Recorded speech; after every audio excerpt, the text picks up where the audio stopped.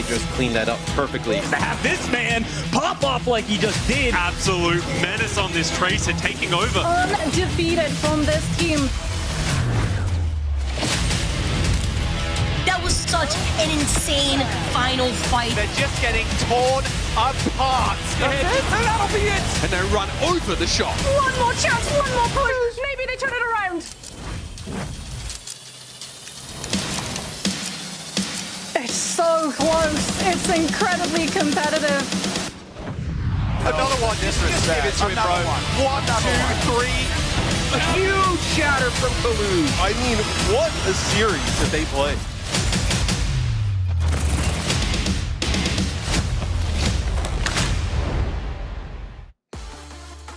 Hello and welcome one and all to the Overwatch League. My name is Zoe and joining me here on our analyst desk for week number 3 of the Summer Qualifiers are no other than Danny Lim, Jake Line, and hello, it is Johnny Snowden. Have you gotten used to your new last name yet? Yes, I have in fact. It's a very good one. Yeah, thank you. Thanks. We're still not Thanks, used to it. Steph. Yours is great too. Thanks. Is it still Twin? Schwind. Actually, I did using a the double hyphen? hour. Yeah, I hyphenated it. Okay, So it's so it's- Schwind rep. I insisted to have mine first, though. I don't know if that's Oh, you win. how you Nice. do it. Yes, suck it, husband. Anyway, you gotta celebrate those little things. So speaking of celebrations, we're here in the Overwatch League, of course, all about celebrations, not just little victories, but the big ones too, such as $1 million prize pool up for grabs for our grand finals. That's right. Look at the bag, all the bags, so much bags, lots of money on the line. And if you want to join us in this epic celebration over in Toronto, don't worry, we got you, because you can get your grand final tickets right now. They are on sale. And if you need more information, head on over to overwatchleague.com/2023/playoffs. And if you're going, don't forget to get your paperwork in order. True. PSA, thank you so much. And just let you know, be up to date on the paperwork. Is that you missing out on papers? Have I'm you just saying, fumbled? for some people it can be a lengthy process. You got to do things right. So, I think if you're American, I think it's really easy. Really? Oh, Do you okay. need an ESTA? I wouldn't know because I'm not American. So I don't know. Yeah, but as a European, I assume you can just do an ESTA.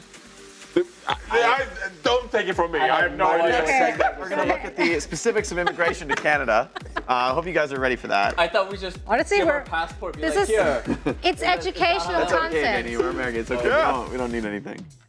We should record like I an don't know about instructional video how to get to Toronto. Honestly, I think a lot of people will benefit from that. Just saying, immigration is a difficult topic for many out there. An easy topic to grasp, though, are of course standings. You win and you rank up. Pretty simple. Let's take a look at our standings right now, because we've had an epic shakeup just last week. It was a phenomenal week of Overwatch League action, and if you missed it, looking at you, Jess, then you already missed it. Like those were some matches to miss. I'll tell you that. Rain, of course, still up on top, but. Second, third, and fourth place, like this is where it gets really hot and hotly contested. London! Yeah, London. They're My right there dudes. on the cusp. Yeah, It's they're getting still in there. a ways away, though, right? Because Titans haven't played as many games. They've got chances to get wins and pull ahead. But Spitfire, they're making this last final push to try and get out of that bottom 3. It looks at least possible for them. Possible is all we're asking for. Let's actually take a look at today's schedule. London will be playing. Is this a winnable match, potentially? Yeah. I dare say, looking at that schedule, we might be in for 1 or 2 treats at least. Definitely. Yeah. I'm a believer, man. Hotty's back, baby. Ryan is How does back. back, Chatty? It's all about that, right? Working until it doesn't work anymore, right? Like just. And when it stops working, keep working. That's what I say. Like, Even that's if what it I doesn't say. work, just keep going for it. No Just go fear. for it. I mean, at that point, you gotta die on the hill. Yeah. If Yeah. you chose the hill, that's. It's all gas, no brakes Yeah, for exactly. Toddy. Like, there's no going back. At this point in the season, this is their best success so far. They've got to roll with it. Yeah. Well, there's, of course, an obvious matchup we need to talk about here, a matchup which we all have been waiting for. In fact, since the Pro-Am, these top 2 teams have successfully managed to avoid each other. They've not played yet, so let's talk about our expectations for the Mayhem and the Atlanta Reign. Now, Johnny, looking back at last week, where Atlanta did get their first L, calling it a weakness might be an overstatement. However, whenever the Houston Outlaws busted out those rush comps, it looked like it you know, Atlanta Reign may or may not be struggling a little bit with it. So if we're looking at the map pool for this match with the Mayhem, how possible is it for the Mayhem to bust out some rush? Let's take a look. Yes, I mean, the rush composition, the raw composition is where Florida Mayhem really should have an opportunity to beat the Atlanta Reign. You don't want to see Lip on Sombra. You don't want to see Stalker on Tracer, because that's not going to go too well. So let's take a look at the map pool for today's series between the #1 and #2 seeded team.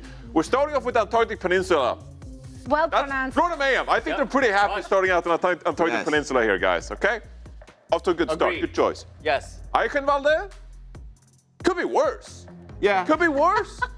I'm not going to say you're celebrating by any means, but it's pretty good for Florida Mayhem. So suddenly we're in a place here where Atlanta Reign are going from like, oh, we're not playing Ilios, we're not playing Gibraltar. Like, we're actually playing winnable maps here for Florida Mayhem, if you consider Brawl, you know, their win condition for this map. Dorado,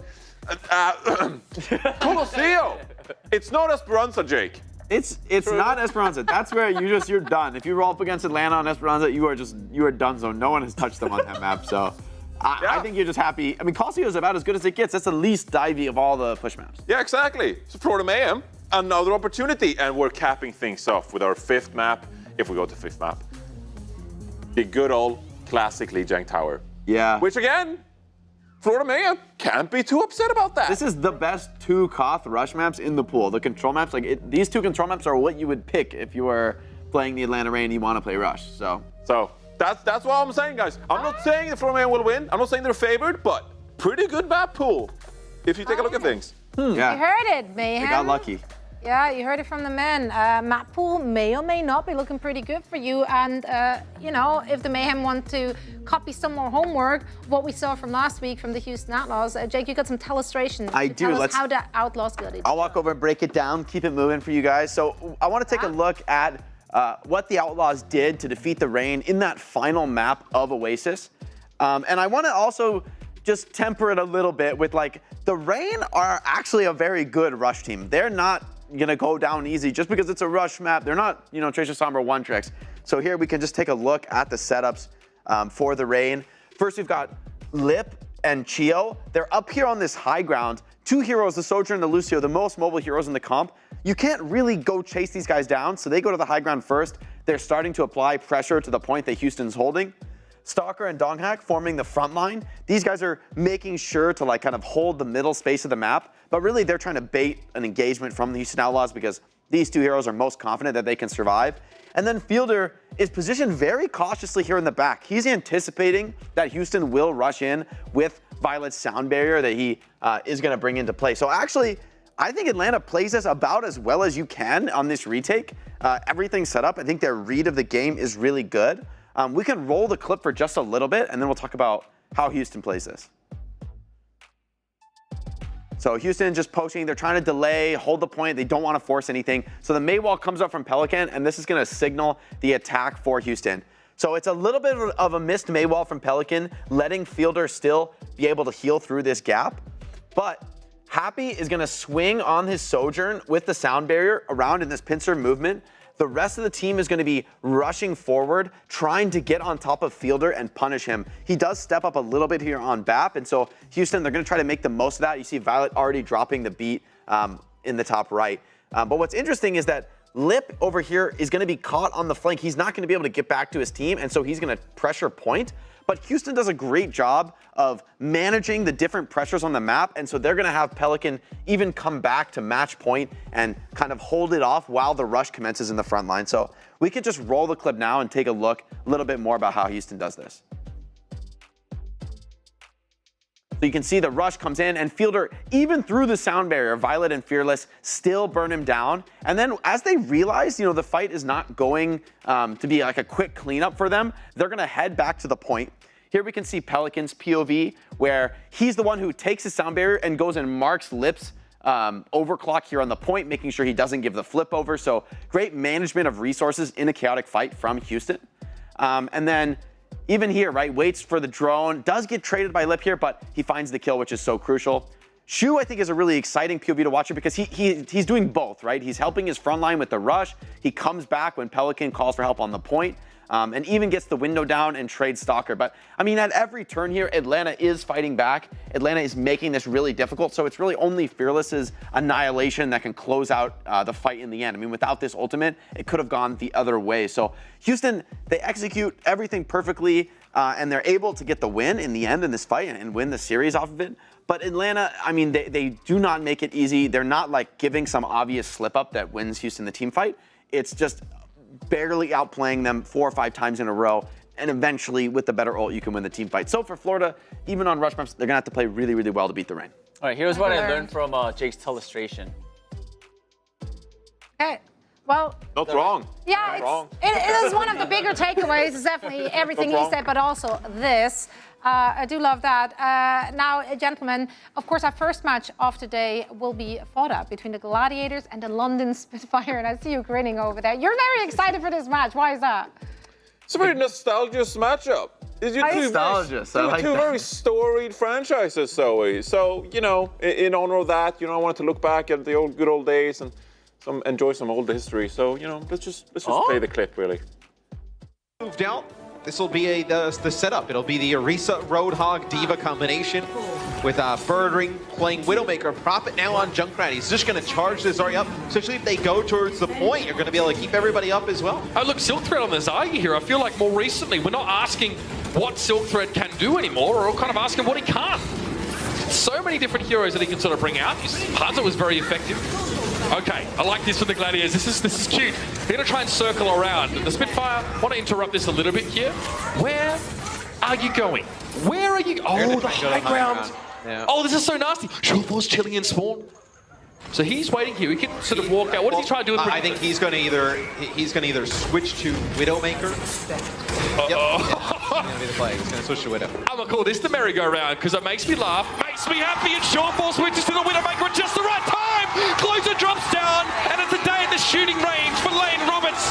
The Canadian superstar unloads on the Spitfire, and they get completely smashed. Sometimes, Matt, the best laid plans fail, but not this one.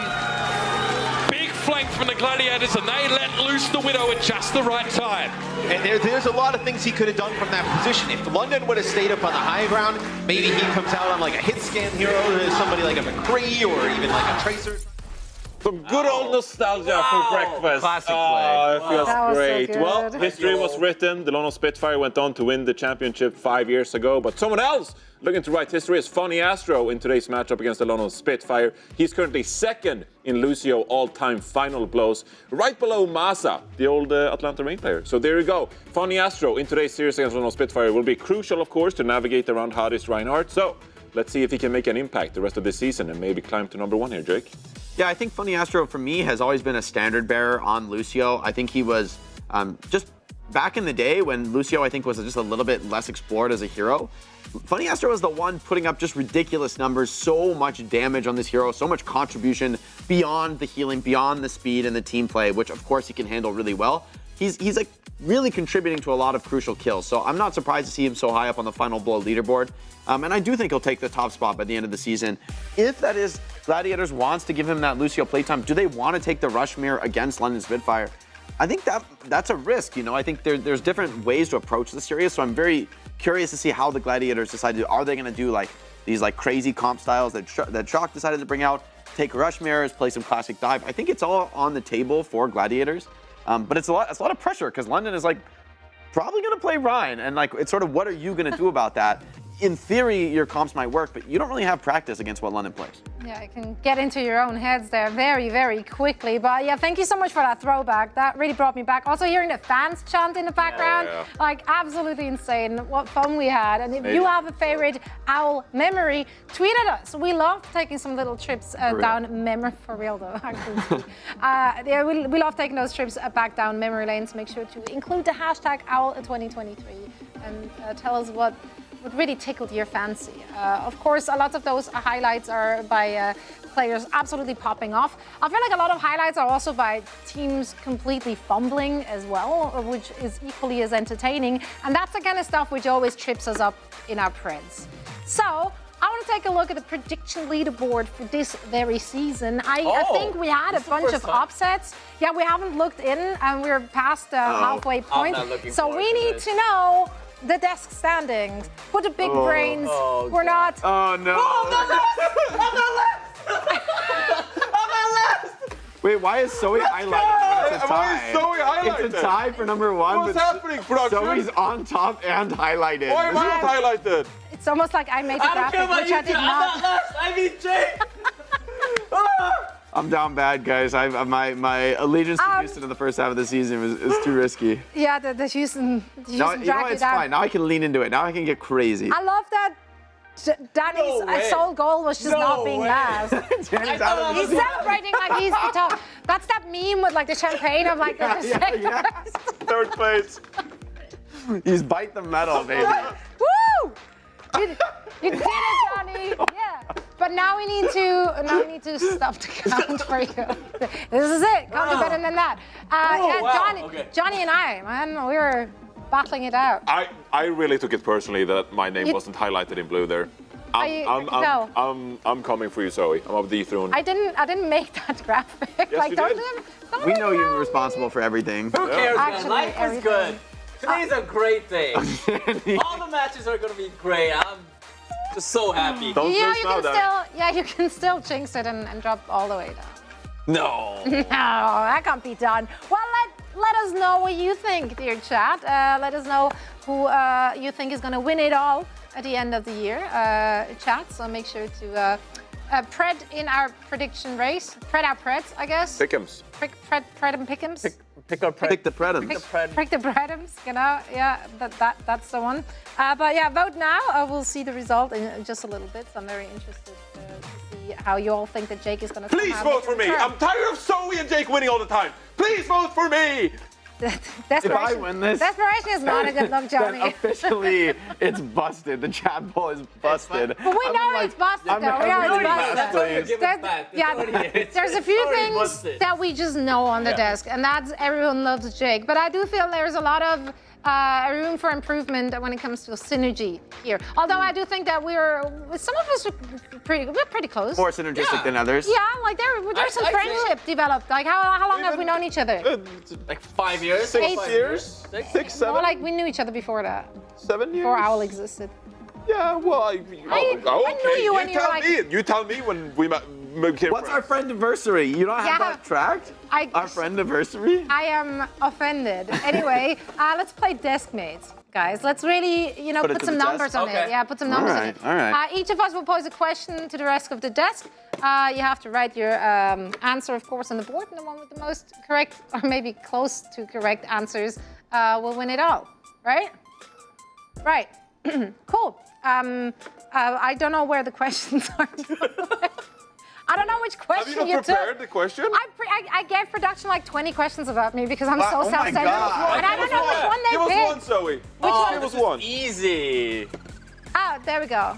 Oh, you picked the easy one, production. What hero do I have the most playtime on? That's an easy one. That's an easy one. Wait, like all time? All time. Ooh, that. Jake doesn't know the answer. I know throws the a wrench in the works. If Danny and Reinforce don't know this, I am deeply offended. Jake, you kind of get a... I'm guessing, but I think it's an educated guess based on my Overwatch knowledge. All right, easy. All right, 3, 2, 1. Reinhardt. Oh, yeah, let's go. I know you've been talking about your Ramatra, and Ramatra is the new hero for all the old Rhine mains. How's the playtime on on Ram? On Ram. I mean, all time still a little low. What do you mean? You haven't been grinding Overwatch since Turns out if you have a child, there's limited time to play video games. Weird. Danny, what's your question? All right, my question was right there. Right there, it's pretty simple. Oh my God! How long Wait, this is so sad. Wait, I can cut. You brought a lady to the studio, so I remember. That's a while ago. Don't talk. All right. All right. All right, ready? Go. 5 years? I went 2. I think Overwatch League. I went 2. 2? Overwatch League. I figured the start of the Overwatch League ruined Danny's dating life. Don't blame this on us. That's all him. No, it was actually beginning of Overwatch League was pretty good. So how many years has it been? 4. Oh, we're close. Well, that's close enough. You guys. We're all wrong. Let's be honest. spread. We're all I guess wrong together. We're a little less wrong. All right. All right, guys. My question is, before I dropped out and went pro, what college did I go to? The name of the college? Yeah.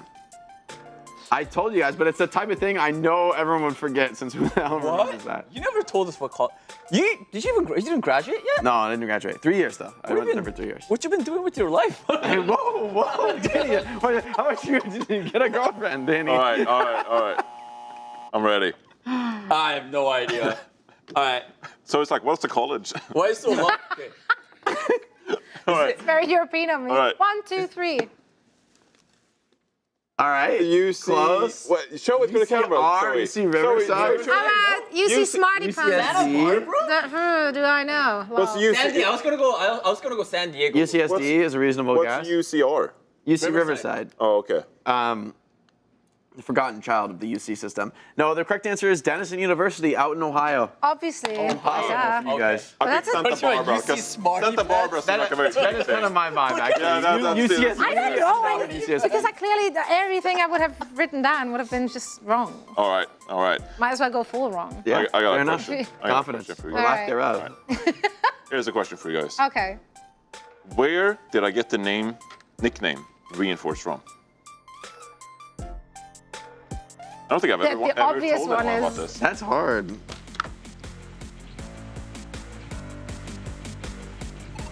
Might be an easy one. I don't know. I'm gonna make a very general answer and hopefully to sneak a point. Okay. All right. StarCraft 2? Wait, how does StarCraft 2 reinforce? It's just a word, dude. Sorry. I went with World of Warcraft. World of Warcraft? Okay, good guess. So wait, what is StarCraft 2? I just went through all the games you guys covered at the Good Studio. Yeah, but where does reinforce come from in StarCraft 2? Is that like the name? I thought not about anything in SC2 named reinforcements reinforce. for like, but it's I mean, I'm actually know. really disappointed. Especially you, Zoe, as a European. Have you never heard of hardstyle? Have you never heard of the noise controllers and their 2008 gigabanger called Reinforce? I have Come on. not. Do I have to tell you? Hardstyle. I can Headhunters confidently- Headhunters 2008. remix of her voice? Come on. These are hardstyle gigabangers. 13-year-old me was popping off in Modern Giga Warfare 2 playing Call of Duty bangers. all day. Listening to hardstyle? I was having the time of my life listening to EDM. Come on, man. You gotta know this stuff. we're I don't know. gonna listen to that track in the green room after this. Or not. I I'm don't know. playing it. Like, I'm putting it on. I can confidently and happily say Well, that I had no idea. You never learned about jump style, Guys, Jake? at least It was us popping three got off. 1 point. All right. She didn't get any. Oh, disappointed. I got one. But yeah, We're super close. I know. Your team needs you. Let's go. Now more than ever to secure victory. Beautiful stuff. Simply post your epic gameplay highlights on TikTok, Twitter, or Instagram with your hero wearing your team's skin. To score big for your squad, use these 2 hashtags. Hashtag skins in the game and your team's unique hashtag. Every post earns your team a point, so rally together to dominate the leaderboard. The team with the most points will win their own in-game spray. Unbelievable! Turn up for hashtag skins in the game, where fans become legends. Oh my god! Unbelievable. Right on. You can rep and cheer on your favorite teams in as well as outside of the game. Wow, that's crazy. All you have to do is get a team jersey. They're on sale right now with some of them being up to 20% on sale. All on overwatchleague.com. Grab your jerseys right now. I would wrap a few of those. Yeah. I like Good the luck, Rain Sarah. jersey. As much Some as good a looks there. Houston Outlaws stan that I am, this year the You Rain also jersey- have all their jerseys, so I guess you don't need more jerseys. Yeah, if I have another Houston Outlaws jersey in my closet, it's gonna be a problem. Right? It's like, there's only so much space for jerseys, but also scrap that. Get them all, obviously. Yes. Clearly. Bye. Now I'm buying into this next match. Horrible transition, but I do want This to is a talk about buy. it. This is a buy. This This is a one buy. is an absolute buy because at the beginning of the season, you might not think that this one is gonna make you second guess your Preds, but it might be the one match which makes me second guess my Preds this season. Gladiators are in it to win it. Cal is coming in for them in the starting lineup. Funny Astro, we just highlighted a little bit as well, of course, in our pre-show. And they're going up against the London Spitfire, back to their roots, back to the strength, back to the Reinhardt comms. And so far, they've been faring really well with it. You know what's coming. That's the annoying part of it. Like, it shouldn't work most of the time, and then it just ends up working. But as you guys said, that could be just sold to the nature of the fact that no one is actually playing against something like that because no other team does. Jake, what did you say about Backbones May before the show It today? clears. It clears. Clears all your team. All right, it clears. You heard it here first, guys. Yeah, let's get to the press. Let's dive straight into it. I don't know what caused it. No way. I don't know, man. I can't even. It was a feeling. The vibes were really London Spitfire. I don't know. They looked really dominant. Like, it wasn't close when they I'm so played proud last of you week. being on top of the leaderboard and being willing to take a risk. So Yeah, you have to take those risks. Otherwise, you'll never edge ahead. That's why I'm highlighted and not reinforced. I'm genuinely surprised because I thought I was gonna be the one just taking risks because I also went with London Spitfire. You know, Gladiators, they look like the first week they got back, they lost both of their matches. They look lost. Sure, they had a couple more weeks now to get back on track. But is it really? And against London Spitfire, who's sort of on fire right now with that Rhine rush, I went with the London Spitfire. The recency bias, man. We're so bad. I'm upset. My thunder's been stolen because I'm going for London Spitfire too. I'm a chatty buyer. You guys are crazy. You guys, I'm in last. Like, I'm supposed to get crazy. You know, like I have to bring the chaotic energy. You guys are crazy to come with me, but I appreciate that. I appreciate. Are we going down together? True desk mates. I'm going with the LA Gladiators. Boo! If Kevster, Yaki, and Funny Astro don't get the job done picking apart the Reinhardt composition, I've greatly overvalued them as players. Wow.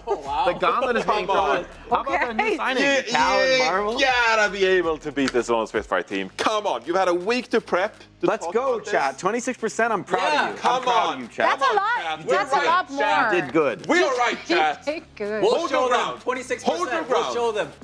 Don't hesitate. I'm looking at that 26. It's looking like a big 26. Yeah. You know, it's like bigger than it. It's punching above its weight. It's like on the higher end of 26. Yeah. For sure. Yeah, for sure. Well, let's see if London can keep the magic going with their rank compositions, or if we're all just completely off the goop and maybe a bit too available to recency bias, which I dare say we are. Let's see where the ladies are at with this one. Necra, Lemon, are you part of the 26% of believers? Yeah, that's a no. I am. Yeah. These are people. I mean, the chatter believers of the Glads, but the desk, I mean, you guys are really confident about London. I don't know. I gotta say London are on that match streak. I don't think it's ending here. I don't think so. I don't think it can. I don't care. Johnny, you get boomed. Like, so always make your lead in Preds for this Pred right here. Because I think the London Spitfire have a great chance to be able to continue that winning streak, especially looking at how dominant their performance was last week. But the Gladiators do prove to be a bigger test of strength for them and whether or not they can make this rush comp continue to work. I'm excited to get into this match, but I'm also so excited to be here with you, Rose. Oh, same. How can I gloss over that?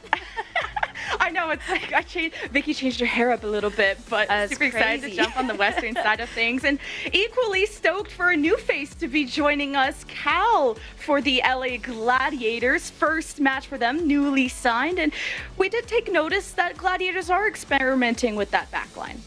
They are. We've seen a lot of different iterations of the backline because of how many incredible support players that are on the Los Angeles Gladiators. But for some reason, they've been struggling, not really finding their groove on the two backline supporters that they would really like to have in that roster and fill up those roles, especially when the meta is ever changing.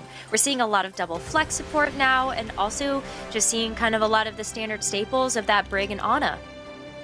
Yeah, Gladiators starting with a lot of Babel and Lastro. Then just recently in that match, Funny Astro and Babel played the entire series. Usually you only saw Funny Astro on Lucio maps or mainly Control, but Cal comes in alongside Funny Astro.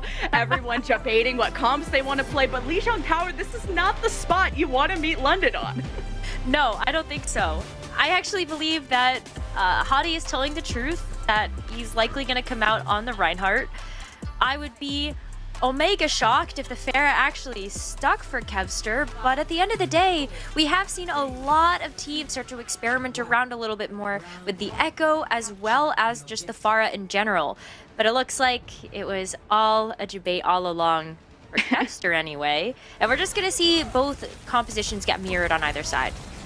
Yeah, it was an earlier TP there from London. Good Maywall to block the one door. LA Gladiators already had a deficit. The Immortality came up from Cal just to buy them time, but London will not let you breathe. They will suffocate, and that'll be the first map for London, or the first fight for London. That could be the first map for London. I don't know. That was a pretty decisive fight for me, to be honest. And that's something that you should come to expect of this London Spitfire team. They have been really well known for this Reinhardt rush composition, and after they ended up struggling being able to execute that dive, we heard from Backbone himself, why play the dive if they aren't winning on it? They should go with something that's comfortable, and that is this composition in particular. Ant Matrix up a little bit earlier there for Landon, hoping to be able to defend the point with this once it comes up. Usually the first ult, but Hadi's been swinging at these doors, collecting so much ult charge. The Shatter is up. Does Marvel even know? It's halfway there to the Shatter. The TP behind! Gladiators could not see it coming. What a setup from Sparker. And London Spitfire take a second fight. That was such whiplash for me. And look at Hadi doing that with just a stone cold expression on his face. He knows exactly what he did. That was amazing and frame perfect as well. As soon as you saw that Earthshatter go up from Hadi, the TP was down and everybody on the Gladiators were on their backs. But at the very least, these fights have been super quick. Gladiators can get back into this one, and they're starting to have ultimates of their own up. On a Photon Barrier, it's going to be the big one. You can pop this early in the fight just to keep your half of the point, but it's the Ant Matrix first, countered by the Photon Barrier.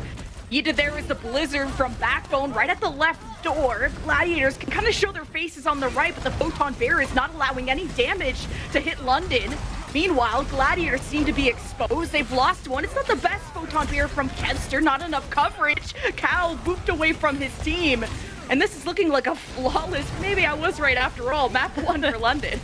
I think you called it as soon as you saw it. Right now they're even staggering out Kevster as well. What a beautiful stagger to make sure that London Spitfire give themselves the absolute best chance. And Marvel is isolated.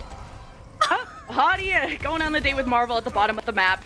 There's Blizzard, maybe one last touch there by Glads. I think that's Yaki and Funny Astro making their way there, and it is winnable once, I guess, Hadi takes himself out of the picture, so it won't be that flawless of a run after all.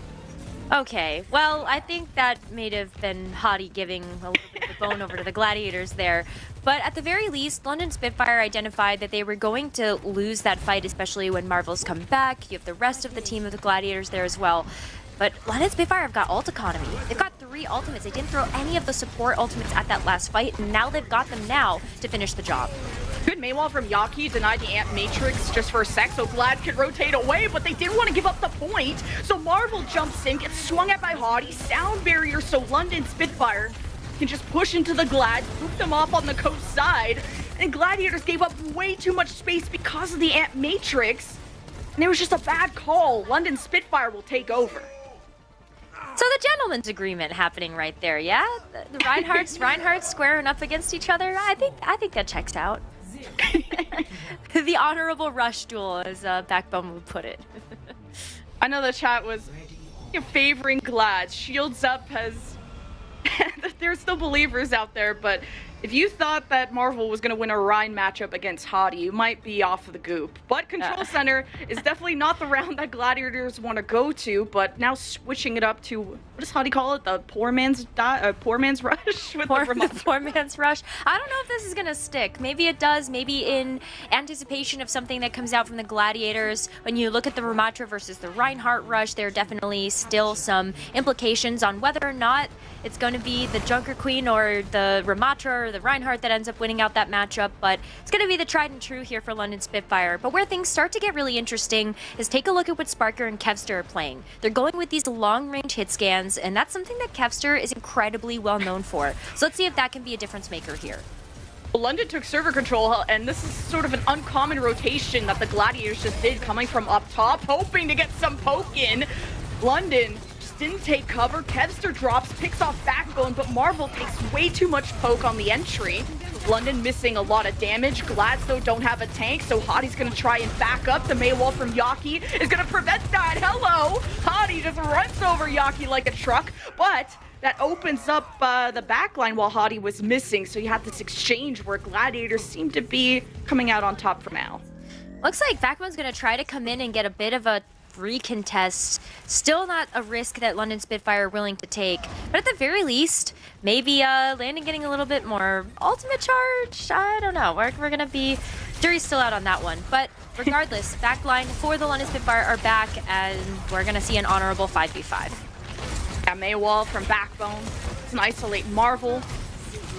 He's able to get around that. London taking a lot of space. Behind them is Yaki, and Hottie closes the gap. He's gonna pin in, forces Yaki back to server. Now Hottie and friends gave up a lot of space due to just trying to check Yaki there. And Matrix from Landon is trying to buy back that real estate. Seems like it worked out for London. Glads have to be careful, just like on Night Market, how much space they're giving up. It is tough to take that back against such an aggressive team like London, as the Cal Ant Matrix forces London in this stalemate. We're gonna see the stalemate for now, but take a look at Hottie. The Earth Shatter ready means that it's gonna be about go time. Unless Kevster has anything to say about that. Yeah, the Hottie Shatter got Marvel on his knees, but Kevster had his back all along, and once Marvel got up, made everyone from London sit back down with that annihilation. So Gladiators haven't lost a point throughout this too.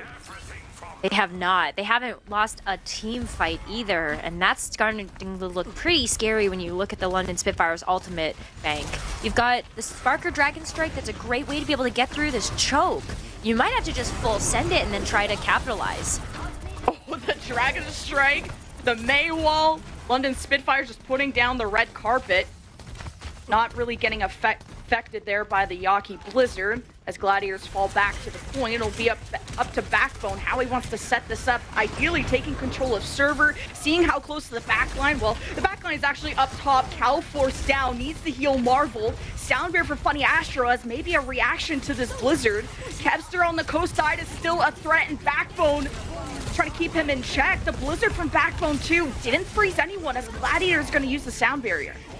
Ooh, the sound barrier is going to give so much sustain, but Sparker's able to find Marvel, and that might be enough for London Spitfire to start grabbing the point. But it feels like it almost might be too little too late. They've got to start cleaning up these pieces.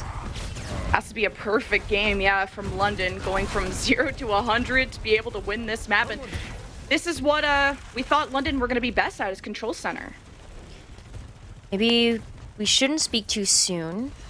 London Spitfire, it's my fault. Reinhardt with the Earth Shatter here. I think Hottie is definitely looking at an opportunity to use this. Take a look at how he's kind of balancing himself against the wall, wants to make sure that Marvel's shield goes down, and that's something that you can see Sparker and Backbone heavily helping out with so that this Earth Shatter can land. It's going to be the first ultimate up here for Spitfire, if not for the Dragon Strike.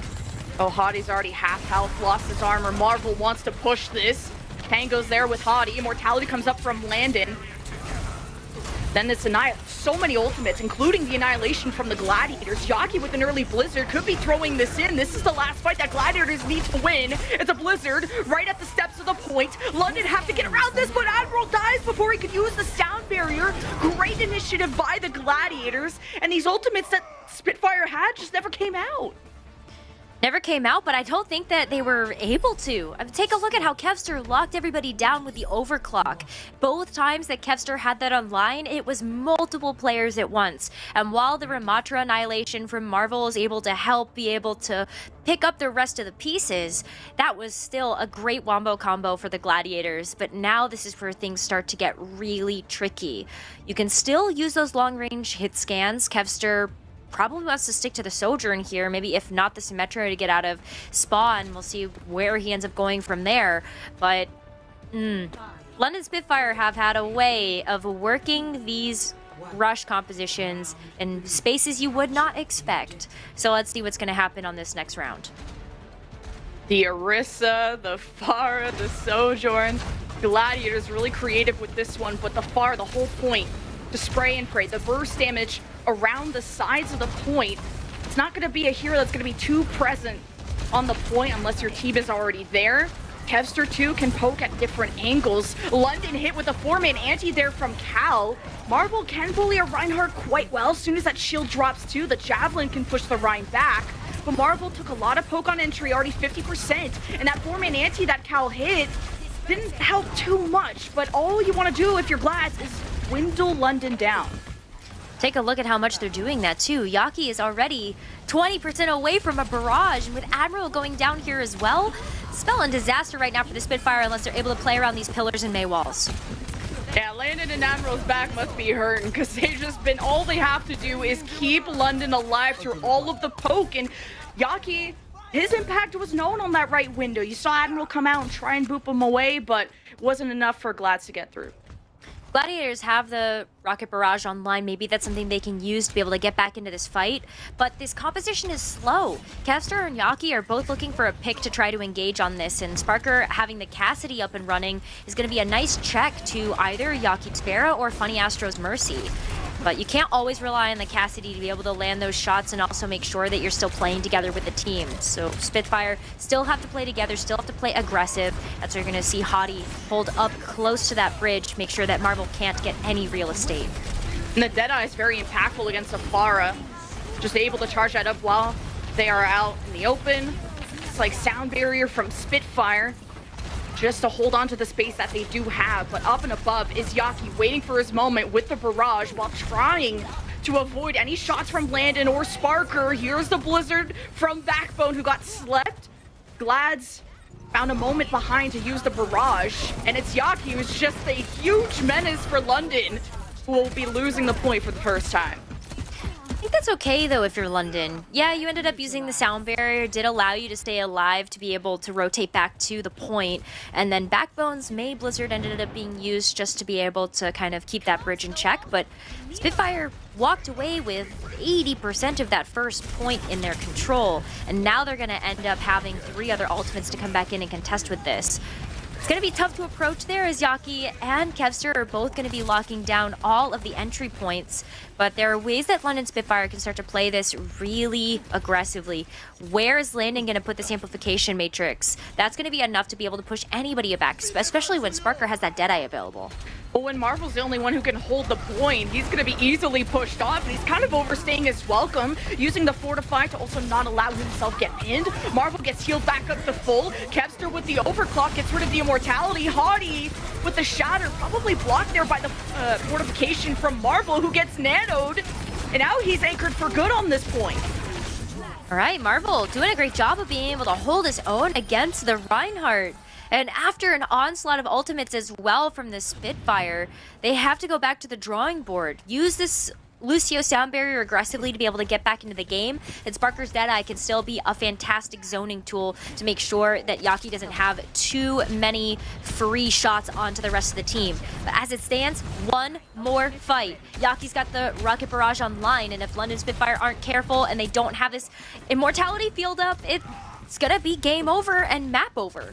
Yeah, can Gladiators beat the Rush team on the Rush map? You gotta worry about this barrage, though. Yaki not positioned over this roof as he would ideally like to be. Spitfire take the initiative. They pull the trigger on the sound barrier, and the Deadeye only used to take care of Marvel, so you don't have that automatic answer maybe to Afar besides your just vanilla mechanics. On the side, though, is Yaki, and London are just gonna ignore him, throw a wall in his face there by Backbone, but Yaki, barrage just right in front of Dojo, where London were able to take cover from. Meanwhile, Gladiators have someone flipping the point, might be Kevster. It's London, now that they're healed back up, they got their cooldowns, they want to contest this one last time, but Hottie shot in the face by Kevster, slowed by his cooldowns, and Gladiators have to defend one last time, and Sparker's gone too! Kevster, too much of a threat, and London now race to keep this overtime burning. The May wall on point is going to be enough to be able to stall for London Spitfire to be able to get back onto the point and touch, but there's still Yaki on the ceiling. What do you do to get him down? Oh, now that you've taken care of Yaki, I don't think this is resible for Funny Astro. He knows that. Goes back to Kevster to pocket him. London are going to try to counter-rotate just to go into a covered position, but then they get picked before they find that safety. Landon's gone, limited heals, but now that Backbone's on the Farah, he's gonna teach Kevster and Yaki a lesson. Funny Astro manages to fly away. Backbone back to the sky, takes him off, And this is quite literally the fight that never ends. But now that London have control, they're going to be flipping shortly. There's not a lot of people from Glads that can contest this. Marvel's now on the point as Doom, but this is going to be tough. It's going to be tough, but you can see how well Gladiators are trying to rotate around this, but it's a matter of time. Sparker's got the pulse bomb. If it lands, this is over. Oh, the stick! Yeah, that is over. Great swaps from London, including the backbone Pharah. Gladiators knew that it was going to be hard to attack with the Pharah again, going to the Sojourn Tracer. You see London are happy with how they did. Round 3, though, that was a nail biter. It really was. Gladiators put up a great fight in that first game as well. Taking a look at how Kevster was able to use the Sojourn, zone away the rest of the rush, I think Gladiators have found the tools they'd like to work with in order to try to beat this Reinhardt composition. To see if it continues to work, though. I think Kevster, if he's able to have that real estate to work with, even if we can get Kai into the mix, good stuff. Yeah, London had the better Symmetra TP, the better strats. They knew how to give and take that space on Night Market. Control Center was a little wacky. I like kind of Cal's creativity of going up top on the Baptiste. And I think Gladiators played that chess match on Control Center a lot better. Back and forth they went. Kevster's Sojourn, though, made a huge impact at range. And you know how fast London could be. You go Sojourn, so you're able to jump away. Kevster, with all the freedom that he had, was able to just pop off when he needed to. Good stuff coming in from Cal as well. I want to go ahead and shout out the newest member of the team. They did an amazing job being able to give healing over to Marvel, which allowed him to go in and get the big engagements for the team as well. I think that's going to be something really important to keep an eye on too, to see how this rest of this match is going to unfold. Well, London take map number 1, and after this break, we're going to go to Midtown to see if Gladiators can come back.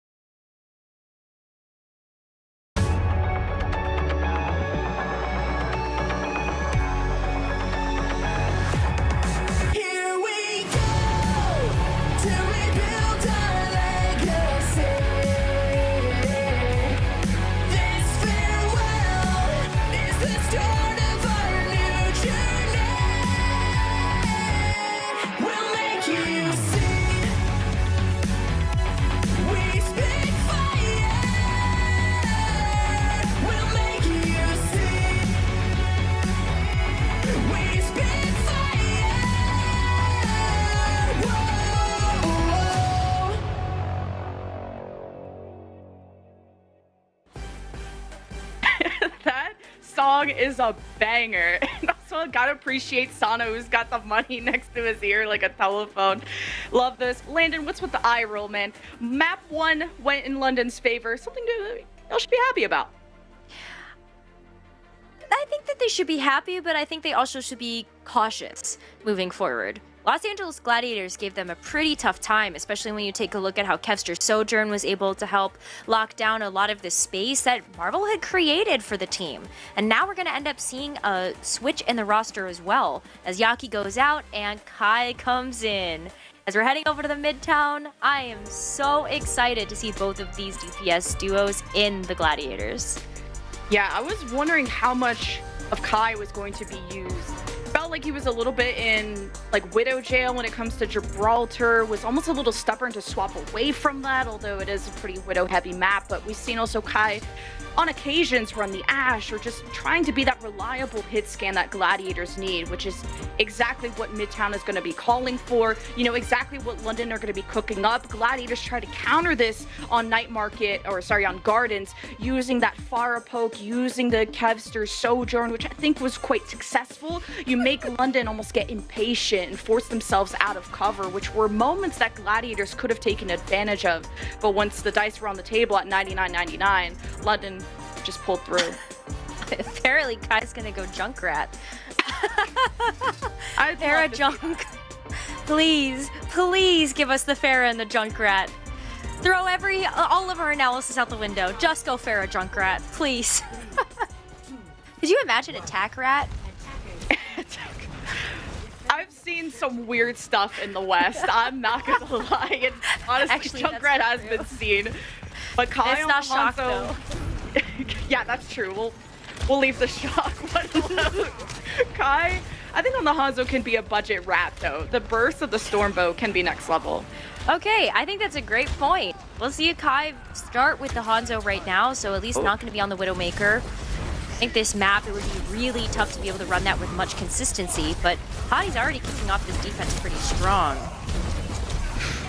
Interesting that Cal is there. Actually, Gladiators are trying to move through Laundry. I'm surprised they still committed to that despite Funny Asher getting fire striked at the beginning. Fire trucked? Yeah. Yeah, there you go.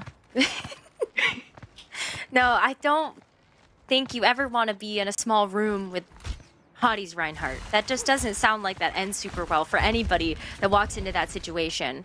But Gladiators coming back here, going to try to go underneath the rail car this time around. They can make their way forward. You saw Marvel try to create some space a little bit there with the cooldowns, but Sparker on the Hanzo gets a chance to dish it back a little bit. See if Gladiator's going to commit to rotating Laundry in that back alley just to avoid poke. Sparker is so far away. I think even with the speed and the power of friendship, Gladiators will have a hard time reaching that Hanzo. So Gladiators stick to the alley, going maybe to the fire station. Kai's been isolated though, in his own spawn of all places. Hadi makes sure with the pin he gets him back, but now getting back to the point, they've given up a take just for one kill. Is this going to work out for London? Well, they'll take the point right back, but you have to give up a tick for that. Was it not too bad though? If you're gonna see Kevster use the Blizzard already, all you use is the amplification matrix, I think you're feeling pretty good about yourselves. Spitfire get a chance to hold on to the Blizzard of their own, and when you also have the Dragon Strike up, you're not too worried about having to withstand another onslaught from the attack. You can just sit on the back of point, wait for the Gladiators to come to you, and then you can strike. Which is even more important because Hadi does have the Earth Shatter. You're not necessarily looking to wrap around at this point to try to sneak behind the Gladiators. You just want to hit them where it hurts, and that just might be taking it to their face. And Kai is like, please don't leave me behind. He's gonna come Not again. So Kai learning from that lesson, because apparently London would pin for that. That was an insane rotation by Hadi. Now they're gonna bunker down. London also have the Blizzard. What is that pin? I don't know who he just took out. Marvel though, down for the count, had a Gladiators initiate. It's just gonna be relying on the poke, and London are not gonna let them do that. They're gonna Soundbeer engage into them. Admiral's gonna backhand Kai at the fire station, and now you boot Kevster so you can, well, stagger him out more? Jeez, London are just controlling this map. They only have 1 minute left. Gladiators in sub 1 minute territory to be able to come back in and try to get the rest of this point. 2/3 still to go. It's going to be off the back of Marvel's Annihilation as well as Funny Astro's Sound Barrier. There should be a ton of power coming into this point, which Spitfire don't have the answer for anymore. You're really looking at that Immortality Field from Landon to be able to keep yourselves up. Backbone though, kicking things off. Annihilation. This needs to be removed ASAP. Sound Barrier from Funny Astro was trying to save Marvel, but Gladiators just didn't have the ults for that. To be honest, the Shatter and a Blizzard committed by London. Gladiators should just be resetting right now without Marvel, but I'm not sure how they think this is winnable, but I guess they caught Hadi a little bit eager. Now Gladiators have a 1 to 2 man advantage. Marvel will be back on the Doomfist. He got a Blizzard from Kevster just to confirm these last couple of kills. And Gladiators turn around a 4v5. And they have to in the nick of time. That was so close. Overtime is already activated, and the Gladiators are able to get it done. Marvel's beelining it to the spawn as well. Gonna go ahead and switch back over to the Ramatra to give themselves a little bit more of a fighting chance against this London Spitfire Reinhardt rush. London already going to take control of this high ground, wait for the Gladiators to round that corner. Not going to be easy for the Spitfire to just walk up against them, but you're going to see Hadi try. Take the corner. Yeah, just holding this corner. London have to be careful with how aggressive they are, especially where Marvel will choose to challenge Hadi or walk past Hadi and maybe get after Admiral and Landon. Speaking of which, Hadi just runs them down first.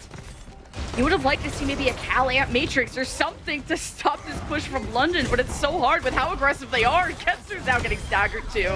Oh, that's so sad. The ice block into just getting absolutely thwacked by the hammer. And that's going to be so much time for the Gladiators' time bank whittled away. The Dragon Strike is a great tool to have when Kai comes back, as the Dragon Strike will be able to help clear off the cart, but Sparker is also on fire. This Dragon Strike from him also ready to send down main. See if this works out. Kevster headshots Backbone. That's an entry there for Glaz, especially a tank advantage for Marvel now that it doesn't have to deal with a Maywall in his face. Hadi Shatter, 2 on the ground. Kevster and Marvel get the immortality from Cal, but the pin does so much burst to Marvel, and then you're just gonna throw a Dragon Strike up top. Kevster tried to use the Blizzard to maybe stop London from running them down like a bulldozer, but didn't work out. Ooh, these are still some picks coming through from the Gladiators, though. If they're able to keep this up, maybe they get a chance to start moving this cart past the midway point. Landon goes down, and that's going to be some of the final reinforcements for London Spitfire that have to back away and make it to that high ground once again. So great stuff for the Gladiators to get this cart rolling again, and when they have Funny Astro Sound Barrier as well, what a nice response to Backbone's Blizzard. Gladiators can play close to the cart without a worry that they're going to get zoned off. Yeah, you don't want to give up this high ground control to London so they could decide if they want to jump from the front to the back. But Gladiators also have to take this fight on the card. They don't want to leave a single person there. You never know if London is just going to try to engage onto that, but exactly why you don't give up the high ground to London. They get to choose when they want to engage. It's the Blizzard at the feet of Gladiators. Funny Astro responds with the Sound Barrier. And Gladiators only had an Annihilation in the tank after that, and they are getting trades, and it's up to Marvel to put the team on his back, but it has to return quickly to the cart because Backbone's taking a 1v1.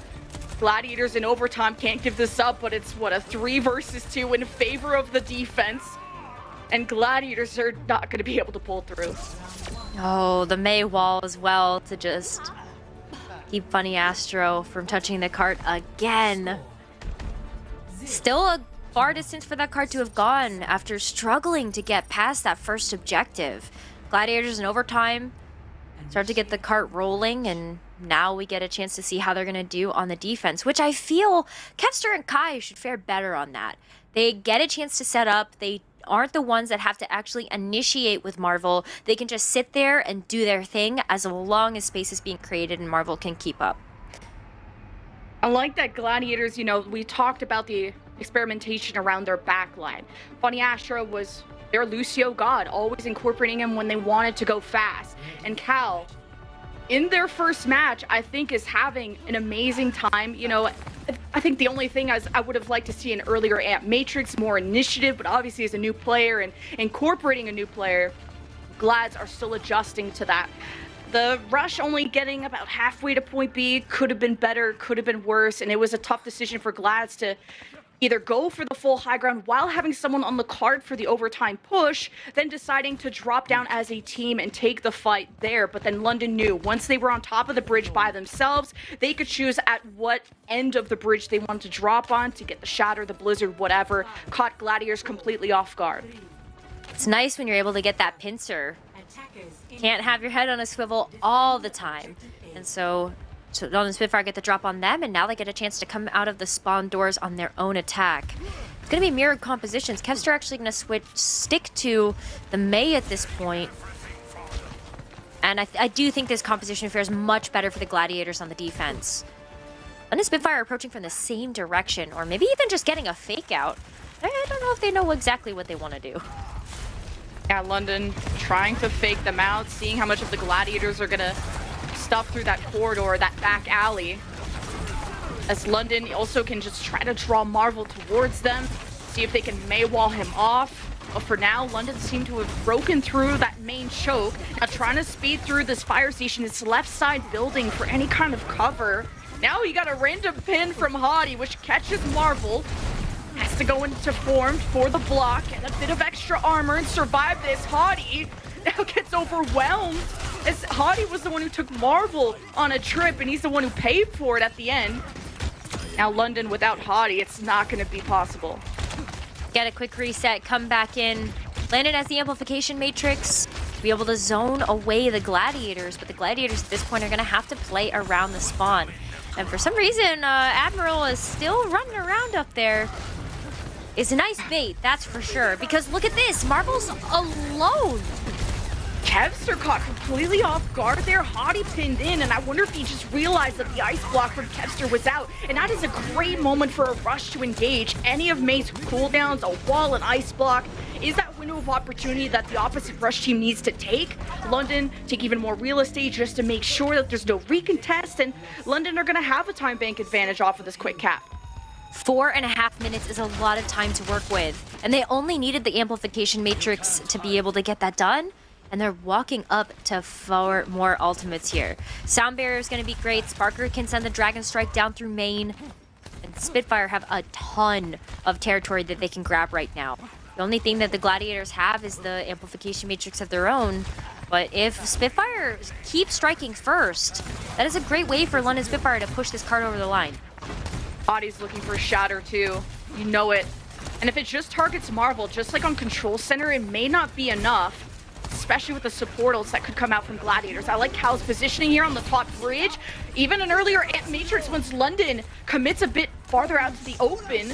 Gladiators, at least throughout the Blizzard. London with a Sound Barrier Blizzard and Shatter engaged just to deal with Marvel's annihilation.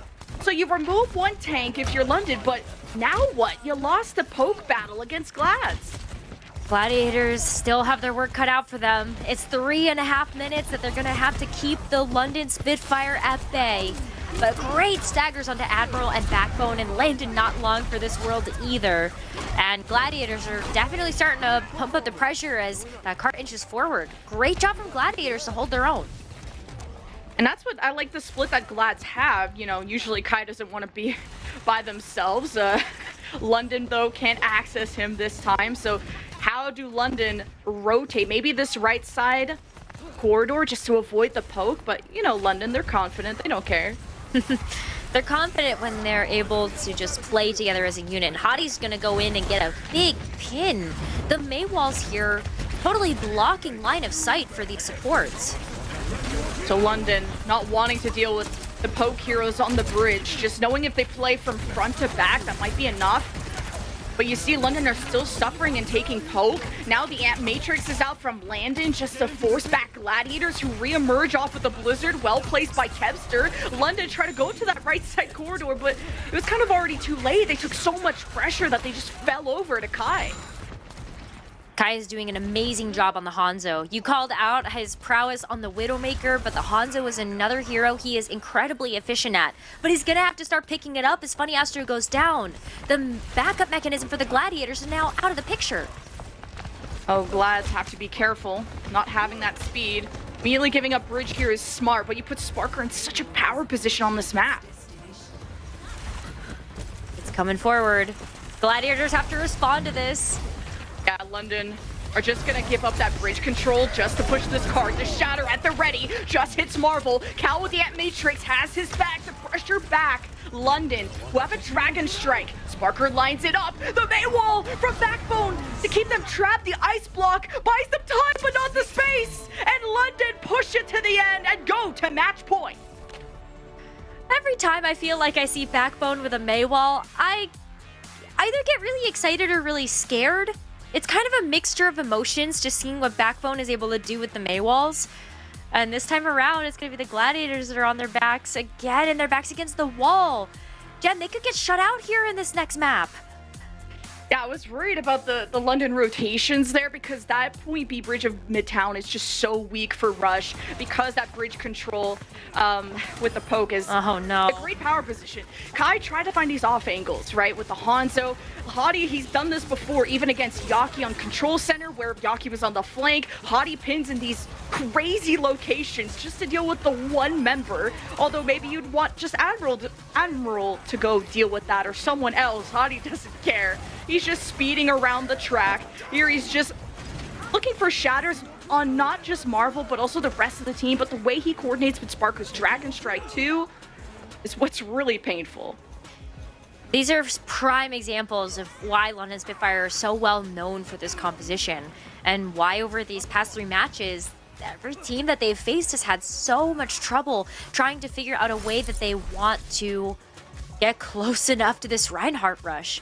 It's been super difficult, but this next map looks like it could be Gladiators territory. Double sniper?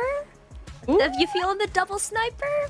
I'm feeling the Kai carry all the way, but this is also like friendly to the Rush. If you can just go fast enough, London have proven to us time and time again that they can pull off wherever they want. It is match point for London, and after the break, we'll find out what happens on circuit.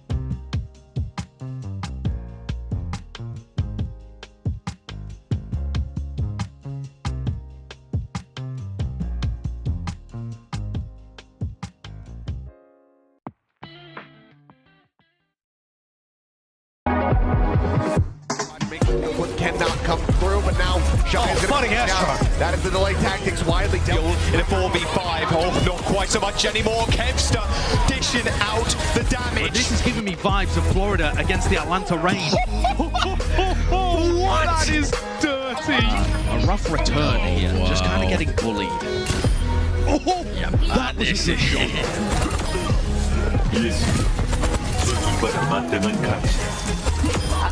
Wave hello, maybe goodbye to the rest of your team, Decay, because Lastro's on the field. Nano Zen just to keep him alive.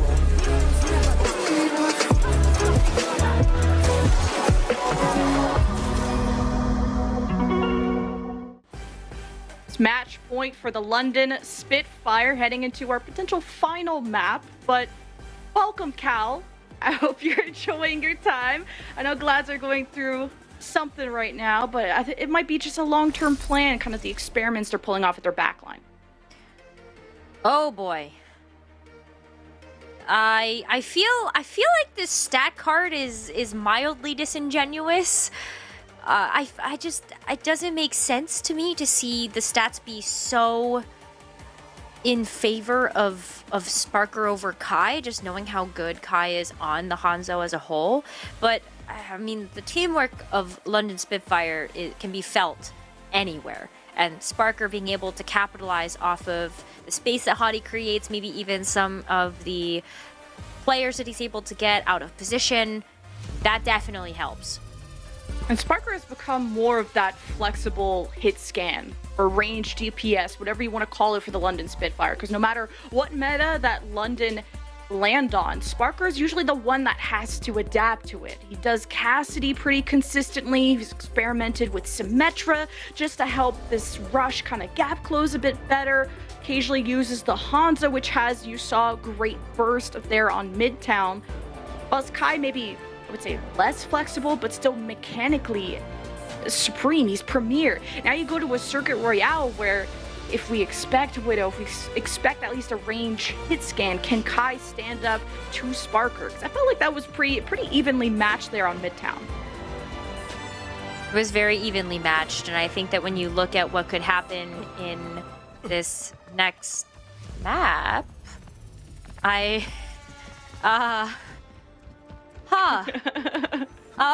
well, there's a few things I was actually laughing at here. One was Hottie said that he loves the German Hammerman, which makes a lot of sense. But the second is that Kai is on Junkrat. I repeat, Kai is not on Hanzo, Kai is on Junkrat. That is on the defense, and they have come out of the spawn doors, and Kai is on Junkrat. Oh boy. Well, this is just some of the tomfoolery that teams have tried to pull out against London. We've seen Farah Junkrats from other teams too, just to try and break down Hottie's shield, because that is Rein's weakness, right? How do you break the shield and expose that Reinhardt to damage? Now, speaking of Sparker experimenting with that Symmetra, that's going to help them get to those high grounds to gap close a bit easier. What's really interesting about looking at Circuit Royale and seeing both of these compositions is that you would typically end up seeing something like the Sojourn Hanzo, Widowmaker Hanzo, some combination of these double long-range hit scans. But London Spitfire is sticking to their tried and true. No Sigma for either for Hottie either. But Marvel's still rocking that and hoping that with the Junkrat increased damage from Kai, we'll be able to get a really nice vantage point onto Hottie's shields. But they've wrapped around, and so here's the power of the Symmetric Teleporter you pointed out. Ooh. Kevster maybe needs to take a lesson out of Kai's book. Don't play off angles on Hanzo. Doesn't matter how safe you think you are, especially now against the Symmetra. Sparker is helping London get closer and closer, but maybe closer to death too. London just exposed himself to a lot of that ranged poke from Glads. And London managed to get a few trades. Nonetheless, though, London are a bit behind. Hottie goes down, but take a look at how many picks Landon was able to get, and they're still going to be able to push the payload. Hottie as well with the Reinhardt is able to just go ahead and charge himself back to the point, so it's not like you're really missing out too much, and if you really wanted to, Sparker could put down a teleporter to help Hottie get back too. So that was a very, very fast re-engage for London Spitfire to get all 5, and now the Gladiators get a chance to keep them from capturing this point with, I was gonna say the Riptire, but hey, the Sigma Flux works great too. I was thinking, well, if Marvel's the only one anchoring the cart, then Hottie could just swing at him and easily cap, but London make, well, the challenge even harder. They TP to the high ground, decide to kill everyone supporting Marvel, and London still haven't capped, but at least by killing more people, they get more ult charge. Here's the Riptire, though. Shot down there by Sparker, and London not really pulling through on this fight. Oh, until maybe a back cap there by Hottie. Ooh, almost. I think there was a window of opportunity where London could have just sent somebody back to the point to actually get the point capture, but there's only a few players remaining. There was an Earth Shatter used in this fight as well as a Blizzard, and that's really high investment. Kai with just the question mark. What's happening? London don't even have their full 5. They're using Shatter and Blizzard. Marvel comes back on the Doomfist, sustains long enough, but that costed London so many ults. When again, I just think that swinging on Marvel on the Sigma would have been enough to cap A. That's just me though. How many? Listen, we were trying to keep track of how many turret kills Sparker has been able to get with the Symmetra alone. I think it's too many to count at this point, but there's 2 more that you can add to the tally, at least in that last fight, until Sparker gets sent back to spawn by Kevster. But this Symmetra has been so important for London Spitfire's game plan, and Sparker has been able to come up with these amazing teleporter placements to be able to help navigate the London Spitfire into wacky situations that turn these fights on their heads. They're just huddled in a room right now. You know, group plan? All in handshake? You thought London were hiding, so Kevster is just poking at this door. All of a sudden, London comes out speeding and swinging, and Kevster kind of misses his climb, and either way, London catch up. It's like cat and mouse, and London just about to push that point B. There's a May wall from Backbone to maybe stop a recontest, and they have the Symmetra TP of Sparker there at the back door in case there were to be any ranged DPS from Gladiators to come out there. Marvel is walled off, and the DPS don't want that smoke in London. We'll just play this from front to back. That's a 5K by Sparker for a point B cap for London. Do we give that to Sparker's beam or the turrets? I'm not sure yet. I think it's really tough to tell when both pieces of that puzzle are putting in so much work.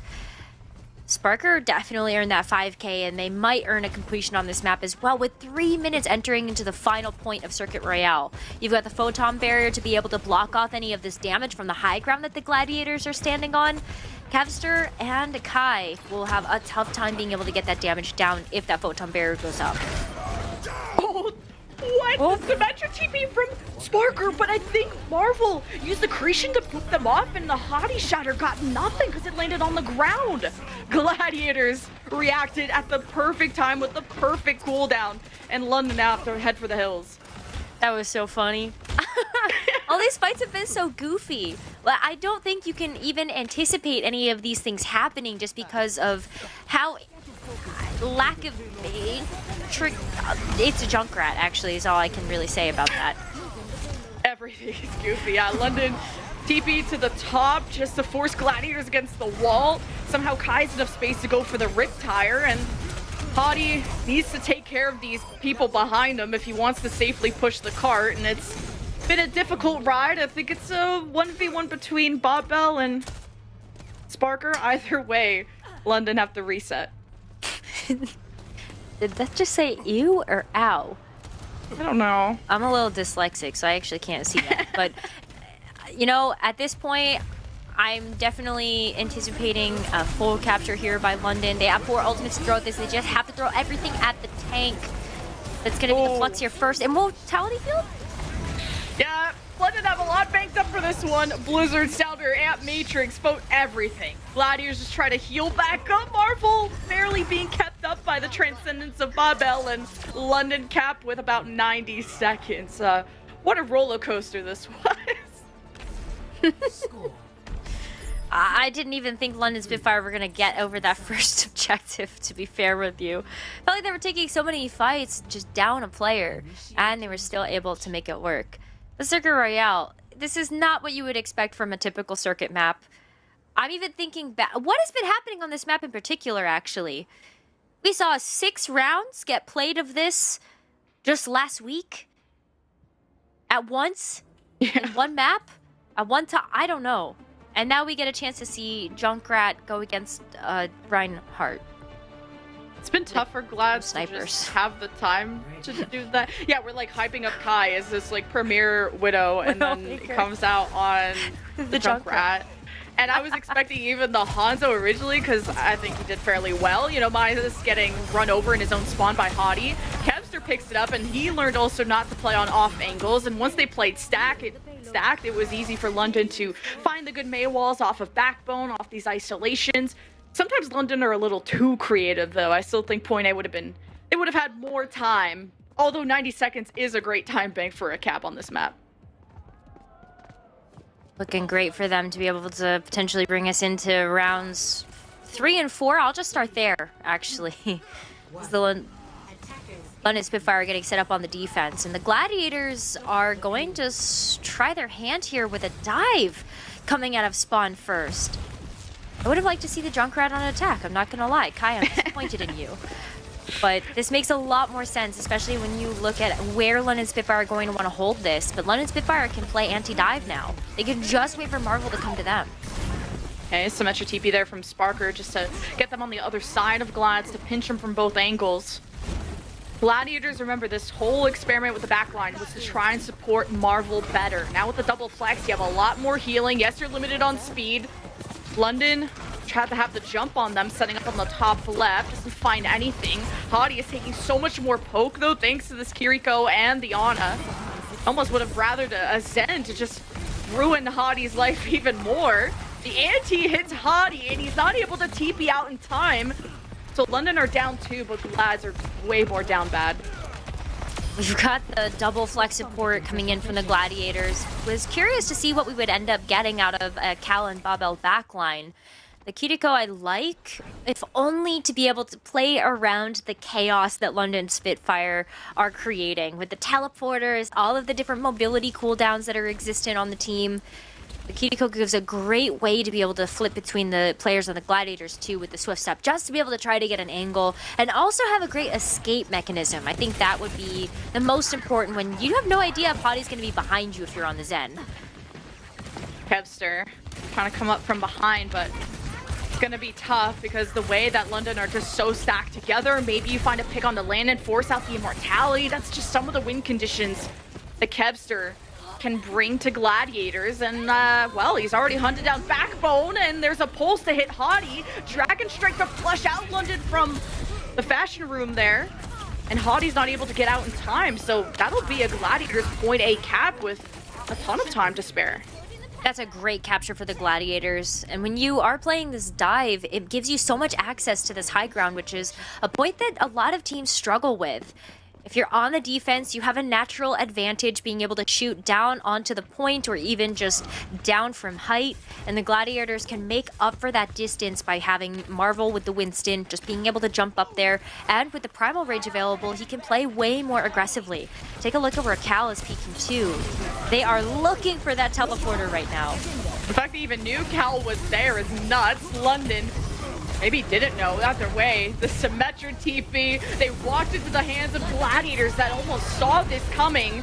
Kitsune Rush, Nano Primal, everything from Glads is coming out. London are fine, just taking the L here and resetting. Hottie's just swinging. He's not going to go down without a fight. Somehow almost wins that against Marvel. I think Marvel dropped down to like 20 or 50 HP, but Kevster's there. Kevster is there, and also absolutely crushing it, by the way. Kevster has been putting in so much damage and is leading the server right now when it comes to that. It's about 9,000 damage per 10, and the next highest is 7k? Take a look at Kevster. This is Tracer once again in peak form for him. And when you've got the Pulse Bomb active, Kevster is hunting Landon, Admiral, anybody at this point to force out that Immortality field and get some of these cooldowns offline. Hadi tried to see Swifty with the Shatter. It was kind of like 180. It hits Marvel's shield. Kevster couldn't draw out the Immortality, but at least the Pulse Bomb will do that, but not getting value from the ultimate. Now Gladiators are hit by the rush of Spitfire, reinvigorated by the Admiral sound barrier. Kai won't be able to get out of this one. He just doesn't have the speed or the mobility, and that's why at least in APAC you see a lot more Sojourn to get away from this. And okay, Kai will get one trade, and for some reason they think this is winnable. I guess the Kai backpack, the Kai carry is real. Oh, it's so good. It's so real and it is so good. Especially when Cal is going to be able to gift over a nano onto Kai to keep him up and also amplify that damage. It's going to be so nice to be able to see Kai just kind of hold his own. And whether it's going to be the Junkrat to be able to break the shield or even the Storm Arrows from the Hanzo, when he's feeling himself and he's on point, that's really when you start to see Kai wake up. And that's why those stats were also so surprising on that Hanzo head-to-head. Because Kai's definitely been doing some work, even if it doesn't show up in the stats themselves. Let's see what happens with this Dragon Strike. Marvel has to be so careful, wants to play towards Primal, and I think Backbone holds the Blizzard until the Gladiators dive comes in, but the longer London wait, the more opportunity there is for Kai to hit a headshot on the Hanzo, for Kessler to hit a Pulse. There's the dive from Marvel, has the Primal. Backbone is patiently waiting for this Blizzard to drop.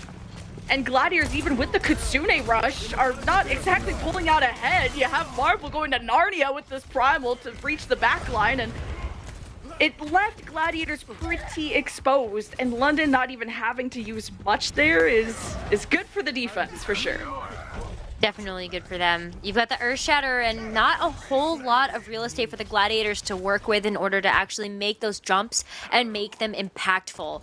And that would be where Hadi would like to operate the most, is when you just gotta come to him. He's not gonna try to come to you in this instance. Especially not with the Earthshatter active. But we are gonna see a switch up here from the Gladiators. Marvel's gonna be dropping the Winston for the Ramatra, and with 40 seconds left, it's all about getting up close and personal with the London Spitfire.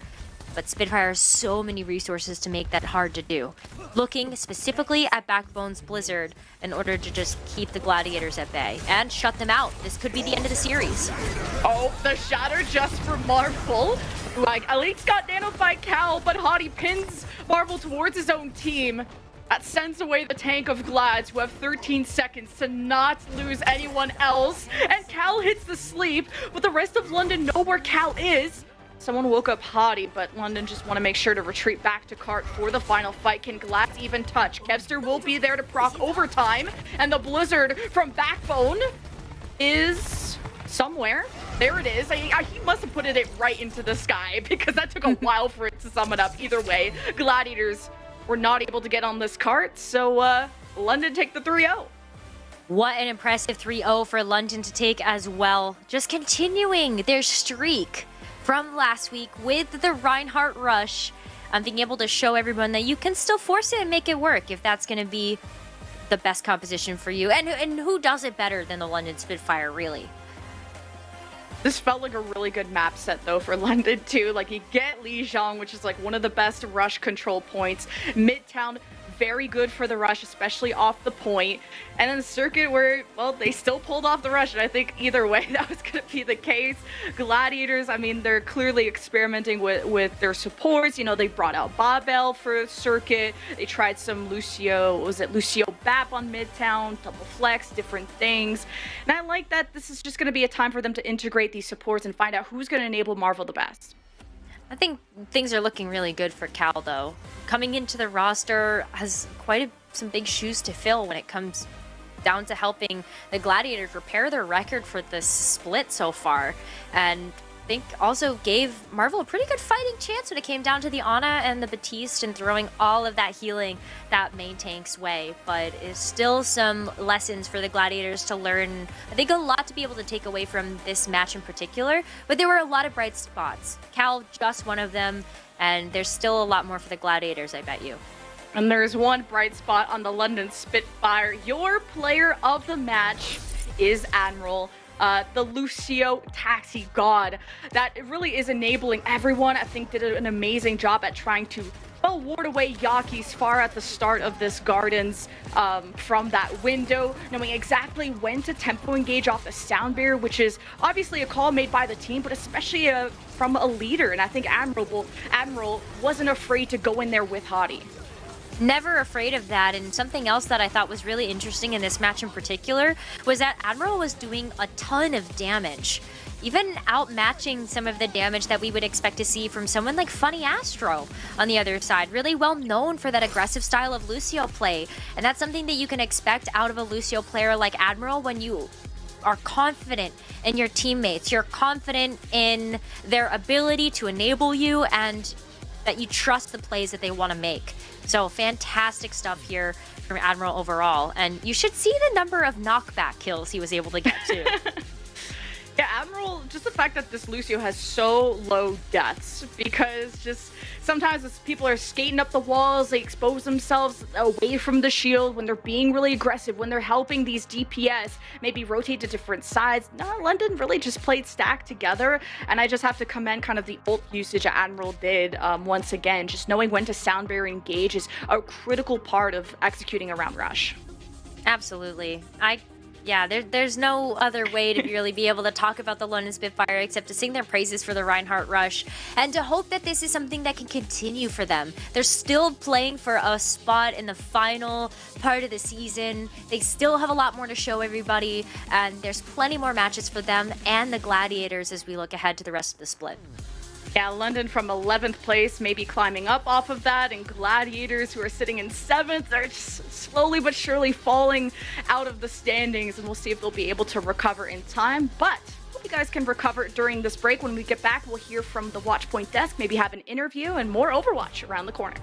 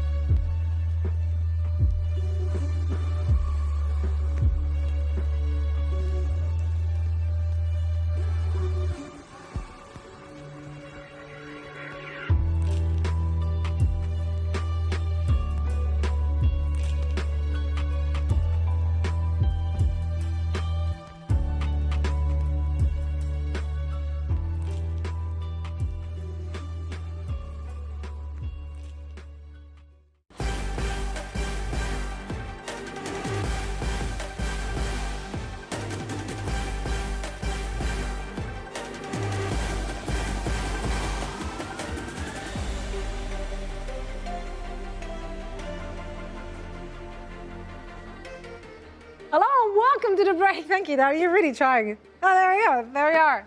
Welcome back, everyone. All right, let's go. Get back on the same page. So reliable, Danny. So clutch reliable. moments right there.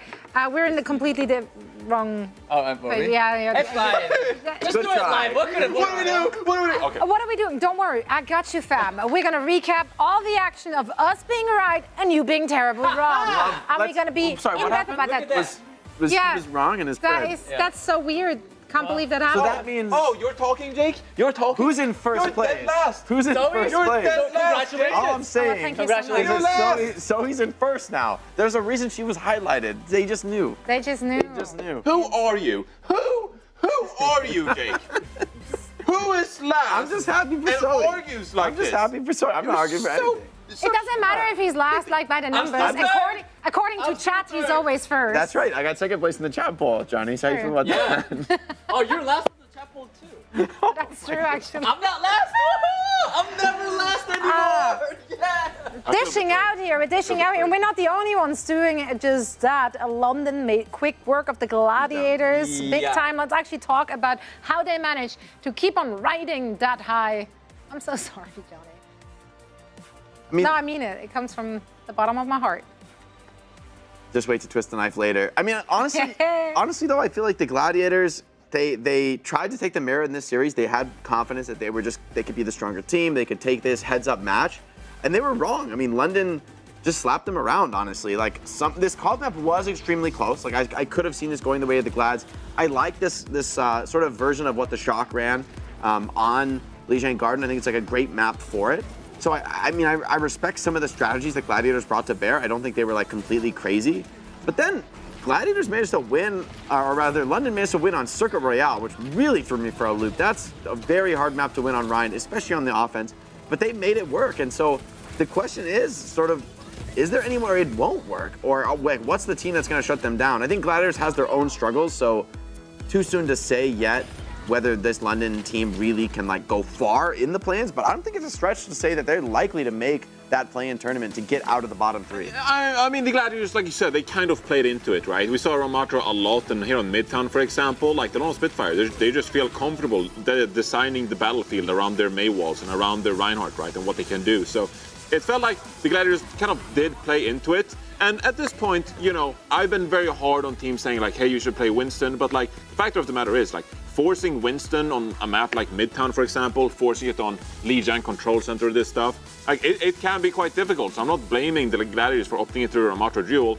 Here on Circuit Royale, like you said, I mean, you throw out the Kai Junkrat and kind of hope for the best. Marvel is still on the Sigma. So you could definitely see that the map pool, the Gladiators had some, you know, questions around like, hey, what do we play on these maps? And I don't blame them for that necessarily. I think the Lone Spitfire, they knew what they were going to do. They knew they were going to force the Reinhardt, force the May, the Symmetra to get around, because that's what they do, right? And the Gladiators, they just couldn't find the answers on these maps because honestly, they're quite tricky to work around Reinhardt comps. I feel like that's so frustrating, Zoe. You say they're coming in with a plan, they knew what you got to do, but everyone who plays against the London Spitfire should know well in advance what they're going to face off against. Yeah, but you know, even so, like you kind of have to make a choice, like what composition how you're going to operate around the Lone Spitfire's Reinhardt composition, right? And like I've said numerous times, like if you're a great dive team, you should be able to play dive around the Lone Spitfire. But fact of the matter is, Midtown, Circuit Royale, it can be complicated, especially if you have a new tank, you have a new support player coming into this team as well. Kai and Yaki, you know, they differed some playtime there. So the Gladiators, I don't think they're in a place right now where they felt comfortable with new pickups into their roster, countering this Lone Spitfire team. That obviously feels really confident. A few words there, though. This was the first time we actually got to see Cal play. How did they perform, in your opinion? I think Cal's performance was solid. Like they were playing a ton of different heroes. We saw variety we saw main support, we saw flex support, which is one of the most important things that I'm looking for when it comes to new support players in the league, especially in Overwatch 2. This distinction between main support and flex support is fading away, and the best support players can handle like a lot of heroes across the roster, kind of regardless of whether they were considered main or flex in the past. So Cal's performance was I think great. I don't think London, or rather, I don't think Gladiators can look at their performance as like an issue or a problem here. If anything, it was just London outplayed them. Like I don't feel like it was some obvious slip up from Glads like you have to correct. It's just getting outplayed by this Ryan Sim comp. And in fairness to the Gladiators, right? you can theory craft all you want, but you do not get any practice against this Rhine Sim comp because London's the only team who's playing it, and you're not going to scrim the team that you're going to play in a match. And so you come up with these ideas like this seems like it will work. But I think, Johnny, you're onto something where I think teams should really just be playing their best style against the Rhine comp and not trying to like be, unless there's certain maps you can have that specialized strat. I don't hate that, like what Shock did on Gibraltar. But I do think for most maps, if you're a dive team, stick to dive. If you're a rush team, you like playing rush, stick to rush. But for Gladiators, I just don't know what that identity is yet. I think they're still searching for it.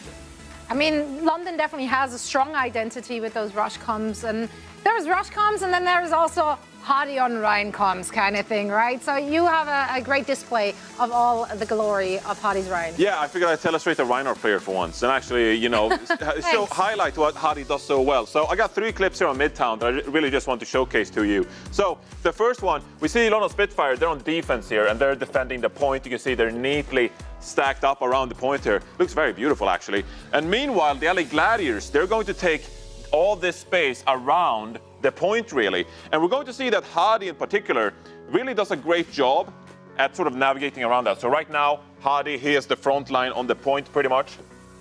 Nope. Try one more time. There he goes. He's pretty much holding the front line on the point. Now, you're going to see him do a few things. First of all, he's holding this corner as to not take any poke from the Hanzo and from Funny Astro, from these damaged players, right? So he's utilizing the wall to his advantage. But also, because he knows that Marvel is here by the fire truck, he knows that there's not going to be a rush coming between these 2 doors in the corridor. So you're going to see as we play this one out, he's actually going to hold that doorway off. He's going to peek through a fire strike, for example, and just like hold off that angle while utilizing the walls. Now we can actually pause here and take a look at how spread out the Gladiators are. So for example, we got Marvel down here. I mean, he's already low, utilizing his Annihilation. We have Funny Astro and Kevster over here, and Cal is over here, right? So the Gladiators are very spread out. Hadi immediately recognizes this, and he's going to pin backwards onto Marvel because he acknowledges that like they're so spread out. So we can play this one out. Hadi comes in with the pin.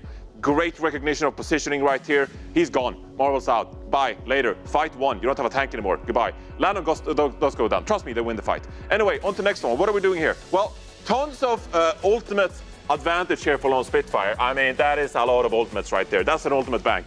CP would call it a war chest. So there you go. Let's see how they do this one. We can play this one out. And actually, we're going to see that Marvel goes into Nemesis form, and the Shatter is dropped, no shield available. And we're going to see how they turn this battlefield into theirs. Immortality Field comes out from the Gladiators. Hadi pins away from the Gladiators' Immortality Field. And as we pause here, we can pause. Look at that. I mean, Landon has already thrown in the lamp to protect Hadi. And this is now the London Spitfire battlefield. This is where they're taking this fight, right? Because they've already thrown in that lamp there. They know what they're doing. And Sparker's Dragon comes in. We can play this one out. Hadi does go down, but they've already managed the battlefield. They've created where they take this engagement, and Sparker's Assault gets a 2K. Last fight here on Midtown. We can go ahead and see the Shatter come out.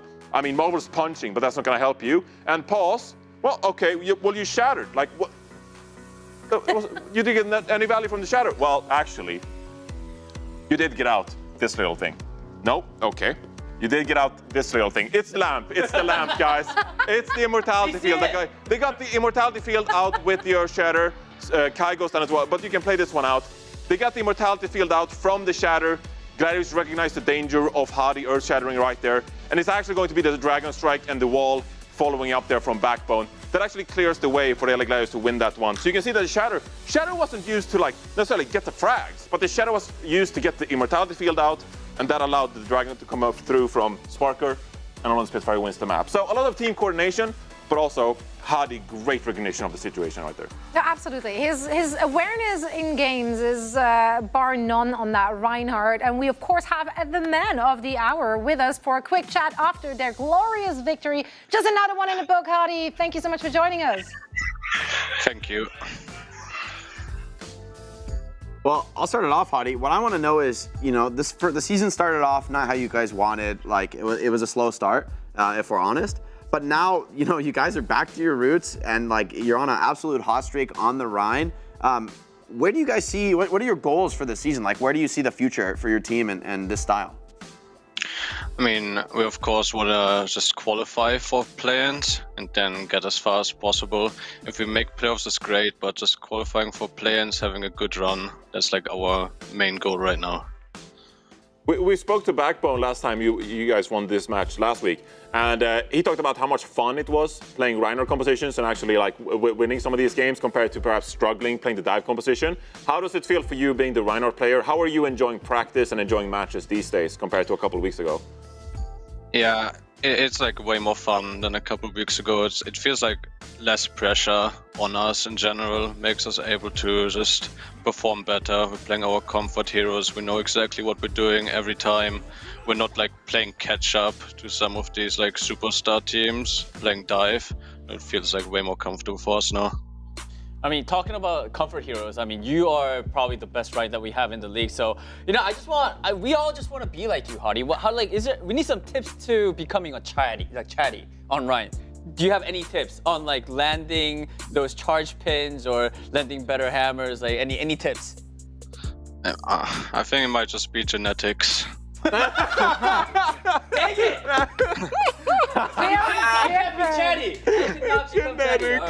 That's great. Absolutely love this. I mean, dude, you do be built different on that, right?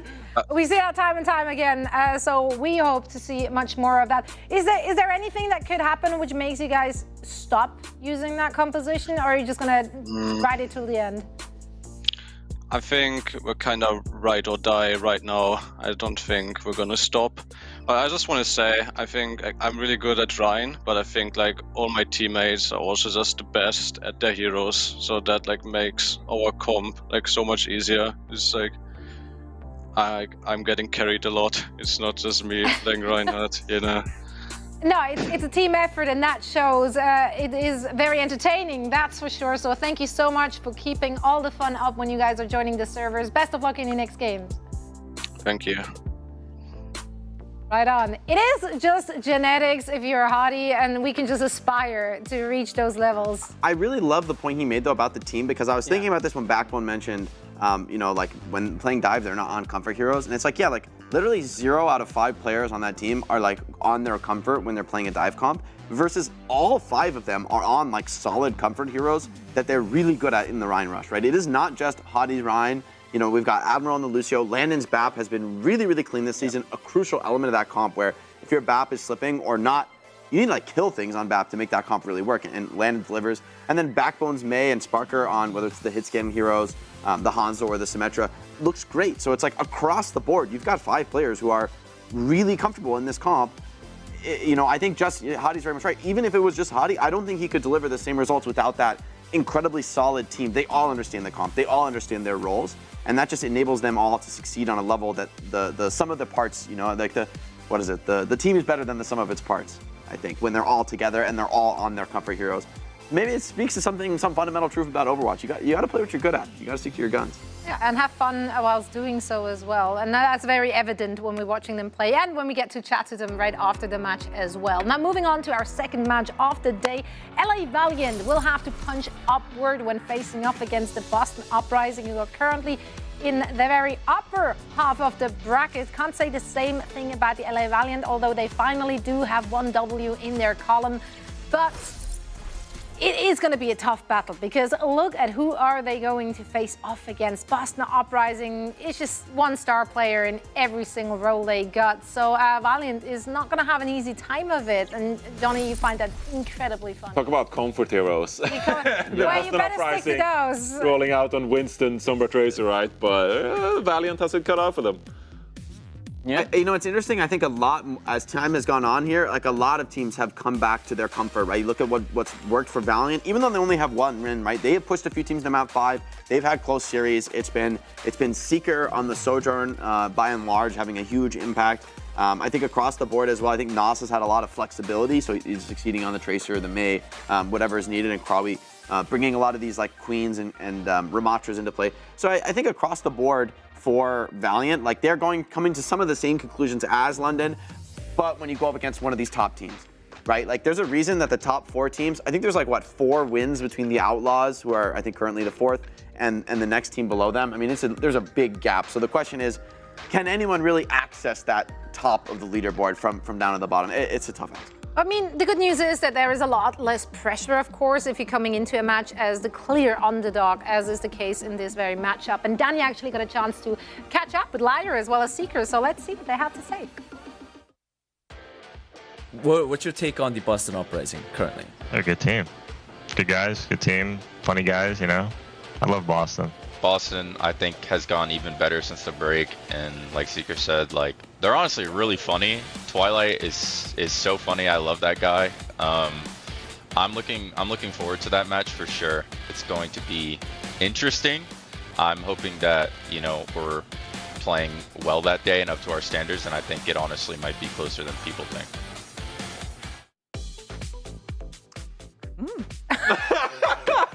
One thing's for sure. That was the catchphrase at the end. Liar said closer than people think.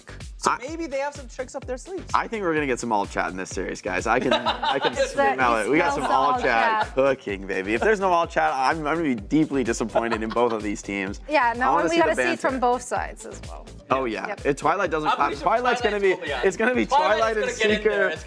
All the Valiant players are gonna start going. That's gonna bring more Boston players. It's gonna get crazy. This might be our biggest all chat series yet. I'm kind of feeling that's the vibe. That's what we're keeping our eyes on for this one. Let's see where our predictions are going. I do feel like this is most likely going to look like a more one-sided affair. Maybe chat things different, but I went with the Boston Uprising. I don't really think you have to give much explanation for that. While the Valiant has been looking better, it's not going to be enough to take down the Boston Uprising. I agree. I mean, Valiant are looking better, but Boston Uprising as well. They have been looking better as well, coming into the summer stage as well. So I had to go with Boston Uprising.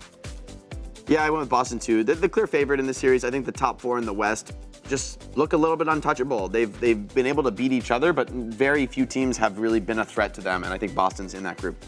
I'm going Boston too. But I feel like there's something in the air. I don't know what it is. Is that what you predict 3-0? At least give them a match and something in the air. I just felt it now. It was like a wave of emotion. The vibe. It just washed over me like the upset alert. I was like, what if Valiant get a good map pool and they play like Ramatra Brawl and then Boston Hill? I just felt a wave overcoming. It's like I felt like do you want to change your prediction? I'll let you. No. Are you sure? No. Yeah, we can always swap it over. For you. Chat more than 5%. Come on, it needs to be higher than 5%. Let's see if chat smells something higher in than 5%. Is there something in your tea leaves this morning? Come on, you can feel it with me, right? Oh, that is higher than 5, not by much. I would hope for more, but I swear it felt like what is it called, like paranormal? Paranormal activity. Yeah, you feel the ghosts of the LA Valiant. Wings out, agilities. I think these rush comps can work, but what we'll see in this series is how it fares against an elite dive team, not just, you know, a team that's like one of the best dive teams. How do they deal with it? I think this will be an educational experience, perhaps, for the rush teams in the Overwatch League. Yeah, and I don't think that Boston Uprising is going to play with their food here. I do think they're going to make this a quick one, so they have off for the rest of the day. But let's see. Maybe Johnny's onto something, even though he's not onto something enough to actually, you know, pred it. But did you guys feel something in the air for this one, or just nothing? You're performing as fans? Feeling something, but not what Johnny's up to. Talk about aliens. We got ghosts going on the desk. Chat, 8% for Valiant. They're believers. Maybe it's just their favorite shade of blue. I don't know. What do you think, Rose? I mean, I'm down for the Valiant shade of blue. If I had to pick one, I think it'd be Valiant's blue over the Boston blue. But I live in Boston now, so that's conflicting. I don't like that question. I don't know, but I gotta agree, like, logically, you would put the dollars on Boston, right? The experience, the wealth of just knowledge that these players have, the mechanics next level. You look at LA Valiant, where a lot of these players, this is their first Overwatch League team. This is their first season. Their first season, but they're still just having a great time. You even heard it from that interview that Danny conducted, that Valiant they're here, they want to enjoy the game, they really respect their opponents in Boston Uprising, and I'm so excited to see what that means they bring to the table, because I'm very intrigued at that last sentence too. What are they cooking? What are they cooking?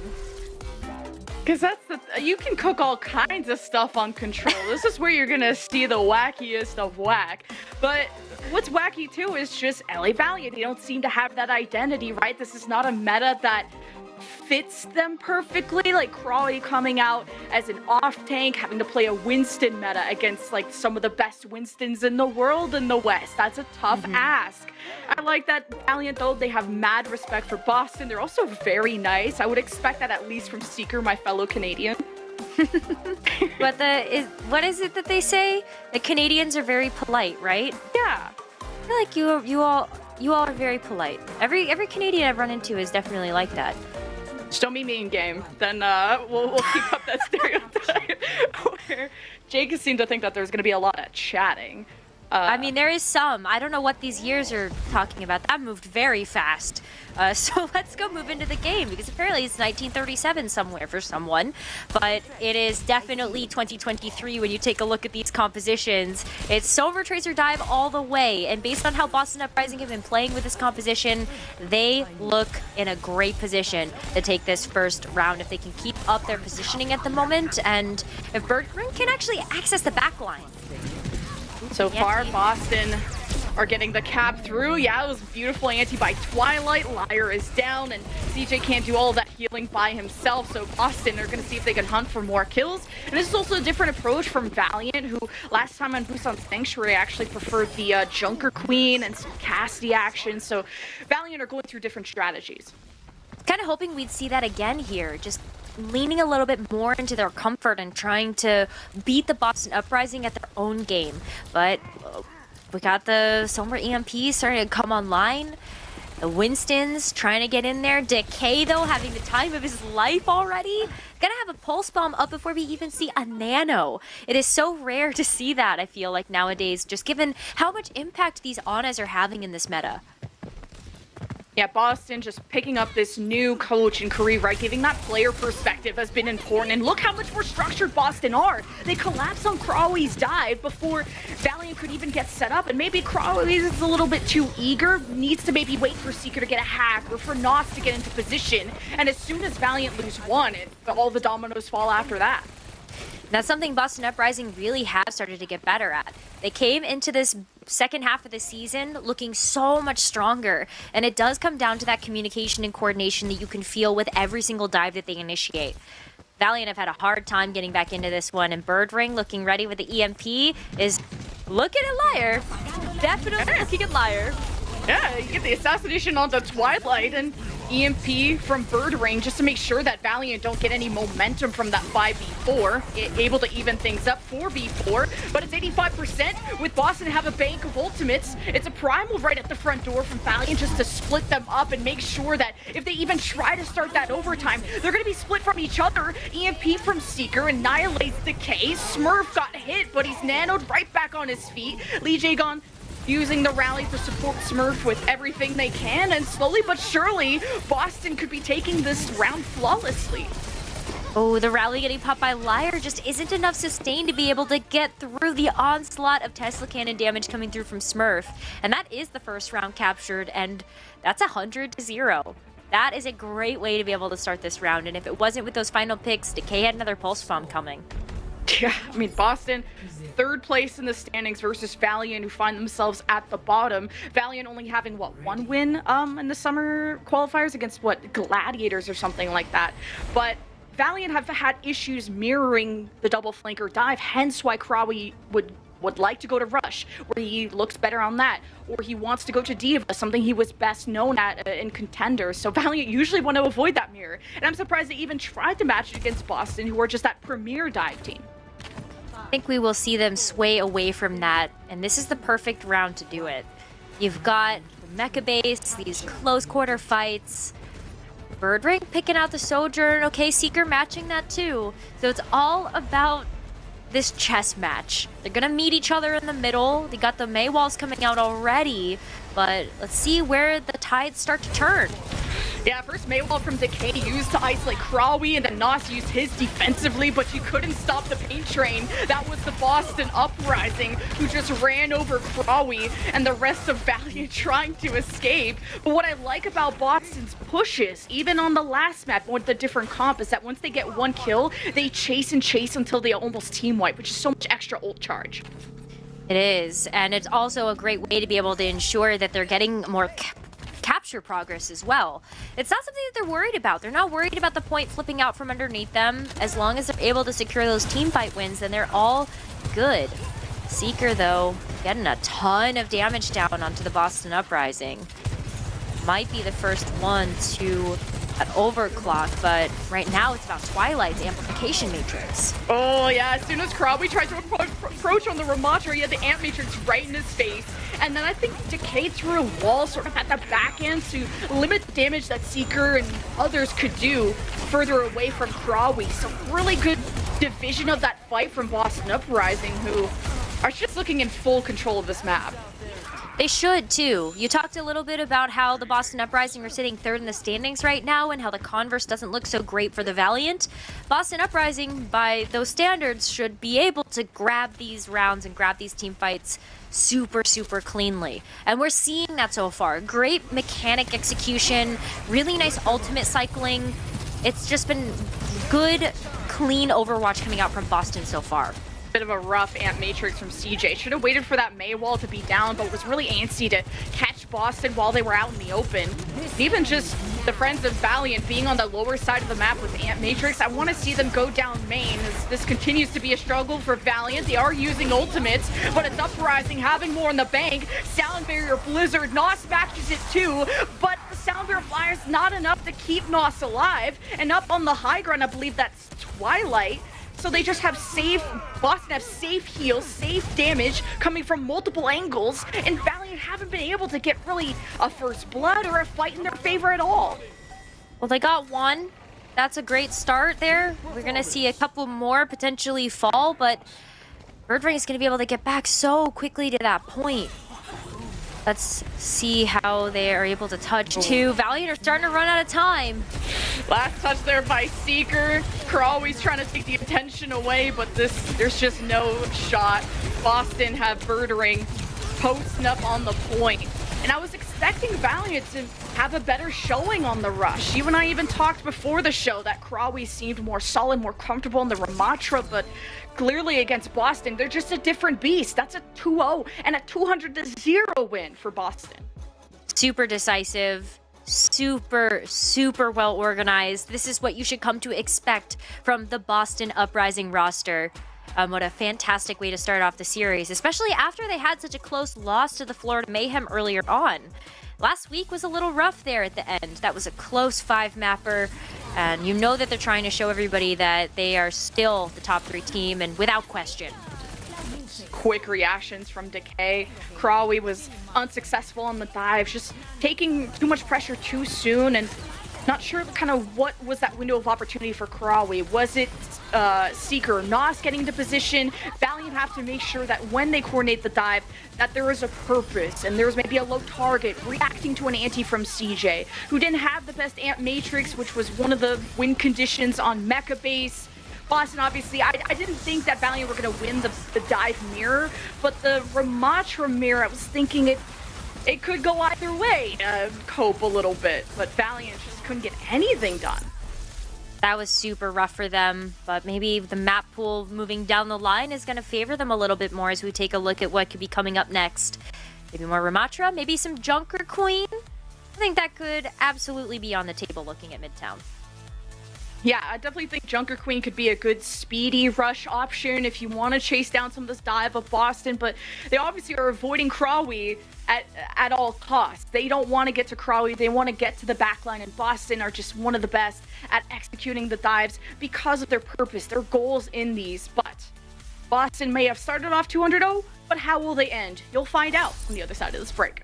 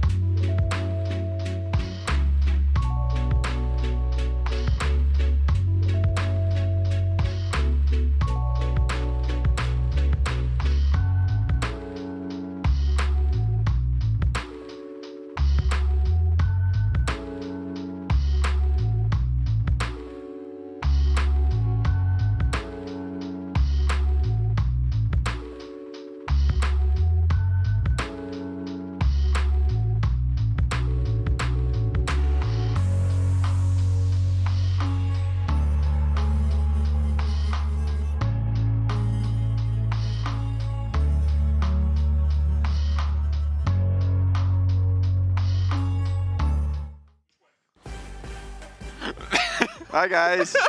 We're here. We're going to cast the rest of this match. We'll see. We'll see. Some minor technical issues. Well, we're always ready. We're born ready, right, Johnny? Yeah, we'll cast for the next 2 minutes and then see what happens after 2 minutes. Right? Yeah. Well, you know. You're very optimistic. Once you know, it's my birthday, Johnny. I gotta. Maybe this is. Happy birthday, Jake! I love casting, man. Woo! You got to cast with me for your birthday, Jake. I'm sorry. Let's do it. I think it'll be a fun duo. Yeah. We can test our synergy we built over the year in the desk. I mean, you're very optimistic. I think they'll throw us off on camera like in 5 minutes, but.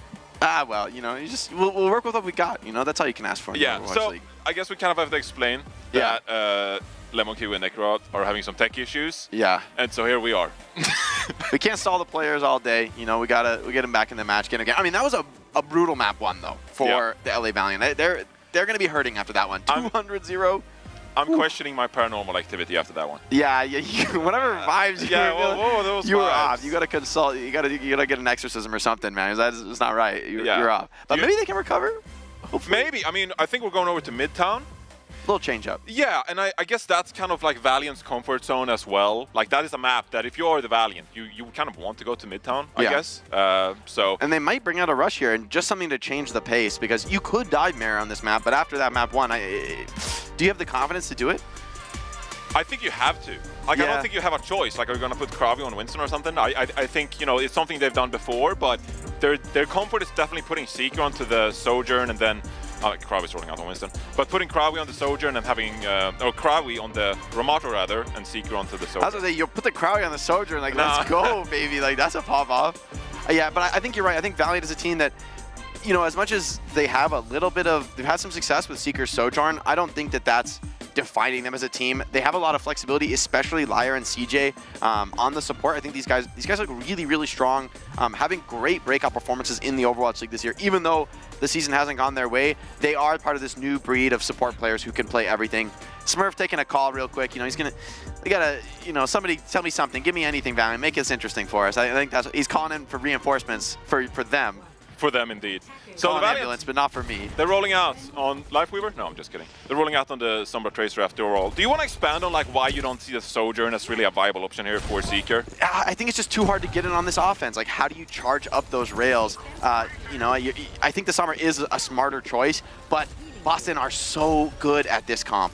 Yeah, I mean, they're really smart. They're really smart, the Boston Uprising. They know when to engage, they know what to look for. They will be looking for these Twilight Biotic Grenades, for example, to be a tool you can engage with. Birdring is really proficient when it comes to the manual hacks, and so they're just holding the position on defense right now, just waiting to see what the Valiant are doing, and then they can react accordingly, right? Smurf so low, he does get picked off now. That's going to start this offense for Valiant. Krabi's naded, he's dropping super low, but CJ just barely able to keep him alive, and Valiant, they're going to start capturing the point. Boston holding on really well, though, trying to maintain position. Krabi overextends and gets cut down. That should secure the retake for the Uprising. Just one little mistake, one little overextension, it costs you everything against a team like the Uprising. Yeah, it's suddenly even, and Smurf is already back on the point, right? So Smurf is now pushing aggressively with the Sombra and the Tracer, and they're just going to clean him out the Valiant here.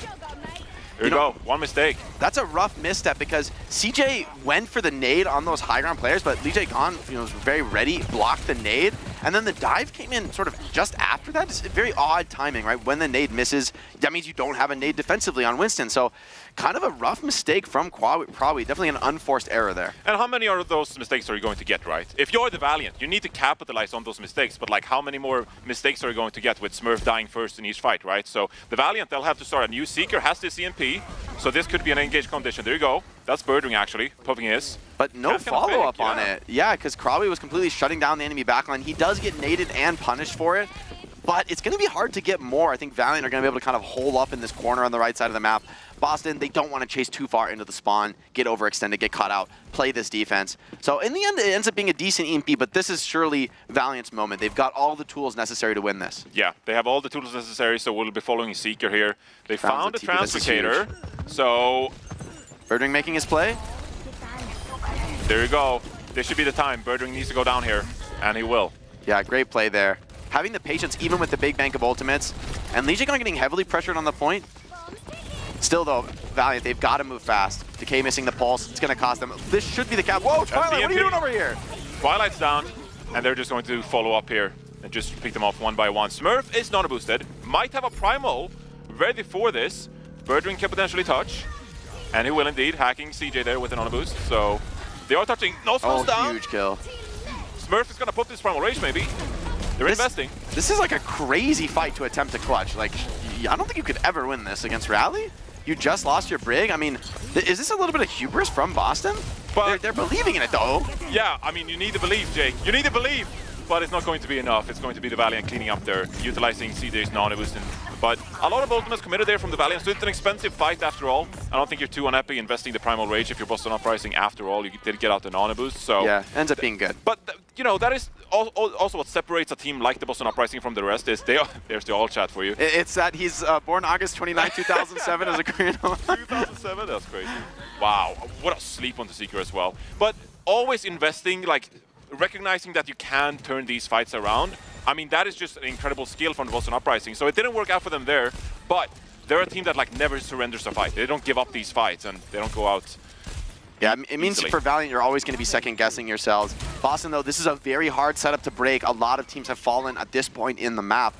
So I wonder for Valiant, how do you open this up? You've got Krawi's Primal, but Twilight has been so clean with these sleeps. He's going for it. That's a fearless Primal if I've ever seen anything, except Krawi got slept this time, and he's being very targeted. Now, he didn't make some space for his team, but like, what are you doing with this? The Valiant are not capitalizing. Yeah, he had to retreat immediately, so the Valiant invested Primal, but they don't have any space and no tools to engage with until Seeker builds his EMP. And if Valiant don't walk up, Birdring's never going to be forced to do anything, but as soon as they overextend, we are going to see a huge EMP dive coming in. Looks like Birdring wants to hit the back line. Beautiful. And the follow-up is just absolutely immaculate there. Smurf dives in and still lives on Smurf, though. Crucially, you don't want to lose any players on this defense. But like, it's one pick, right? It's one pick and the fight is over. Like, we recognize that we killed the Ana. I mean, Brigitte Hills is not going to be enough for the Valiant to turn things around. So find the one pick and then the Valiant are forced to push back. So very smart. Yeah, Seeker's turn on the EMP here is going to have to find something big, but the problem is for these attackers, you do not want to be getting traded out, right? This Smurf going to probably take a nano boost here. Potential Primal to follow that up. It's so hard to keep your backline alive. So Lyra and CJ, they've got to This is just so far, though. Like, you can't really EMP here, but it's going to be tough to follow up. Seeker does find one. And Nano's missed. That's a huge mistake from Twilight. Yeah, Seeker is slept, so Seeker does get away. Boston Uprising holding their ground. So they will be surrendering some space here, and the Valiant have a chance to maybe hold this high ground. Lyra's coming up on that rally as well as CJ having a nano boost. So they have the support tools to really hold this ground here for the Valiant now. You can't let this positioning go. Oh, but the backline dive comes in. Lyra rallies, but everyone else is falling around him. He's the only one left, and Smurf's just wondering if he's got any support coming in. Looks like not to win that 1v1 against the Brig rally.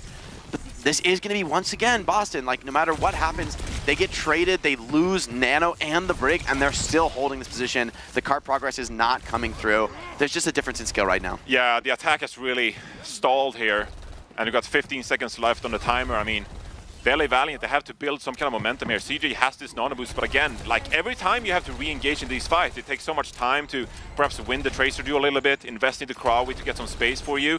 It takes so much time and resources really to build any kind of space on the second point here. Yeah, and they're taking such a slow route, electing to go high ground together to push out Smurf. But I mean, he's not even scared about this. He doesn't really care. He's going to sit here all day, get on a hill. You can't get out that door. So just a misread from Valiant, thinking that would work, but they're just completely wrong. And Birdring's EMP. This could be the end of the game right here. Oh, this might be it. There's the EMP. CJ's down. Does get the nano boost off, but you need some trades here if you're the Valiant. This is going to be a tough one. You got no support on your team anymore. Yeah, this is done for. Smurf with an easy cleanup. Tons of ults in the bank for Boston. Not even really a close round, frankly. Krawi, yeah, no shot. No shot, indeed. I mean, that just really highlights how good the Boston Uprising are. They're finding the crucial picks and really the trades to hold their ground in these fights, to stick around, really, make it difficult for the Valiant. And it's going to be a really nice defense from the Boston Uprising. Yeah, and although some of those EMP dives were good from the Valiant, they were finding backliners, pressuring Twilight and Lijiang to make some mistakes, catching them out.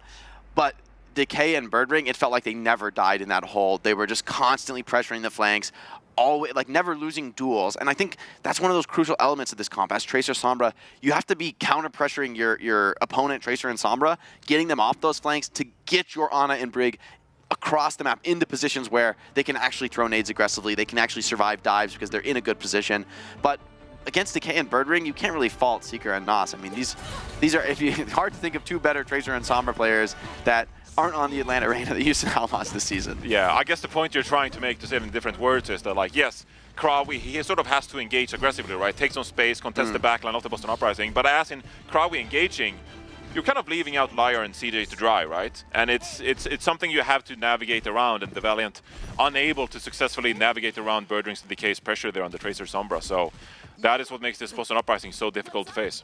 Yeah, and if anything, this is why I think we've seen London go to the Rush comp, why we've seen you know, other teams bring out Ramatra and Sojourn, is because when you go toe-to-toe in this mirror match, you just get exposed. If there's any sort of difference in skill, coordination, execution on any of these heroes, it's so impactful and it just feels impossible to win, right? Even when you have the ultimates, even when you have everything in your advantage, it just doesn't go your way. So I wouldn't be surprised to see Boston have a great attack here, just off of the back of Birdring and Decay. Decay especially, I think, is such a crucial player, winning his duels almost constantly. Yeah, and if you have a Tracer player that always wins these Tracer duels, I mean, you get so much space essentially just based on mechanical skill, right? And that's going to help you set up these dives. So Smurf chilling for the moment, and you can see Decay sort of like trying to clear this angle with the help of Twilight heals and Legion Gun packs and trying to take that duel versus Nos. So Smurf's going to go in, utilizing the fire truck as to sort of mitigate some of this damage as they take some space here. So the Valiant under a lot of pressure right now. The sleep of the Twilight, that might be an engaged condition. Yes, a giant sleep there, but Liar is traded. Boston definitely still going to fight this out in a 4-on-4. Both teams low HP, but CJ should be able to do a little bit more in the auto, but Decay, disgusting one clip. He's so good. Gets Seeker as well. Come on, Decay. Give so them a good. chance. It's such like an advantage for the Boston Uprising to have this guy, have Decay always be pounding on the Tracers. So good mechanically, and it just gives them a leg up on their opposition every single time. Yeah, so as much as we can look at those dives from Krabi and say, oh, he's not finding that value. I mean, it's because Nos just can't get a word in edgewise against Decay. Decay is just running this team over, frankly. And I mean, that's just, it's a very hard thing to deal with. This Tracer is such a dominant hero in the comp. He is hacked, but it gets the instant pack from Lee J gone. There's just a network of support around him. Krabi's going to go down, and this is looking like a snowball, Jake. I mean, you're gonna go up here. Decay has a pulse bomb, and if he finds a stick with this one, it might be over. We just leave it on the Decay cam. I'm pretty sure we can watch the end of the game from this cam. We'll see. This is why he gets player of the match, by the way. If you guys were ever curious at home, this is why he gets player of the match. Just this all the time. Yeah, it's he's so high impact and he's so hard to kill. EMP does catch Decay, but it's Smurf who gets focused down first. Twilight as well finished off. So it is going to be a nice hold for the Los Angeles Valiant. Still going to, you know, maintain some sort of hope here, but the dive ultimates are so stacked, right? Legion Gun doesn't have rally, yes. How do you do this, Jake? How do you do this? CJ has a nano boost, how do you use this? I mean, the pressure, I think you have to nano defensively here. I think you have to nano and sort of nullify this EMP pulse bomb. I think nanoing aggressively is going to be really difficult in this spot. But Birdring's already dead, so they're going to force the dive, but no Tracer. I mean, this is going to be fruitless. This is game over. It's alright. Decay is going to count. Oh god. Oh god. Oh. That was a map, Jake. It was a map. This is. Are we in speedrun territory, Johnny? I think we might be in a speedrun territory. I mean, do you remember those old San Francisco Vancouver matches in 2020, 2021? That was brutal. Yeah, I mean, this is bad though, right? This is 200-0 caught. That's a rare occurrence. The actual you never capped a point. They did cap A, but they were on attack first, right? So we got that very quick round. If you're talking this year, yeah, I could say it's in contention for the fastest match. This year, yeah, all time. I got the memory of a goldfish, man. Yeah, I don't know what happened last year. But this match, I mean, yeah, it's been very quick indeed. I mean, the Boston Uprising, they get the chance to play the Winston compositions, Decay on the Tracer. Birdring done a fantastic job with the EMPs on the Sombra, right? So, as I said, like going into the match, this is Boston Uprising on their comfort heroes. This is what they played all season. This is probably what they're going to play all season because they have 5 players on their signature heroes and they're all incredibly good at them. So, the Valiant, uphill battle, down 0-2, going up at them on Dorado. Yeah, well, we'll have to see if the Los Angeles Valiant have anything left in their bag of tricks. Maybe a Seeker hit scan. Well, I think it's going to be a tough one regardless. Great players in the Boston Uprising. Don't stay anywhere. We'll be back right after this break. Wings out.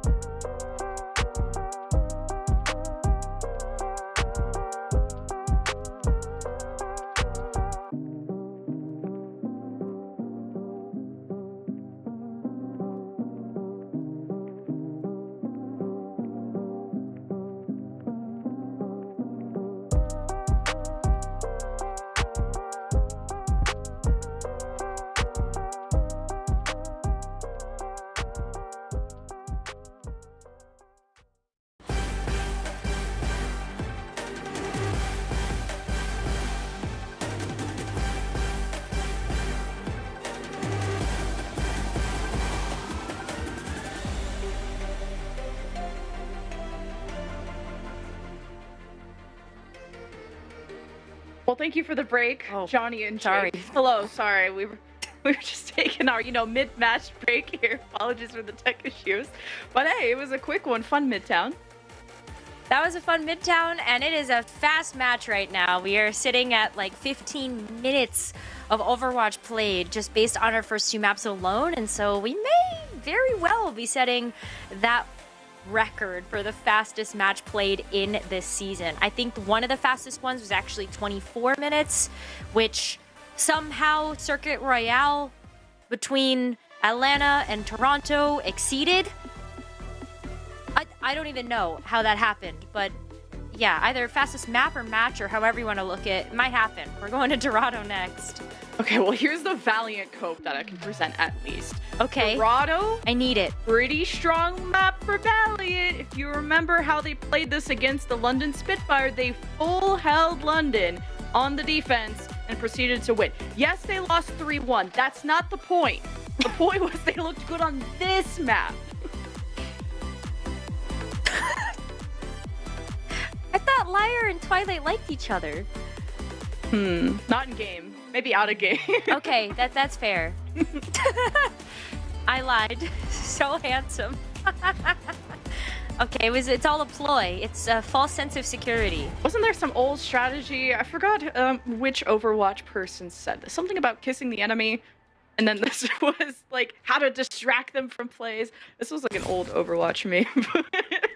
I'm remembering, yeah, you have to kiss your homies on LAN. Yeah. And Liar's Exactly. like looking up everyone's like Wikipedia profiles just to confirm when they were born and that they're Korean, I guess. There's I'm a not. lot to dissect here. There's too much happening in the all chat right now, but that was what we were promised in this amazing match we've got so far as...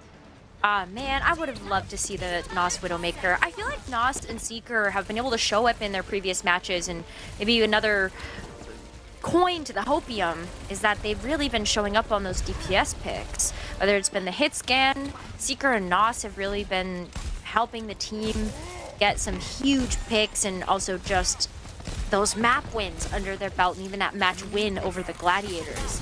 This time around, it's so tough to be able to stand toe-to-toe with Decay and Birdring, especially when they're going to be on the defense, looking at your backline, looking at Crawie. Just everything feels like it's going right for the Boston Uprising right now. I like that Crawie's coming back for his backline though, and Boston Smurf is placing that bubble right in main. Crawie's coming back, because sometimes as the Winston, you could try to go for a counter dive to see if you can trade backlines a bit quicker, or you could try to fall back and see if you can force the enemy Winston off of your backline. Either way, Valiant aren't getting much headway. You see Crawley going to the top right, maybe trying to react to a hack from Seeker. That's taken a while to set up. Meanwhile, Decay throws a pulse that doesn't connect. But now that's one less thing for Valiant to worry about. Another tool out of the back pocket, but they're not worried about the pulse bomb. They should be worried about that EMP. Not a great way for them to be able to stave that off when Liar doesn't have the rally up yet. You just have the ability to play around these buildings, but even then, hope that they can initiate the pace here as Crowley gets the nano. Yeah, great shield bash though from Lijaegon to reposition away from the nano Winston. Crawley didn't have that jump, wants to save it to get out. Meanwhile, Birdring hits a massive EMP on the supports of Valiant, who just couldn't follow up to save Crawley, to support him. And Seeker is just so tremendously behind on that EMP charge too. I think half as fast as Birdring. Seeker's had a tough time being able to get access to the backline, which is why that charge is so far behind. Even there, look at how quickly he got chunked down before having to translocate away onto a health pack. It's gonna happen again. Seeker's just constantly trying to get that EMP online, but not before Boston Uprising could strike first. Twilight has another nano online, and we're gonna end up seeing Smurf with the Primal Rage too. Really tough position for Valiant to be in right now as Seeker is still looking at trying to get the EMP online for the first half. Crawley panicked. He was getting chunked by Decay and decides to jump in and didn't pop the Primal in time. Not sure if just didn't feel confident to start a fight off on not their terms, but missed opportunity there for Crawley. And Boston don't even end there. That's a good punish onto Decay. Seeker has EMP. Crawley's gonna have close spawns too. This has to be a window of opportunity for Valiant. That is the first time Decay has died, by the way, since Busan. So he's gonna come back from spawn now and right into Seeker's EMP. Will that be enough to kill Decay? Well, maybe the rest are in trouble. Crawley tries to primal. He is slept. He's anti, jumps out at 400 HP. Maybe giving up a little bit too much space there for Valiant, who are having a rally. But in the back is an EMP from Birdring. CJ assassinated, and he got the Nano Smurf. It's just the cherry on top of the pancake, I guess. But Valiant are just having to reset after expending all of their important ultimates. And they have one final fight to be able to get over that first checkpoint. And with nothing in the bank, Jen, this really could be just a full speed run here from the Boston Uprising to a 3-0 victory. Nos is going to have the pulse bomb. Maybe CJ gets the nano, but Boston Uprising are holding the door when they've got the pulse bomb from Decay. Nos has to get in a position to touch soon. He's trying to go to that top right where Lee Jae-gon was trying to get rid of him. He actually pops the rally just to chase Nos around. Overtime is still in effect. Nos is living for a long time. Finally, Crawley's in the picture. Nano from CJ. The trigger's pulled now. Crawley jumps into the back. Smurf is on the counter dive. And they have Liar and CJ stuck in mini room. So there's just not going to be any support for Crawley. Not that that would work because he got antied there for a second, but Valiant are holding the space that they're taking. That's something that they've improved on. They're very close to capping A. Crawley is getting support there from Nos on their dive. Seeker's close to EMP. But without Crawley, Valiant can't give this up. You're going to expend the EMP of your Valiant. You can't afford to see what the result of a 4v4 is. And with that, you're locked in for point A. Great capture, and they buy themselves another life in this match. That was so expensive, though. You called out the EMP, the nano, so many ultimates had to be expended at that final fight. And now Boston Uprising get a chance to take the high ground. Crawley is going to contest that, try to push the Boston Uprising back as the cart starts to make its way around this first turn. But Smurf has Primal Rage, and now with 2 minutes left on the clock, Valiant have a lot of work cut out for them. Birdring, ready to hack Nos, who actually blinks right into him. That is the most unlucky blink from Nos. If he would have blinked away, maybe he would have lived, because you only take the abilities away for a second, but that could be a death sentence for a Tracer. Speaking of that, Decay is just delivering death to everybody. Okay, you slept Smurf, maybe Valiant lived, but it's going to be a tough choke for Valiant to get through. Really rough when you've got Boston Uprising able to play on so much of this verticality. You've got Smurf locking down the top of this archway. Take a look at also where Twilight is positioned along with Lee Jae-gon. They're just holding hands up on the high ground. Great vantage point onto Smurf so that Smurf can hold this line. And you also have a full slate of ultimates to work with. Boston Uprising are poised for success as Valiant start to work down to the minute mark. EMP hits the DPS of Valiant as Uprising just try to stabilize on this high ground. Crawley with the primal pushes Boston from that high ground down, and Crawley might still be trying to pressure these supports. Either way, we're looking through the eyes of Smurf and the rest of Boston, who holds so close to the choke that it makes it hard for Liar and CJ to move through safely. As soon as they do, Decay pulses them. Liar tries to rally to see if he can get a stun onto Decay and at least get a trade, at least get a punish. But it's not working out. Even the counter dives from Crawley are not benefiting them. When you have to push back one wave, you've got the counter dive, but then you also have to push back a second onslaught. And when you're playing a lot of these 1v1s too, with Decay versus Nos, Birdring versus Seeker, any of that, just Boston Uprising are winning. Ooh, good EMP from Seeker, though. The supports from Boston in trouble. Without that nano, maybe Crawley doesn't get that cool momentum engage he was looking for. Behind them is Smurf and Decay, though. Crawley is looking for targets, and now Birdring is assassinated Liar. So Valiant have their supports being staggered right now. CJ needs the nano and find some kind of play for Valiant to flourish off of, but the trigger is just not being pulled. Boston are so confident in this meta, in this composition, that Valiant just seems so behind on how to engage and how to approach these fights. Now Valiant, inch by inch, they're moving the cards, but you've nano Decay. I think everyone should run for the hills. This is terrifying. I would not want to be there either. I mean, Liar had to run away from the cart too when Decay was pulsing him down. That was still a nice cart push there from the Valiant, especially when they had to capture that first point in overtime. But Jen, to your point, with their comfortability with how Boston Uprising are executing these dives, you can see that level of comfort with the way that they actually played out that last fight too. They let Valiant push that cart forward. They didn't care about stopping any of that cart progress. They cared more about staggering the backline of the Valiant as they came back out of spawn. And then all of a sudden, you've got that 2-player advantage. You can clean up the rest of the cart. That was super well executed, and you don't do something that risky if you're not confident in your level of play.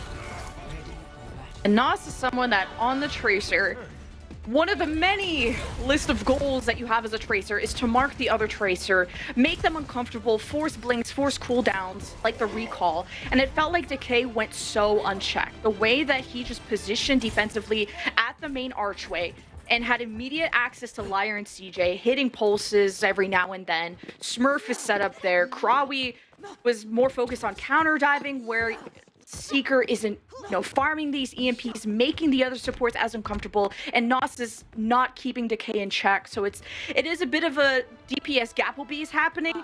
So Valiant, if they can step up in that department, Uprising will have to meet their maker. Whew. I don't know how Valiant get this done. This is looking grimmer and grimmer with every team fight. And across the board, just seeing Boston get the upper hand every single time, whether it's the 1v1s you mentioned, whether it's going to be some of these executions of the dive. Seeker has the Ashe. That's a really nice pick to be able to come out with that Dynamite doing that dot damage across the Boston Uprising. And having the Bob is really nice reinforcement if you feel like the going is getting tough.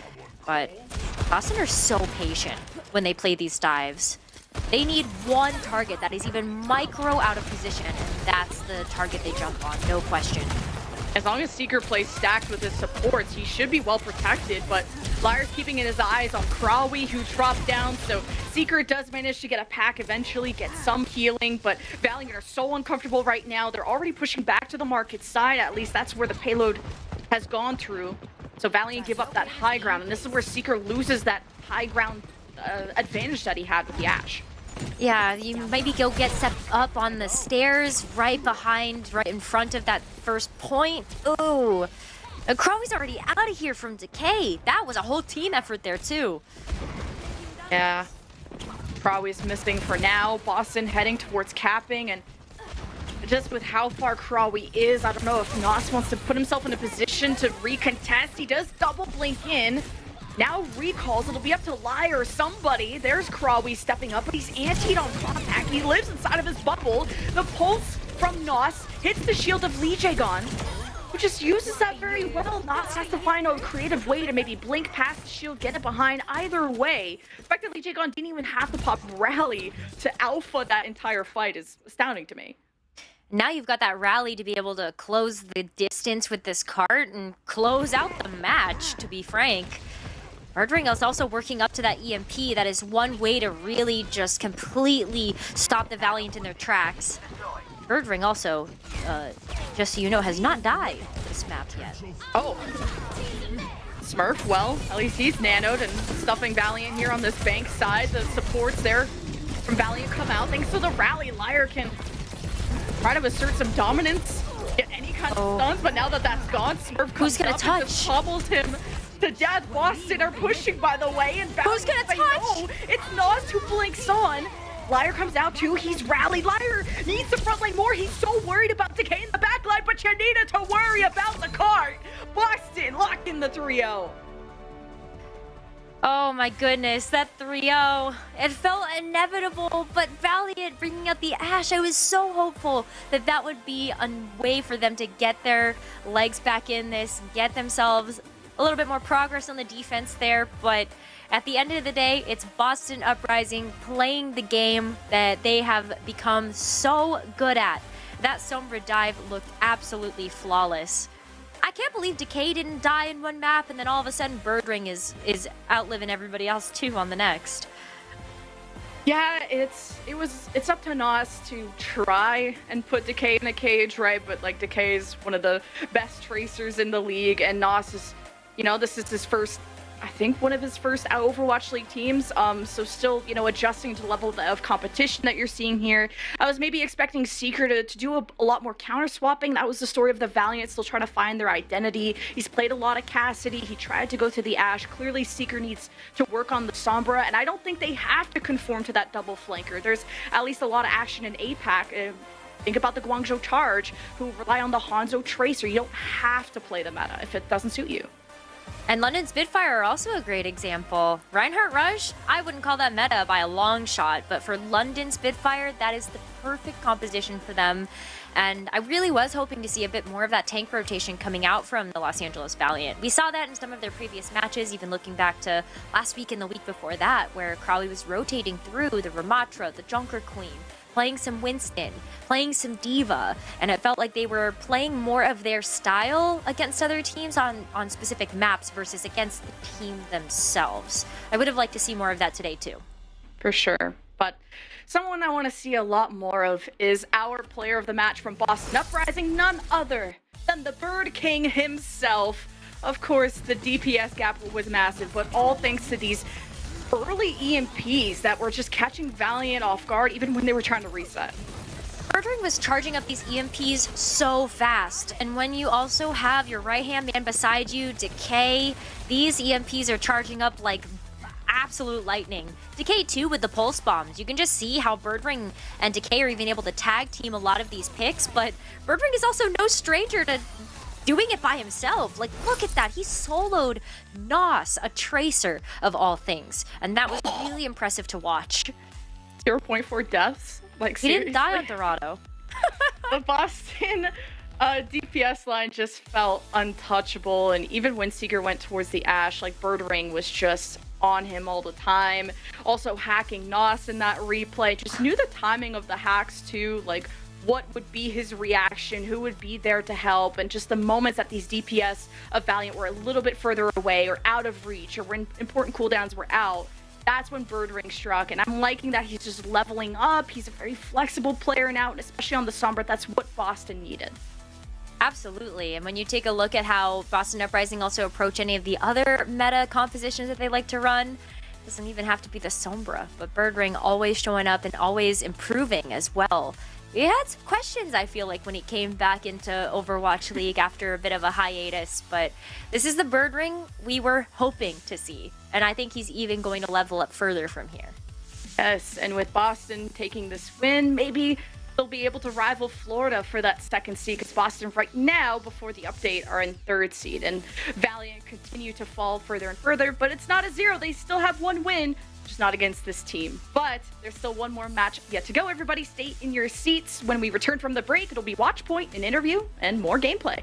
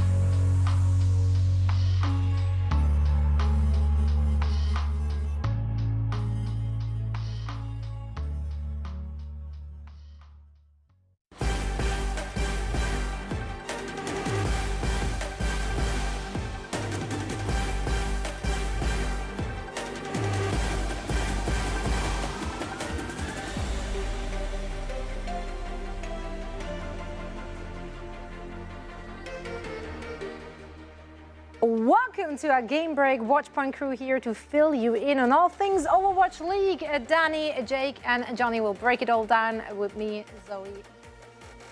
And yeah, this was a quick one. You blinked and you missed it. Yeah. You guys actually had the utmost pleasure of casting the second map. Yeah, Boston took it easy. Was that on the us. fastest Made it quick. Midtown or no? I got amped up, Jake. I'm just saying, I casted one map, and like my adrenaline shot up, and I had to like catch up to your words per minute, and I was just going. I was like, I was spitting like I was Uber. Like it was crazy. I love the talk. So like catching up to my words per minute is a challenge. But you know, way more incoherent than Uber. But at least the pace was there, I think.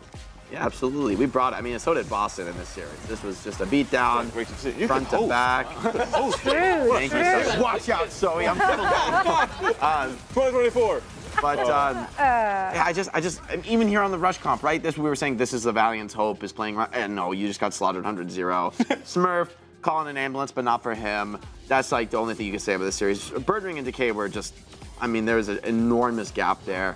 But there's a gap across the board. Boston's looks like a team that can threaten Atlanta Reign. I mean, that's the real opponent they're preparing for in matches like this. Did the chat deliver? Because that's what you wanted to see. The all chat? I saw a good amount of all chat. It's kind of hard to keep the all chat up when you're getting slaughtered. I don't, you know. Who was it? Who said? Who was giving out Lee Jae-gon's date of birth and everything? Was that a liar? Liar might have done. I mean, I like the Valiant because they're real. You know, they're real. They're I like that. We know we're underdogs. We're gonna play attack to like reduce the map time. Like we're gonna play this map. You guys rule. Get out of here. We're gonna have a good time. We're gonna do some all chat. Like they're just cool human beings. That's what I like about it is thoughtful. They don't take themselves too seriously. Yeah, but I mean, they were playing the Winston Tracer Sombra dive mirror, and they were just outclassed. I think at the What do you end do? of the day, they were. What do you do? It was one of the matches in Overwatch League history. It was indeed one of those. And we do have a winner's interview ready with Danny as well. Who you got for us? Any guesses? Yes. I know it's Lee Jae-gon. We know. We all knew. What, you want us to just say other players on the box? You were gonna say it! Anyway! Well, anyways, hey, the man is here. Lee Jae-gon. Hi. Hi, Lee Jae-gon. 안녕하세요.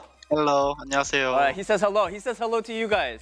안녕하세요. There you go. 자, 다들 안녕하시냐고 여쭤보네요. All right, let's get this interview started. I mean, this was a quick 3-0 for the Boston Uprising. Were there anything during the match today that sort of surprised you or caught you off guard? Or did the matches go as expected for you? 자, 오늘 일단 승리를 축하드리면서 굉장히 빠른 경기였습니다. 일단 이재호 선수가 보셨을 때 오늘 경기에서 좀 의외라고 생각했던 게 혹시라도 하나라도 있었나요? 아니면 그냥 예상대로 그냥 좀 이렇게 흘러갔다라고 생각하시나요?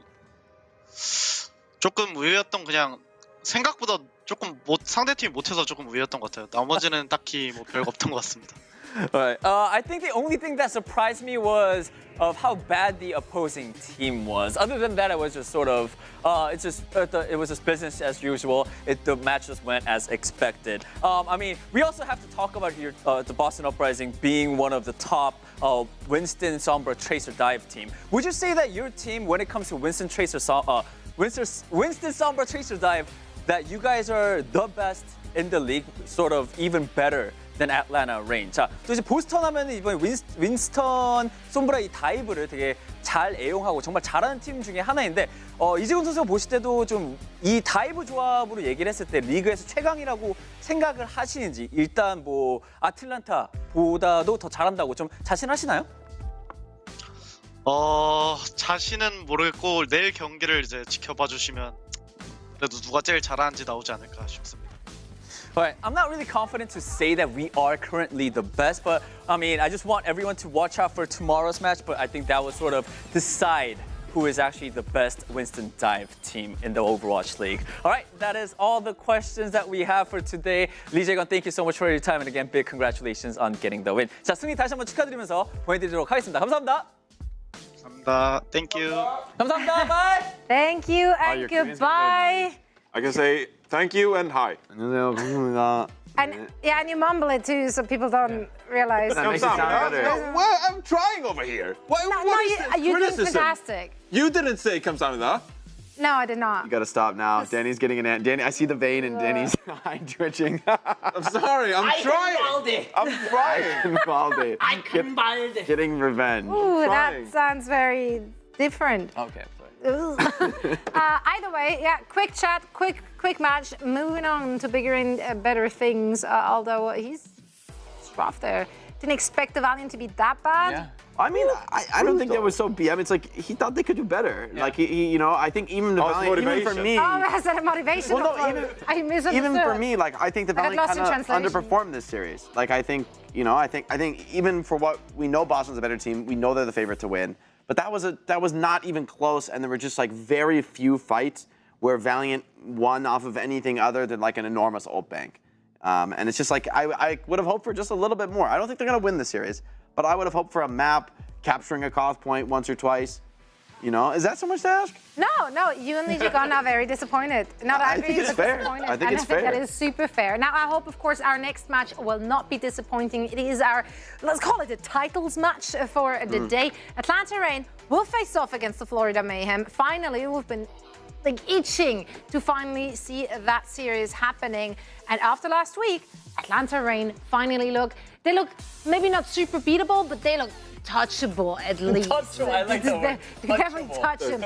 And Houston Outlaws did just that. Of course, the Reign came back angry, but, and I have to say that, really, the match they played on the following day against the Toronto Defiant, that was also a close series. So they looked a lot more vulnerable than what we're used to from this very lineup, which has been a scary end boss up until just last week. Still is. It's like, yeah, it's definitely the end boss of the Overwatch League, and so they're definitely going to be favored in whatever matchup they play anyone, even though they got beat last week, of course, against the Houston Outlaws. So Florida Mayhem is going to be an uphill battle. They certainly bring like a different vibe, the Florida Mayhem, because they can play so many compositions. They can opt into this brawl, and in the pre-show, we talked about the maps, Jake, and how they kind of open up the opportunity for the Florida Mayhem to play this style of theirs.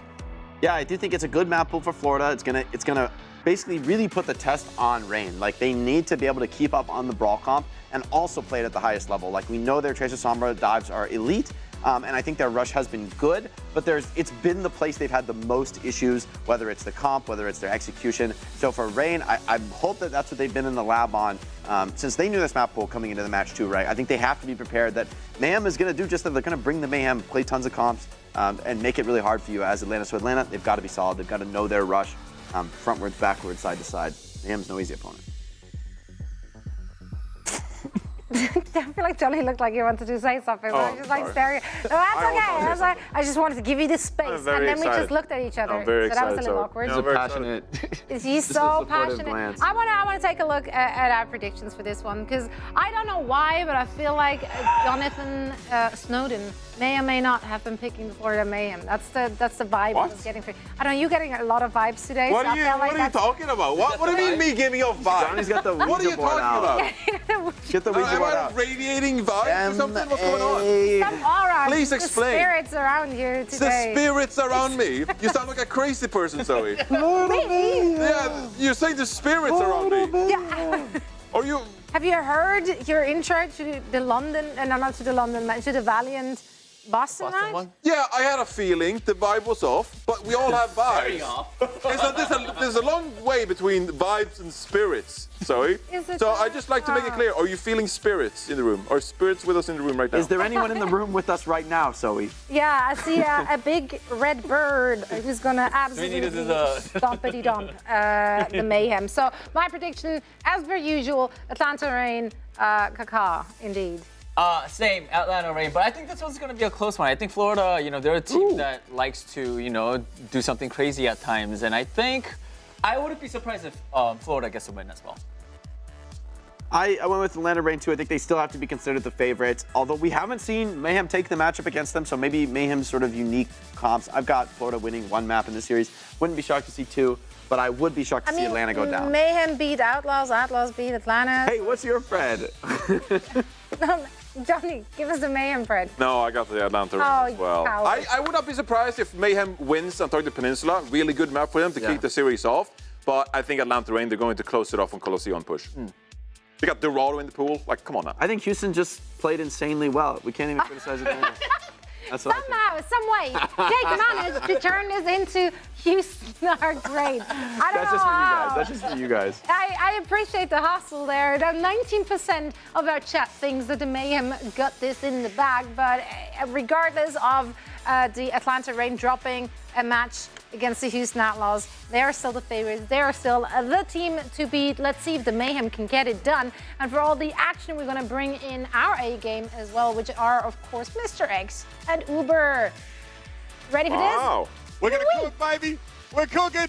Let's go. I feel it. Why? Here's my question. We did this whole thing at the start of the show about like the map favored the Mayhem. So like this kind of gave me a little bit of hope. You know, I mean, maybe like sandbagging for the Mayhem. And then it's all about the Atlanta Reign. Matt, can we get a Mayhem prep from you? What do you think? I think the Florida Mayhem can definitely win this series. I'm going to be honest with you. I checked the schedule. We got Vegas Valiant tomorrow. I was like, man, that is going to be a banger. And then I was like, wait, we got Atlanta, Florida as well. I actually think, Florida could actually end up taking this series, like one that goes the distance. We saw Atlanta fall last week to Jake's Outlaws. So we know it's possible.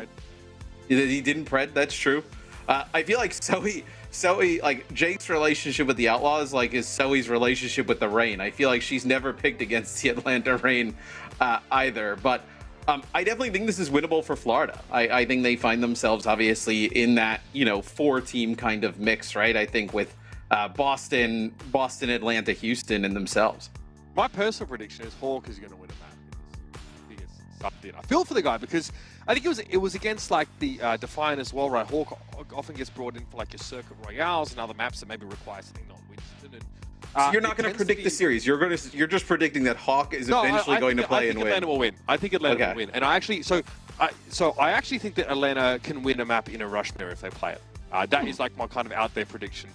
I reckon they've been cooking. They've been on the tools, as we say back home, Matt, as you would know. Right. Yeah. So But again, they've been with their VB long necks and the tools, right? They've been cooking it up. I see. It's gonna be a long day on the tools for all of us here. A few prawns on the Barbie. Yeah, you got it right. Oh, I was corrected to do the wrong way. Johnny towered over this map set earlier in the day, pointing out that, of course, a number of these maps definitely lend themselves towards like a rush style. However, sub-level obviously is a good stage for Winston at times. We see a lot of teams go for that. Still plenty of Ramatra, brought onto this stage as well. We see Donghak here for the Atlanta Reign, so we have a decent idea of what they're going to be looking for. Florida get touted as this hyper-flexible team, right? Someone can kind of do anything, but Matt, there's going to be some points I feel where Florida are going to have to play dive and mirror Atlanta Reign, and if they don't win there, they don't win the series. Yeah, I mean, they're going to have to. You feel like on some points. We'll see actually kind of like how Florida, attacks that type of dive, right? Like you see someone on the Winston now, we know he's great at that. Like how do we kind of see the DPS kind of fit into the mix? So Atlanta, I don't think it'll be very surprising what we see them come out on, as Florida does have some options here. Okay, here come the Mayhem. We do have a mirror on the Hanzo. Yeah, I mean, what the Hanzo, Sonic kind of like, and pick out lit maybe a little bit, but really it's just trying to use the insta-kill potential on some of these squishies, right? It's just about hitting those like headshots close range, pretty much. Stalker knows he's playing outside of Merit's line of sight here. They're keeping someone at bay. Lip's been able to sneak in here, put pressure down on Rupal, who's going to bio-nade oneself. Lip whip shot away, but he really sticks around. He doesn't translocate nearly as early as you'd think. Someone eventually able to come out of that hidey hole though and find the kill on Fuel. It's a great opener here for Florida. And Merit does find that elusive pick. Yes, I mean, Donghak takes a ton of damage there from Merit on the way in, and on the way out, it's someone putting down some damage and then able to finish him off. So Florida will actually get control of the point first here. Interesting. I do hope we can continue to see like how this Hanzo plays into this dive mirror. Again, Atlanta can do a lot when they can play around that EMP, but at this rate, it's a little ways away. Lip only about halfway there. We see Donghak start the dive yet again. Checkmate looming with that pulse bomb in the back pocket. Okay, we see a counter dive there towards someone by Donghak, and that bio-nade's going to make it hard for someone to stick around. Oh, couldn't get him back up. That hurts. I think he was going to go with the nano, but he had obviously the effects of that anti-grenade, right? So wouldn't have gotten the healing benefits. Just waited a little bit. As soon as the effects fell off, that's going to be a nano now on to Checkmate, as they really want to invest and hold on to the point. Well, Rupal knew he was being shot at by a fielder, man. He just couldn't afford to look at him. He had to keep his eyes on Checkmate and at least part with that, nano boost before he went down. So he knew what he had to do there. Merrick going to get traded out. He's able to find Stalker with apparently A random headshot to the high ground now. Donghack to duel once more with someone. Chorong has a rally. Someone needs to get inside that. Then an EMP on that low ground means the way is open for Lip to work. Chorong out of the picture. Someone a little bit low. Hack briefly, but has a primal rage available. Lip will take this opportunity to build towards his next EMP. Oh, you're gonna have a Dragon Strike here come in from the spawn as both teams just kind of throwing everything at this. But I would feel like, what, Florida, dumping some of these ultimates in is gonna get an extra, 25%. It feels like the issue is Atlanta obviously flips a point, and now they have double support holds, so they should be able to hold this for at least another fight or two. We understand now why we saw a Dragon Strike from spawn here. It's going to be Florida falling in line with the meta that's been dictated over the last couple of months. It'll be Merit switching over to the Sombra here. Lip will be ahead on this next EMP at this rate as well. Checkmate though looking to try and keep eyes on Stalker, but he has eyes elsewhere. He dives in with Donghack. And still someone able to deal with Lip. I don't know what happened there. Yeah, I mean, they use a nano on a Donghack, and then Lip and Stalker are there going in deep as well, but they end up losing Lip. I mean, this is a huge opportunity for Florida. I have no idea how that happened either way. To the high ground goes Donghack here as Checkmate takes up residence on the point itself. Pulse bomb deployed, but will go awry. Here comes Gio stepping up with the rally. This could be a turn here for the Atlanta Rain. They still have point control, and they've got rid of Chorong at the start of the fight. The hack came in on Checkmate, and there's nothing he could do. His attention was elsewhere. And so the Atlanta Rain win a second one in a row, and Lip will have that EMP for the next. Yeah, I mean, it's the benefit of having those double support ults at the time, right? Chio is able to actually pop that rally on the point, keep everybody topped up as much as possible after they use the nano way earlier. So Florida comes back. You're going to be walking into this EMP. Maybe you can actually have RuPaul get the nano onto someone a little bit earlier. He can go in and cause some chaos. You have to think it's going to be a defensive setup here for the Rain. Lip, though, wants to catch someone after he's dived in. Okay, just a hack here. So now they're going to pile it on top of him. Bubble is there, but they just circumvent it. There's the nano. Lip may be hoping to draw that out of RuPaul at the start of the fight. Atlanta have control, and that was really just used to keep someone alive, so the EMP comes in after the fact, and Donghack's going to be able to take someone out of the game. And now Florida not working with very much at all. Chorong goes for the rally here, but it was really just to back away. Lip from the high ground could be a nuisance. Merit's EMP is here. Is someone in position to follow up? Donghack wasn't even hit by that one, but he just misses out on getting his primal up in time. So he'll fall. There's a real window and opportunity for Florida now to capitalize, and so they will. Yeah, they should be able to take the point off the back of this, and they do. They do end up flipping. So Florida, you'll have the Primal Rage, you'll have Checkmate's Pulse Bomb. I think you're really looking at Checkmate to hit a big Pulse Bomb here, right? If he can connect with Chio or Fielder, right, early on in the fight, could be massive. Oh, they got Fielder weak. He's in trouble. Yep, packed. Both plays. Checkmate. Okay. Turns around and says, I had something prepared just for this occasion, Chio. Both backliners down now to the Tracer here, and this is how Florida wins the round. Going to be Donghack with the Primal Rage, buying as much time as he can. He is hacked. He's going to be brought to bear. Just able to get back to the rest of his team, but no one's out of spawn to heal him up back. You're dead right. It's got to happen fast for Florida before these reinforcements come in. Donghack able to get back alive. Chio pops around here, and Fielder has it now. It might be time for the Atlanta Rain to swing things back in their favor. Florida couldn't quite finish the job. From the high ground here, it looks like the Mayhem are going to let Atlanta take control, but look at the health bars! Look at the players now falling! Someone couldn't get away, and RuPaul gets chased down, and golden opportunity goes begging for the Florida Mayhem. And now it's just the last vestiges of this team to try and keep the round going. It's not to be. Atlanta start with a close win. Yeah, you could start to see that happening, right? When obviously they get the kills onto Chio and Fielder, those are massive. But Donghack does a nice job with his Primal Rage. I believe it was a Lip as well. They're able to kind of keep the point rolling because you had both support ults coming off a spawn. The Nano, which Donghack gets the benefits of, and he goes into the back line, able to pick up a kill or two. And then Chio ending up using the rally to just get them pretty healthy as they move on to the point. This is what you were mentioning, right? Playing this rush. We'll see how this rush now plays into the dive of the Rain. Very likely we simply get different compositions here. As Donghack is not someone we know is being excited to pick up the Ramatra mantle. But here we go, coming out of the gates. Icebreaker time. I guess for Atlanta, this is a little bit tricky because there are a lot of chokes you got to filter your way through. I am curious to see how Donghack combines here with Lip and Stalker to get results. Pardon me, sub-level. Labs, rather. Get him right. Well, man, I mean, they just... Lucio speed, get right in Chio's face and take him out instantly. He's like a little bit off to the side. They kind of make the assessment that he's alone. So they do a nice job of hunting him down. So at least early on, it looks like Florida going to be able to get control of the point, which this is kind of the same way the last round went. So, if Florida ends up losing this, they'll probably look back at this map and really feel like it was a missed opportunity. Definitely a tough pill to swallow that previous round. Doghack, oh my goodness, took a lot of poke there. Trying to play out in the open, realized he really had to dive and eventually head back towards the rest of his team. Somehow Lip's able to fight RuPaul, though. That looks like essentially a solo kill. No one else involved. Now with the Baptiste out of the picture, it is go time for the Atlanta Reign. Oh, and all of a sudden, like dominoes, the Mayhem scatter. Yeah, I mean, it is both supports gone right away there, as that is a hack from Lip that's going on to RuPaul, and he just burns him down after that. And then the combination of Lip and Stalker just take out Chorong, which no opportunity for the Florida Mayhem to really kind of play after that. So we'll see how they get value out of this Blizzard, right? So many characters with, the speed mobility on the side of the Atlanta Reign. Like, are you trying to speed boost and maybe go after Chio and Fielder here? Like, what's the angle with this Blizzard? Maybe play aggressive defensively with the Blizzard, rather. That looks like it's been the case. Doghack, no, he's not going anywhere. Hit with the Biter Grenade, though, defensively. He's getting punched by the looks of things, but it doesn't matter.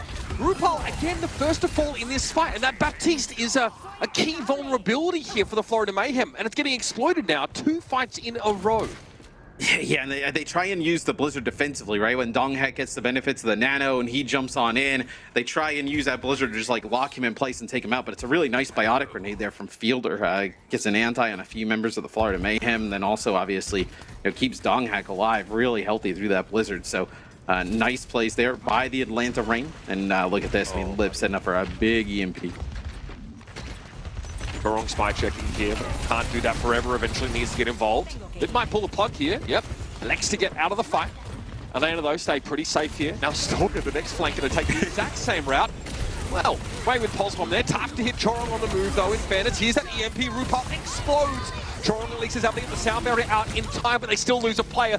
Now going to try and make up the deficit with this annihilation. Chio dives headfirst into it. Geronimo, he says, and Lip just follows up. Finds those 2 kills, and Lip is having an absolute banger of a round. The Atlanta Reign string yet another one together after a brief cap back by the Mayhem. Yeah, I mean, they don't feel bad giving the point up the Atlanta Reign, right? They have the sound barrier rolling for the Florida Mayhem and the annihilation, but they've already killed RuPaul, so they know that once those effects wear off, this is going to be a fairly easy fight for them to win. So they just give the point up for a little bit, wait those ultimates out, and then come back in and steamroll the Florida Mayhem. Stalker quickly making a target pivot there. Straight into Nemesis form very early, goes Summoner, and he is low. Stalker in the mix, but doesn't see the railgun coming. Well, travels at the speed of light technically, so relatively notwithstanding. Tough to see it coming. Doghack able to trade at the very least, but that is going to be that for the Reign in this fight. Florida expend a couple of key ultimates here to make sure they get the dub. Yeah, some nice shots there by Merritt towards the end. So they do end up investing a few ultimates, right, to be able to take the point back. But no, they're still in an interesting spot, I would say. If they get this sound barrier, I think there's a way they kind of win this next fight, because Atlanta's going to come in with a lot, right? You're going to come in with an EMP here, which is pretty much a fight win, right? Like, you see Lip in the overhead. He's probably just going to get like a hack on checkmate. Yep, and maybe just put some damage in. Yeah, that's going to be his EMP. So now that he's got that, they're going to set this up. Last time, Lip used it simply to pile in on Donghack, or at least hack the Winston Force ultimates in that previous round and then go for it later on the back line. Lip revealing himself briefly here, needs to be very careful of that insta-kill potential. Stalker forces the immortality field for RuPaul, though, but I don't think Donghack's getting out of there. Atlanta, they're pulling straight away. They do not want to invest any further in this. They've got the sound barrier. Oh, now he comes in later. That's ridiculous. The timing, so hard to predict this. The Florida Mayhem kind of on the wrong foot here. They're pushing in the direction of the Reign. So you see where the idea comes from, but the execution, not there. Yeah, I mean, maybe Lip thought that they weren't going to be able to get back and get a good touch, because you end up losing Donghack, so you end up using that EMP. Maybe you can catch them off guard coming off the spawn, but yeah, that is a round win for the Florida Mayhem, and maybe something you'd like to have back if you're the Atlanta Reign. But thinking about it a little bit more, right? You're switching Donghack over to Doom to try and get back to the point. They're trying to push up, deny you from getting back to it, right? Maybe you can EMP them, get a big one, catch a player or two off guard as they're just running at you. That just does not work out in their favor. There's a chance as well that Atlanta I guess they may have tracked the sound barrier or were trying to play around it, which is why they disengaged. But there might have been a call from Lip saying, hey, it's now or never. Pop the EMP, go on in after the sound barrier had expired. So the timing's reasonable, but there wasn't enough of a buffer. Now we're actually going to Icebreaker, and it will be the Ramatra for Donghak. It is Atlanta Reign now, opting in to the Rush. Well, who do you feel like has the advantage in this? In this type of head-to-head? Oh, well, I mean, I did predict Atlanta would win a Rush Mirror, but with Hawk is what I thought. So I definitely favor the Mayhem here. Yeah, you know, I mean, we've obviously seen Hawk play, you know, the Ramatra a good amount. It's not like Donghak can't play it, but, you know, we see Hawk come in play like Sigma play the Ramatra at times as Donghak gets a really low. Yeah, I mean, just a really nice off angle from Merit being able to put down so much damage. Merit is a dangerous factor here. Can Lip match his impact? We've known him as a dynamic hit scan player. I mean, it's a tough ask, though. Yes and no, but I also think that the angle that Merit has here is just so much better, right? Like the Atlanta Reign have to turn the corner around like a pillar and move their way to the point, where Merit can just kind of like use a little central pillar as like a, you know, anchor point, strafe around that. And it is just like free firing straight down. I mean, just a really nice sightline for him to play from. So, and it will be a slow start for the Atlanta Reign. They now have to adapt their composition to essentially what the map forces. Merit a problem in that last fight, and Atlanta have the same issue, right? Having to peer in from outside of this point, whereas Merit has his pick of the litter when it comes to sightlines. Checkmate also playing in a very flexible spot, ready for a defensive Blizzard. Shouldn't be required. Here it comes straight away, throwing in Ice Block instant there from Stalker, as he had thrown his own Blizzard as well. No one caught in that one. It's going to have to be an Immortality kill here from Fielder, and Lip's able to find Merit. So that head-to-head one out this time by Lip. He's able to play from a very safe spot. No sojourn here means the Atlanta Reign are happy to drag this on a little bit, as long as they manage to get a cap at the end. Yeah, as it looks like, well, you're just going to have Checkmate here. Chorong's going to get on here, touch for just a brief second. So Atlanta does end up flipping off the back of that, and a lot invested from the Florida Mayhem, right? Sound barrier, Amp Matrix. So Atlanta Reign now has a, you know, they're set up in a pretty good spot, Mitch, to take the lead here, right? You have Annihilation, you're going to have Sound Barrier to work with. You're going to have your Amp Matrix and your Overclock, right? I think if you're Florida, you're maybe relying on Merit building up this Overclock, which he gets now, using it and being able to take out a player or two. An early pick would have been huge, right? But looks like Atlanta Reign trying to take the initiative. Yeah, Donghak just walks head first into that. Someone had his own Annihilation, of course, but Merit's been putting out a ton of damage over the course of this fight. Lip's going to win out, though, with the Overclock battle, and Atlanta may maintain control here. It's just the May of Checkmate, and it'll awaken to the Disruptor shot. That is a massive fight win here for the Atlanta Reign in approximately equal ult economy. The big difference maker will be Chorong's sooner sound barrier, but that is a huge win for the Reign.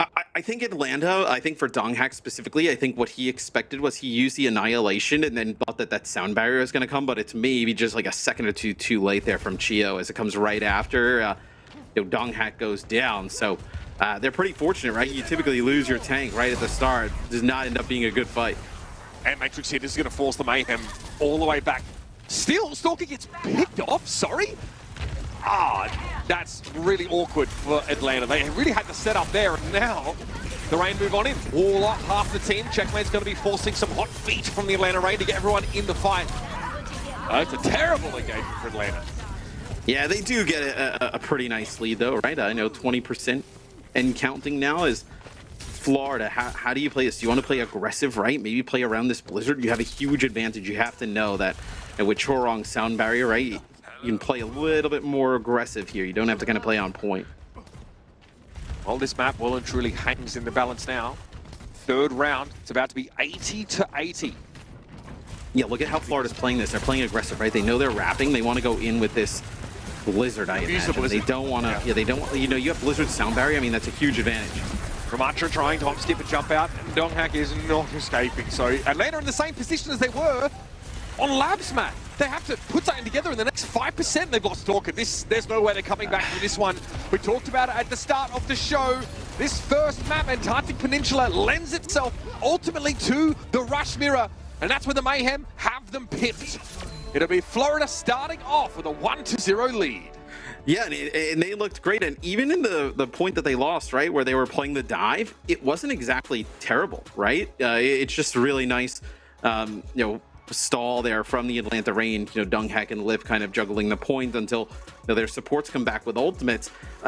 Because if they're able to take out like Donghack, that type of situation, right, and Lip has to stand on the point through the entire time, like they probably win that round, right? So I think Atlanta should be pretty scared because Florida's proven, right? They can play the rush maps and obviously play it at a high level, but their dive also looks pretty good. No doubt about it. Atlanta, we thought they might get away with it, right? Playing dive into the rush composition, and it may well have. A couple of things just went wrong. Merit, a real problem here.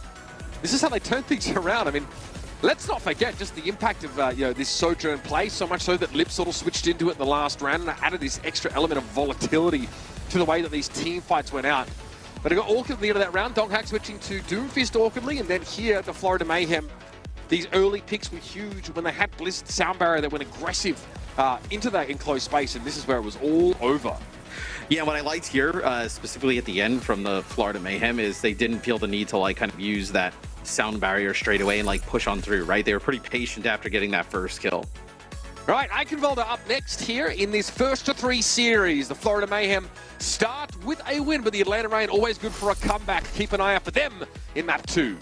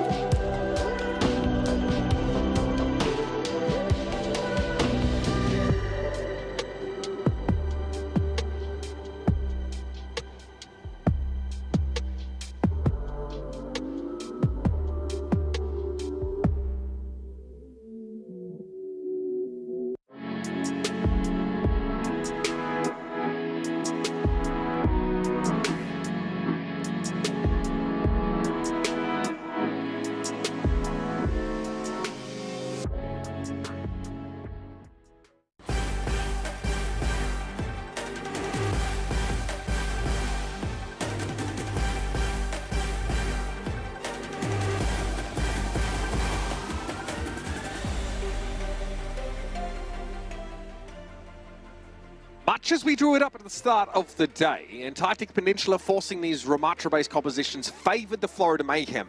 A very close first map, though, and we know what the Atlanta Rain are capable of, so it's got to feel incredibly good to start the series with a win if you're a Mayhem player or fan.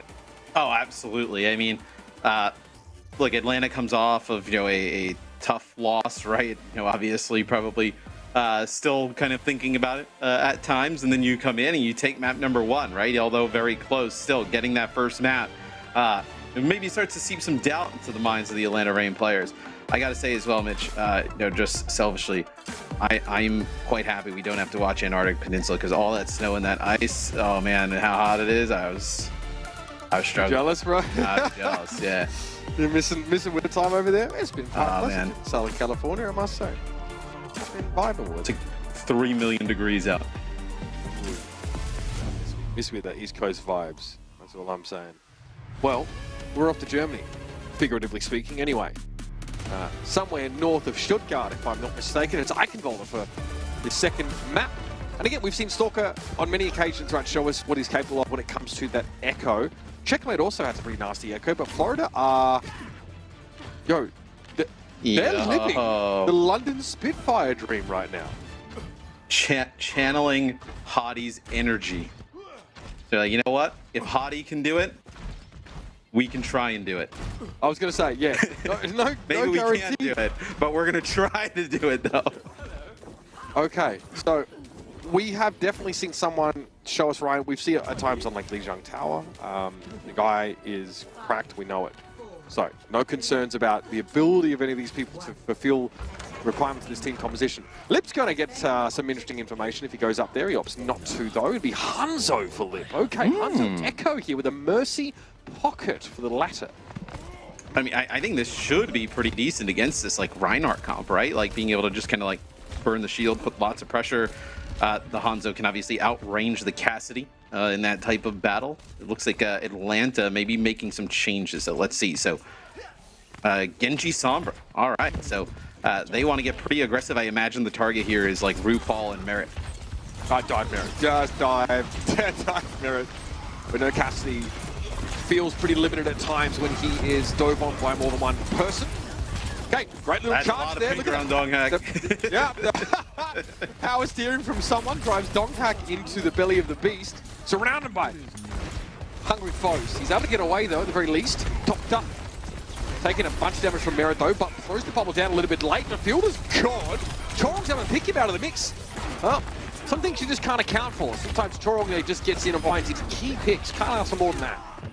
And I think if you're Florida, right, what you want to do here is basically just play extremely clumped up in this group, right? The way that Atlanta's going to start picking you apart, right, is if Merit's off on an island a little bit, or, maybe it's like RuPaul or somebody like that, right? And you can actually just jump right on top of them. Playing all together in a little bit of a death ball makes it very difficult. Lip going straight for it. Nothing subtle about that one. EMP then dives. Stalker's there. Merit is the first to be dispatched, and someone struggles to cling on here. The hack after the fact manually there by Lip, making things pretty hard, and now RuPaul is done. So Atlanta figured out pretty quickly. Just hit Q, dive. I mean, there is not much that you can do to counter that, right? I know EMP comes in, connects with everybody. You lose a player, the immortality field goes down. You have RuPaul trying to heal everybody back up. It almost doesn't matter at that point, right? Stalker is able to start getting those dash resets, make big plays, where now you have Nanoblade in the mix. So, a huge ultimate combo here for the Atlanta Rain. But look at this. I mean, we have Florida. They just speed boost down from the high ground, and they just deal with Donghack. Jeez. They use the blade? Don't know about this one. Yeah, sound barrier there from Chorong just in case. Florida now can set up and start to be a real nuisance here, and I feel like with this composition, you just sit in this choke, you are very, very hard to shift. Yeah, I mean, it looks like maybe Merit's going to, like, back up to the high ground, but really, yeah, you play that choke. Like, how do you get that? How do you dislodge that Reinhardt from that choke, right? It's going to be pretty difficult to do. By all accounts, all of our experts and pundits thought that we'd actually be more solidified in, like, the Tracer Sombra meta this stage, I'll call it. That hasn't been the case at all. My goodness, teams getting creative with it. Plenty of cooking going on here. Mera with the special spice. It's Donghack down first, and the rest of the Rain are going to have to run for the hills. Yeah, it was a nice shatter there from someone, and then obviously the M-Matrix goes down and Marriott's able to do big damage shooting through it and take out Donghack. But Lip in the meantime doing what he does, farming up that EMP. You really have nothing to deal with it too.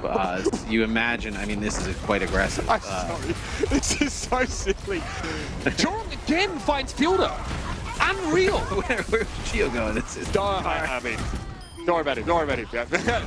Jorong finds his second kill, so gets involved there with Donghack. I'm not sure how these early Ana picks are being manufactured here, but it is making it extremely hard for Donghack to survive without Fielder alive. Yeah, what was the London Spitfire, that little plane they had, right? It was the Florida Mayhem wanted to join them on the, I think it was the Glad plane, right? Yeah, they're in the Reinhardt. Glad plane and sad plane, that's right. Throwback, my goodness. All right, someone will hold the line here. Lip getting aggressive. Merit found two. I mean, that's able to force the translocate. You're extremely happy with that if you're Florida, right? Typically, an EMP is a fight win for the others. And I don't think Stalker actually got hit with the benefits of the sound barrier either. So, I mean, this goes about as well as it could go for Florida. That mag grenade, I'm sorry, that mag grenade did a U-turn.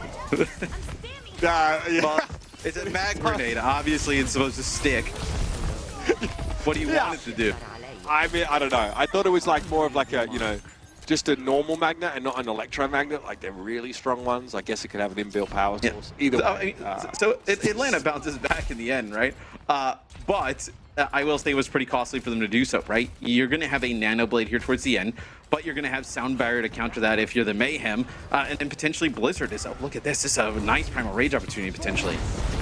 To the high ground now. Okay, Sound Barrier from Florida, so they're definitely feeling the pressure here.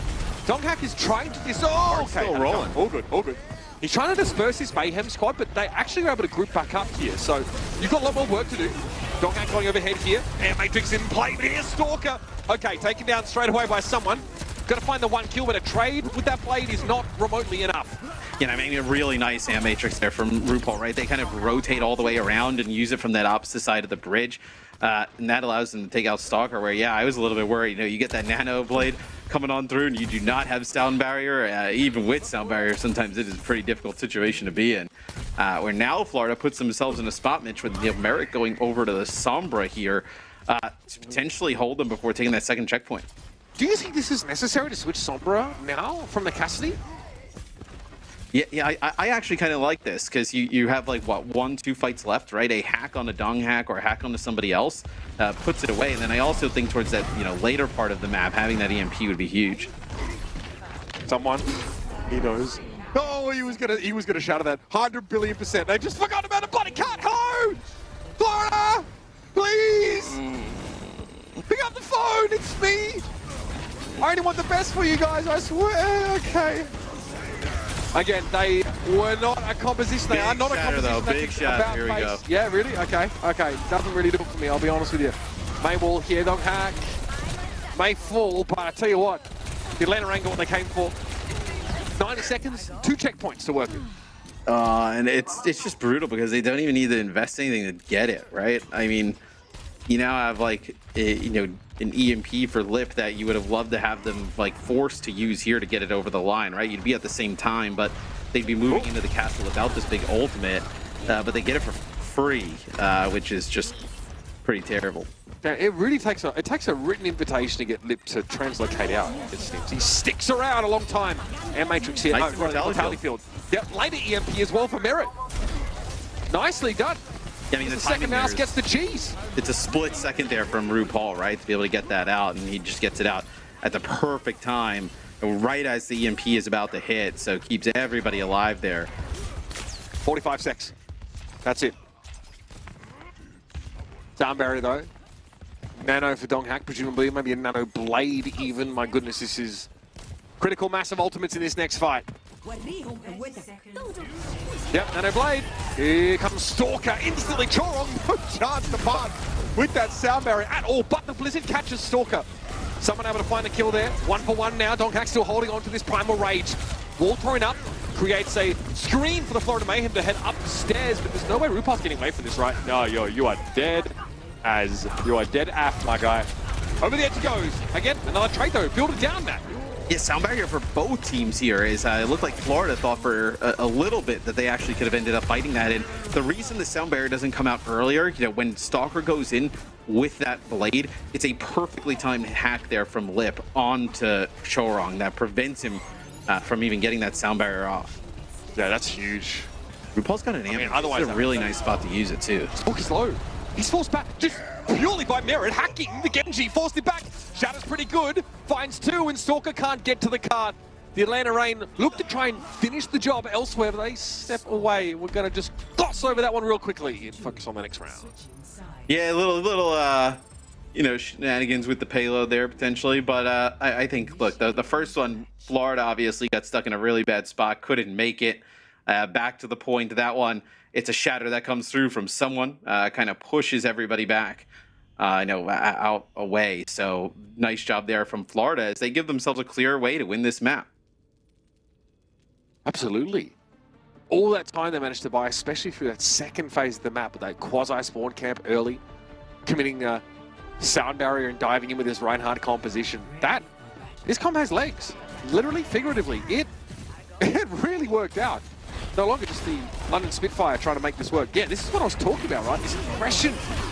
Blade here. Okay, Fielder just got his head blown off there. And then there was a sound barrier by Chorong to blunt Stalker's Dragon Blade.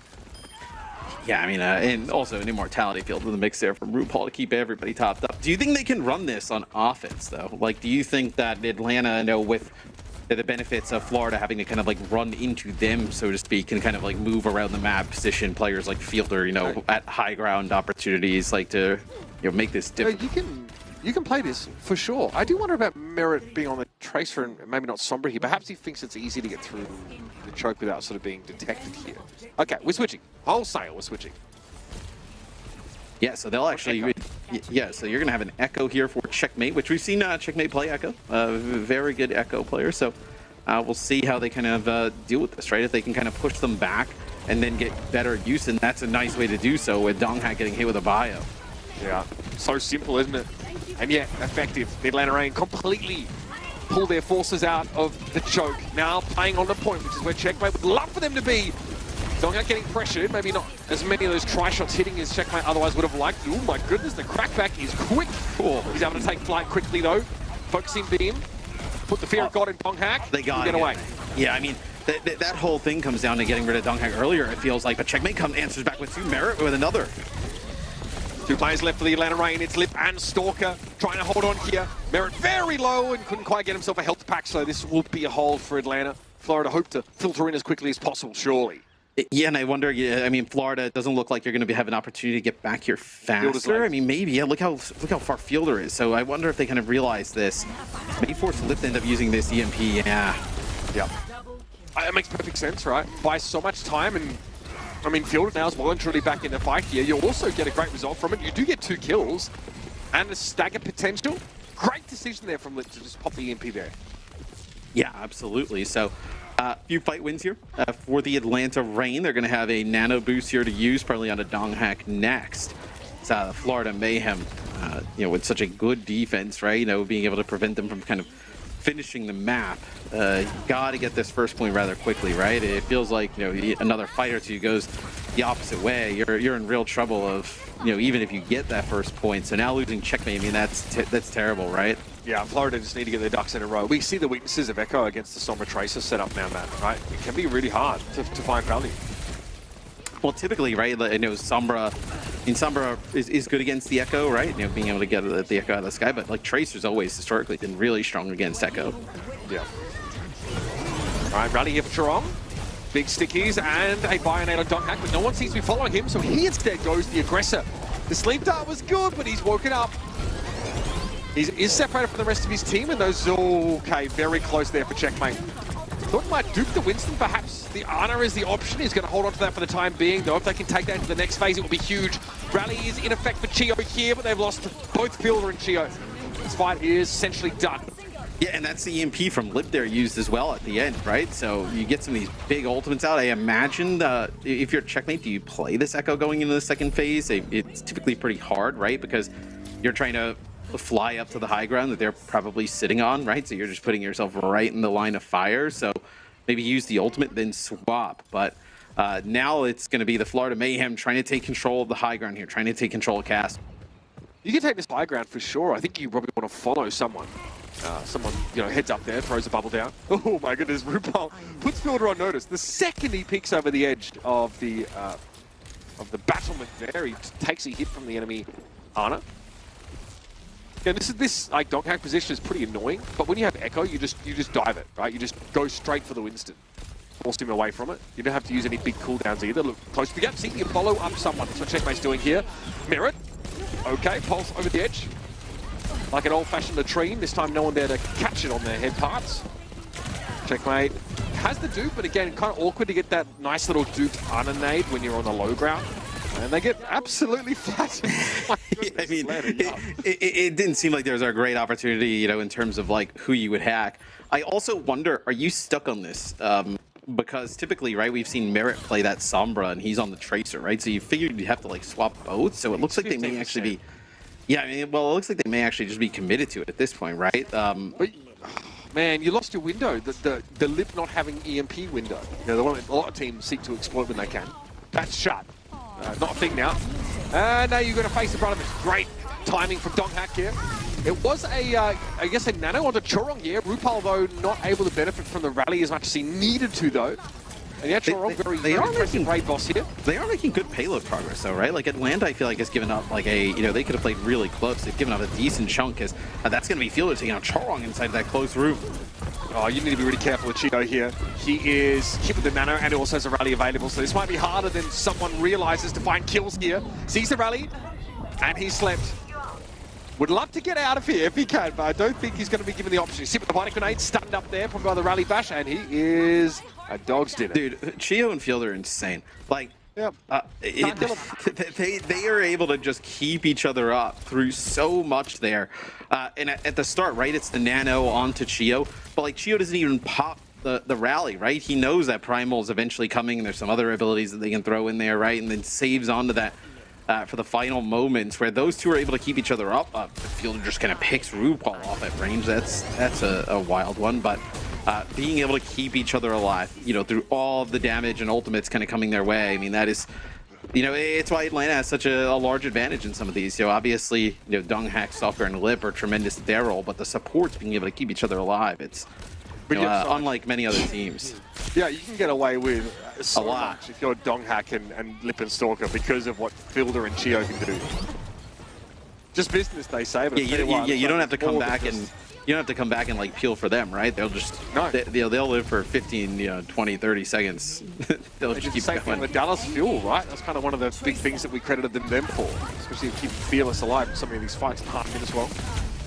Either way, Florida running out of time. It's 18 seconds left in the round. It's going to be a dupe of Tracer for Checkmate. Pulse Bomb is on the cards. Just throw it out. Get rid of it. There we go.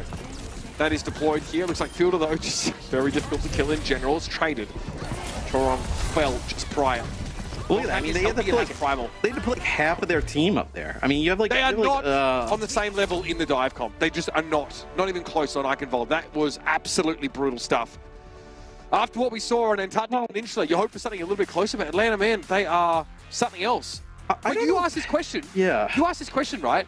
Are they going to be stuck on this Echo? Are they going to stick to this Echo, right? And a part of the map that it doesn't feel as good. And you saw Checkmate, like, duping an under and then being on the low ground and then trying to buy it from there and just getting shot. I feel like that might have hurt them a bit, right? Maybe just go to some Tracer and try to make it happen? Yeah, I would say the jury is still out in terms of the dive comp. I would actually say just the biggest issue was being stuck on that Echo for that whole like second phase, right? You were getting like almost no value out of it, right? Like even with the duplicate, right? If you had an EMP there, it's a completely different story, right? In terms of impact in the fight. I enjoyed this variation though from the Florida Mayhem, not just because I like the Spitfire style, but someone very assertive, very aggressive tank, and being the only Reinhardt here really got to set the pace in many cases. This little whip around wasn't even boosted, of course, by that Matrix. And that shuts Stalker's blade down here. The Lip EMPs, though, man, this one here, when they were short-handed, great way to retake tempo when they were down a player. Yeah, I mean, you just see the benefits of having the Sombra, like, and now, obviously, how Sombra works, right, where the hack kind of, like, amps her damage and whatnot, like, just a sick damage dealer, as well as all the other kind of utility you get from the hack. I mean, look at this, right? You have someone there, you have Checkmate there, they just can't pick up any of these kills against the supports. Like, you have a hack and EMP there, some of these abilities don't end up going off. It's a big difference. Well, suffice to say, this match is delivering on expectations. These two teams trade maps heading into Dorado. Another potential dive map, another potential Atlanta Reign battleground. So stick around, everybody. Let's see if the Mayhem are able to make some adjustments to get themselves back in this game and in the lead, perhaps.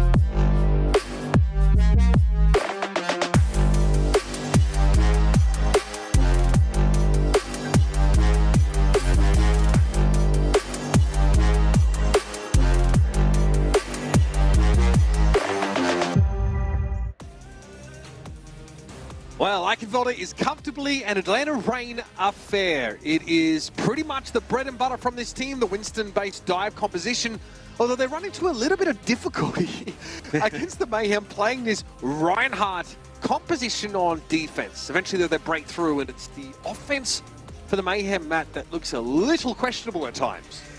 Yeah, I think like we talked about, just kind of maybe the echo there. You probably go back and look at that. Obviously, it works on that first point. Maybe going to second point, you would have liked to make some changes, but it'll be Dorado, the next map up in the set. So this is one you fully expect to see a lot of that Winston, right? A lot of high ground potential here. It's not one you can really kind of force that Reinhardt.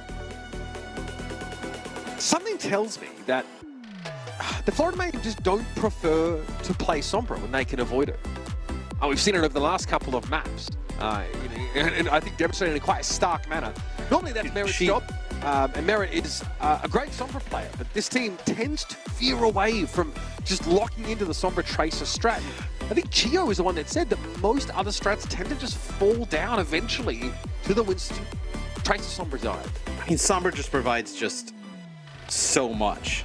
It's you kind of feel like you have to run it at times, but maybe that's not the case because the Florida Mayhem, they'll come out on defense with a Widow Echo set up here. Okay, I'll bite. This is entertaining, for sure. Merit on the Widow is a fun prospect indeed. Atlanta, though, probably going to just look to dive. I mean, how good do you think Widow is against the Sombra Tracer? Out of curiosity. You just put together a really, fairly stationary target, right? Who has just one way to get out. You don't have like some, pocket or anything like that, right? It could be pretty difficult. We'll see how Atlanta attacks this. Ooh, lips on the Tracer. Yeah, they're going to play something maybe a little bit different too. Yeah, you're going to have Echo. Okay. So Echo continuing to rise in popularity. Ooh, Stalker. Now knows what he's up against. The Widow in play for Merit now. This guy be hitting heads. I am not going to lie to you. Tucked into this corner here, which means you're fully committed if you get dived. It's hard to get out of here, even with the grapple. Ooh. That's not good. That is very bad. Losing someone so early. Yikes. Well, if Merit actually just puts in a few good shots, right? It's not even, maybe getting the headshot pickoffs, right? Just a few good shots, consistent damage. That allows Checkmate and someone to finish these players off, right? Obviously, Winston can kind of chase after them, but Checkmate, obviously, with the focusing beam can do significant damage. Someone was fighting out of Merit's line of sight around that corner. Donghack serves himself up here. That's what you got to do, though, here in Florida. Like, there have been times where you've had opportunities where Donghack has just gone in and been extremely low, and he's been able to get out with his life, where... no reason that should be allowed to happen. Exactly. Like, that's kind of like, the Houston Outlaws did a great job of doing that, but then also at the same time kind of punishing the back line. But if Donghack is going to, jump in and go a little bit too far and give you those opportunities, you can't let them go away. Donghack knows he can't stand in the choke and just, trade Tesla cannon damage. Merit is just going to, cause him to have no HP very quickly. You get a dive Merit. He gets out of there. Okay, grapple in Lip's direction. Lip maybe not expecting to deal with the Brig at the same time, though. So Donghack upstairs, only for a time, though. Gets slammed instantly. Fielder's able to find Checkmate, though. So Echo's out of the picture now. Stalker can focus on diving other targets instead of winning this aerial duel. Has a duplicate available. Okay, I've seen everything. A nano on someone here, and then he's going to have Primal. You might be able to keep this going. Stalker might want to actually look towards the spawn here if he's going to dupe this Widow. Maybe catch some people coming off respawn. With Rupal dead, though, he might not need to. Probably wanted to be out of dupe form there. Yeah, you're going to win this fight in Florida. Oh, my goodness. Someone bought so much time there. Still doing it, by the way. I mean, just tremendous there. Someone just, holds on to the Primal for the final moments, being able to get it off there. But the Nano from RuPaul in the final moments, able to keep him alive there on the point. It was almost kind of bad, right? When someone's actually in the Nano he gets the benefits of the Nano and then also has Primal. Stalker is actually duplicating the Widowmaker, so he doesn't have a focusing beam and significant damage to finish off the he doesn't want to be in Duke. Yeah, he doesn't want to be in. He doesn't want to be Widow anymore. He'd much rather be the Echo in that situation. Just kind of unfortunate. I think it was his only option to duplicate, right? Yeah. But a terrible choice, really, in that context. Anyway, okay, here comes Primal. Donghack's rendition of the Iron Shoulder comes in Merit's direction. He is staying scarce of the situation and eventually is going to get brought down. Chorong, though, in the meantime, picks up Fielder. So it's Chio's rally. That's all the Atlanta Rain have to rely on. And that's not enough against Echo's extremely high damage in close quarters. And Florida are making this happen. Yeah, for a second there, it was lip on the payload, getting it moving for a second. I was like, hey, everybody, let's turn. Objective's there. It's that way. But man, this has been a tremendous hold here from the Florida Mayhem. And just being able to get a hold here would be massive. It also would be a little bit of a feels bet because I actually think they had an opportunity to win Eichenwald. No, that just kind of maybe that strategy, the second point wasn't great. 17 seconds left for the Atlanta Rain to make something happen here. Getting rid of Mero. I mean, we've seen this for a long, long time. This is not new. This Widow setup here on Dorado. This fell out of vogue for a time, but the Atlanta Reign still have to figure out this problem. I mean, Donghak can't just keep eating these headshots on the way in, right? As gonna have to give him the nano as Fielder gets really low here as well. Checkmate getting a little bit of value out of the duplicate there. Stalker knocks him out. Someone able to find Fielder here. This is looking dire for the Atlanta Reign. Checkmate gets her in a Donghak and Stalker. It's forced to dupe the Winston to try and deal with Merit. No dice. Merit able to get away. What great protection for this Widowmaker, and Merit so effective even when on the move 99% of the time. Stunning stuff for the Florida Mayhem here. I mean, it's not even like Merit just popping off, right? And just getting tons of kills on the Widowmaker. It's just being out there at a distance, like kind of doing what we saw him do to Donghak, like just a consistent, damage at range. And you have to address him in some capacity, right? So it takes some of the focus off of being able to dive the supports going on in. It forces you to kind of just chase around Merit. And that allows, someone and Checkmate to go into the backline, make big plays. Also, it allows Chorong and RuPaul to stay alive. Basically, Donghak constantly having to lumber across this extremely long sight line. I mean, how many times do we see him dive? Yeah, he'd jump around the corner, get headshot, then have to go wait, jump around the corner, get headshot, and then eventually he's like, well, screw it, I just have to go, right? And so you get double dinged, you have to just end up getting hit with a nano straight away. And Donghak's the kind of player to take those risks as it is. What is this? We don't need insta kills, right? This is okay. Maybe we got some cheeky. I mean, he killed the entire backline, so I mean, yeah, he had some serious output. But his biggest impact was, like you said, fully charged, body shotting, headshotting Donghak as he's standing in the choke. That's the round winner.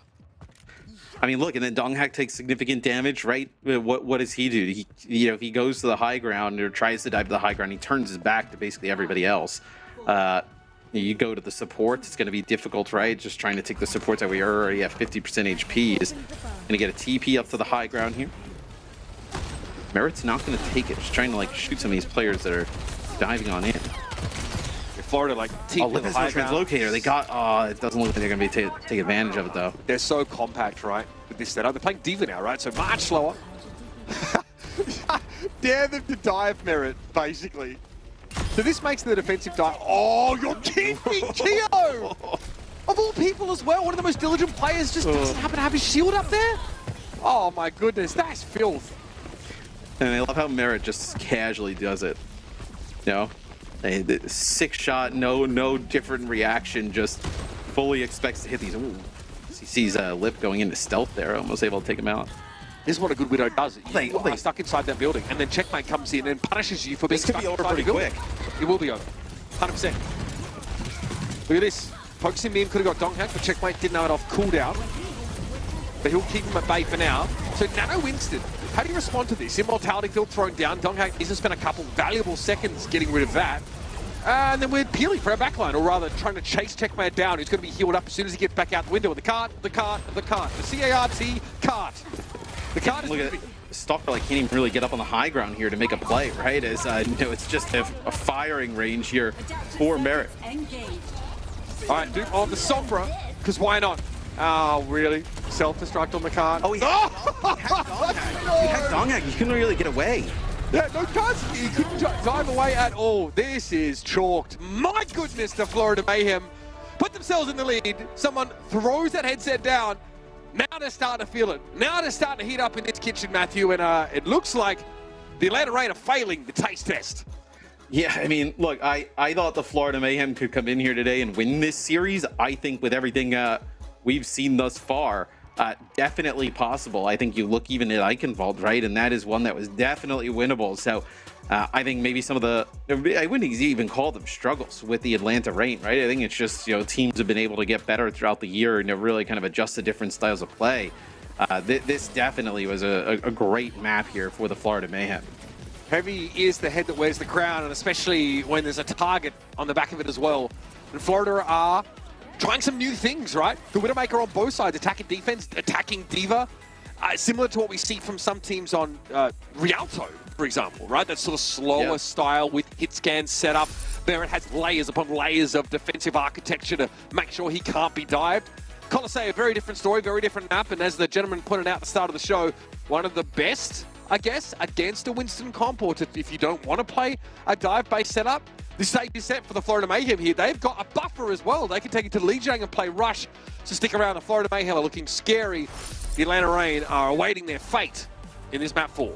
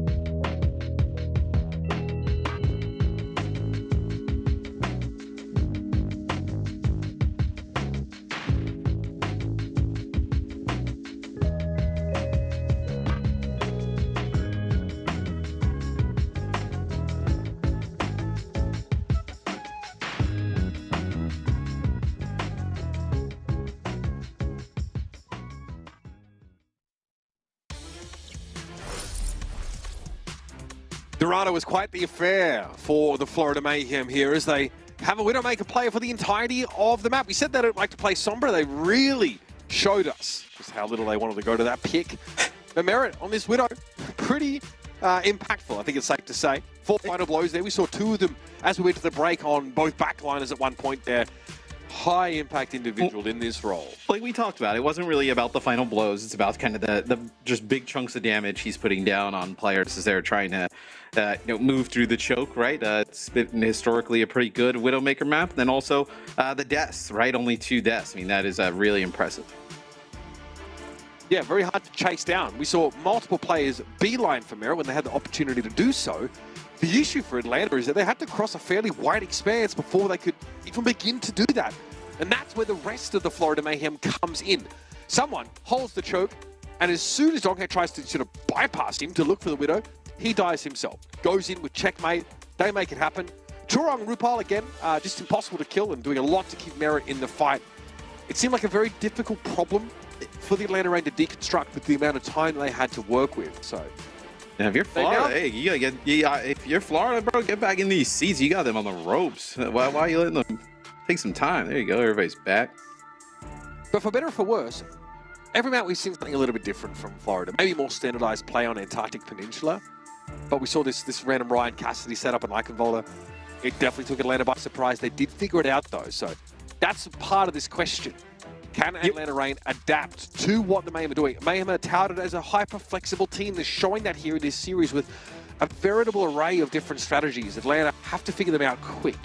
Yeah, I mean, and they give themselves 2 really good chances, right? You know, with Colosseo coming up and then potentially a Game 5 with Lijiang Tower. So 2 pretty good map options here for the Florida Mayhem, try and seal the deal, right?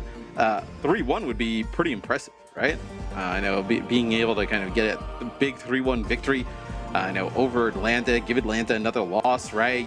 You start to see maybe a path where even somebody could like overtake Atlanta, right? That aside, if we go on to Lijiang Tower and there's any chance the control center comes up in the map pool, then you have to feel pretty good about the Mayhem. Those control maps, though, like we saw in Antarctic Peninsula, very, very close. So it really puts the series in the balance. For me, as an enthusiast, Map 5 would be the best option here, give us the most exciting game, but Atlanta have to get to Colosseo first. I mean, get this, Mitch, right? In terms of the standings, right? Atlanta sits at 11-1. Florida 10-2, right? They're in second place. This is your first and second place in terms of the league. Like, you have obviously, like, when they're tied, like map differential and whatnot kind of goes into the mix, right? Where I know Atlanta has a better one by 9 maps, but you put yourself in a spot where, like, an upset or something happens, Atlanta, you start to win out, like you got a real shot, right? And Atlanta still has a game against the Boston Uprising, who's our 3rd place team. So that's not exactly a super clean, super clear cut who's going to win that one. So getting a 3-1 here would be massive for the Florida Mayhem. They come out with that Reinhardt. Okay, the Reinhardt composition with the Echo and the May. Cat's out the bag here, so Atlanta Reign, time is ticking. Can you figure this composition out? It will be left on a Sojourn here, so it won't be Sombra Trace purely. We see Florida, not with the use of Symmetra like we've seen from London now, but they wrap around and they set up on Atlanta's side of the box. Yeah, I think they tried to catch them a little bit off guard, wrapping all the way around, because teams would typically like just kind of stand there and do the whole Sojourn poke for damage. So, well, look at this. I mean, now this is really bizarre, right? Because they have control of the bot, and it's like running away from Atlanta. Where now Atlanta's like forced to wrap now, and Stalker actually ends up falling because he's trying to put pressure on the backside because he doesn't want the bot to just start running away. So they end up, maybe it was intentional, right? But maybe it just kind of happened by circumstance, like forcing them to split so heavily. Well, normally the bot moves away from you into enemy territory, but for that moment it was moving into safe territory for the Florida Mayhem, which is just a bizarre way to flip this map on its head, and we don't see that often. Maybe one of the first few times we've seen that strat attempted. Florida now eventually revert back to their side of the map, though. Also, they get a little bit of a lead, and now Florida, with this May, Reinhardt, Baptiste setup, says, okay, dive into us, right? Hey, you do the thing your comp's supposed to do. Yeah, and they can just kind of punish them, with some of these characters who can, like, if Donghak dives in that corner there, he's going to get just swung on by the Rhine. You're going to have the immortality field there, the May, I mean, he's going to be dead. Probably just building up to this Nano, trying to keep him a little bit healthier. The Mayhem are in no hurry here to step any further forward. Rupal and Matrix going to go. Immortality Field follows it soon after, but Choron still can't be kept in the fight, and this Nano boost on Donghak is a scary prospect. Charge doesn't connect from someone. Donghak going to be able to get away. That's what really hurt the Mayhem earlier on in this series, unlike Volta, letting Donghak escape. Yeah, and you don't have the speed, right, to kind of, like, after maybe you keep some players alive, like, collapse. This is going to be an overclock here for Merit as they want to go. They don't want to give up. Oh, he's always good for it. Oh, K-Lip, though, takes him out. Shuts the overclock down in midair with a charged rail of his own. Chio, though, has been felled on the side of the Atlanta Range here, so that mobility somewhat compromised. The Mayhem's sound barrier, and the Atlanta Rain is still able to get away from them here. There's an Earth Shatter up for someone. Quickly tries to send it around the corner, catches Lip, but he's too far away. Yeah, there's no shot you're going to be able to make it around the corner and fight for that, as they have to back up a little bit here. What do you do if you're the Atlanta Reign, right? I mean, you're going to be able to build up towards this Nano pretty quick if you just wait a second, but no, Donghak going to get back to the bot. So that's a Maywall plus a Blizzard that comes through. It's a huge swing, though, that the sound barrier got forced out of Choron in the previous fight. Yeah, I mean, that was the opportunity, right? You can get value from the blade because you just force the sound barrier out, so you just go for it, I get it. But still, it doesn't pay off for the Atlanta Reign. They Nano Stalker late after the blade is long since gone, and oh my goodness, it's fumble after fumble here for the Atlanta Reign, but Chio doing Chio things. Has found 2, Checkmate's in deep trouble. No ice block available. And that's your boy, Chio. That's why he makes the big bucks. It was crazy. It was like a 4K there from Chio. He's now gets back to the spawn and starts bringing everybody back up to where the bot is. I don't think you're going to be able to take the lead here. You're going to get very close. Yeah, someone gets onto the bot, gets the contest. So a lot of ultimate cycled through in that previous fight. Very messy as well. Stalker's blade essentially shut down. I think he maybe gets one kill, but not much after that. Nano comes late. Sound barrier preemptively here for the Atlanta Rain, but Donghack couldn't benefit from it. He's on the high ground. A little bit dangerous here with the rest of the Rain pylon in to try and assist here. Rupal just keeping Merit alive there, allowing him to surge ahead, and now the Rain have to fold back. They don't get value out of their sound barrier. Yeah, I think it's, obviously for the Florida meme, you have to use your amateur too. You don't really get anything for it, but you do keep everybody alive. I think that's the most important thing is, look at this. I mean, they are doing everything to keep Lip up. I mean, he is just getting beat down there. The Mayhem still have a slim lead here, Matt. That's what's most important. This Reinhardt, the London Spitfire may have been on to something, because now you see the Florida Mayhem coming out in this Reinhardt setup and having pretty good success against some of these dive compositions. Now, what's scary for the Atlanta Rain here is, yes, they have the high ground. So they drop down, they start a fight up, but they have to be very careful about it. Because of this. Big Shadow and Chio smushed. Now, you've essentially lost that high ground position to play from. Can you stall the card, maybe? No, it seemed like it was gonna. It seemed like potentially that was like predictable there, as Donghak actually just focuses on getting the bot just away from his side of the map. But like they kind of had someone in this type of position here to the side, and they were going to speed boost him in around the corner. As soon as they saw Donghak just jump to the opposite side, they just turned and got whatever they could. It was really nice from Donghak. Oh, they have the nano stop and gets hit with a big shot early. Oh! Flattened. Merit has made some magic happen on this very part of the map, Matthew. That overclock was very effective. They do lose Rupal though to Donghak. The bot's been moving this entire time though, so bear that in mind. It's very close to checkpoint, but it won't make it. Atlanta Rain, a huge part of the fact that they can hold off Florida here is because Donghak just gave the fight up to run the bot away. Yeah, exactly. Those are some nutty shots from Merit though, gotta say, because he hits the first one, then they use the nano onto Stalker, so it's gonna take 2 more shots, and back to back. Just connects all, 3 shots straight away with that overclock into Stalker, which, I mean, that is difficult to do, connecting onto the Genji with everything else going on. Blade here for Stalker, going straight for it. Immortality field from Rupal picked off by Lip. This is going to pave the way for Stalker to get the job done, and they were a little early for a sound barrier from Chorong here. Now we're going to have an extended stagger / cleanup phase as someone tried to shepherd the bot back the other way. Doing the Donghak there for a second. The bot will now start to push it, pretty far. I feel like though the next area that you're going to be fighting here definitely benefits the Reinhardt, right? Like some of these close quarter scenarios is Merit actually goes over to Sombra, so really interesting. And I kind of have this Sombra with the Mei in the mix. Oh, that is dangerous from someone. Well, he's not a coward, Matt. To fly move. Not a coward. Again, sort of trying to save this straight into an overclock. Yeah. I guess he knew he was getting sort of topped up a lot of that time, and I don't think he was in great danger there. He does pull off. But hey, the result is great for Florida. They get through the overclock, they don't use their sound barrier, and they're back to neutral in terms of bot position. 2 minutes 53. Yeah, now you can kind of play this neutral position. There's Donghak gets benefits of the nano, but that's a Maywall that kind of splits some players off. Looks like he was trying to chase, I'm not even sure who, Chorong perhaps, with that nano? So the Mayhem don't use any ultimates at all here. They actually just let this one go through, knowing that the next fight, that's the important one. Yeah, but, you have sound barrier here for the Atlanta Rain, right? For this next fight, so even like Shatter comes down, I think you're really relying on can Merit build up an EMP here quickly. So look at this, Atlanta decides to use their sound barrier and engage first. Chio got the barrier off and then got shattered straight away. Someone's able to follow up on that one with a charge. Donghak causing problems though here. Rupal picked off by Fielder in midair as Donghak juggles him up. That's an important kill from someone. Really crucial here for the Mayhem to try to avert a checkpoint from the Atlanta Rain. He's healthy too. Chorong's keeping him standing and Donghak's going to get flattened. Someone is in trouble though.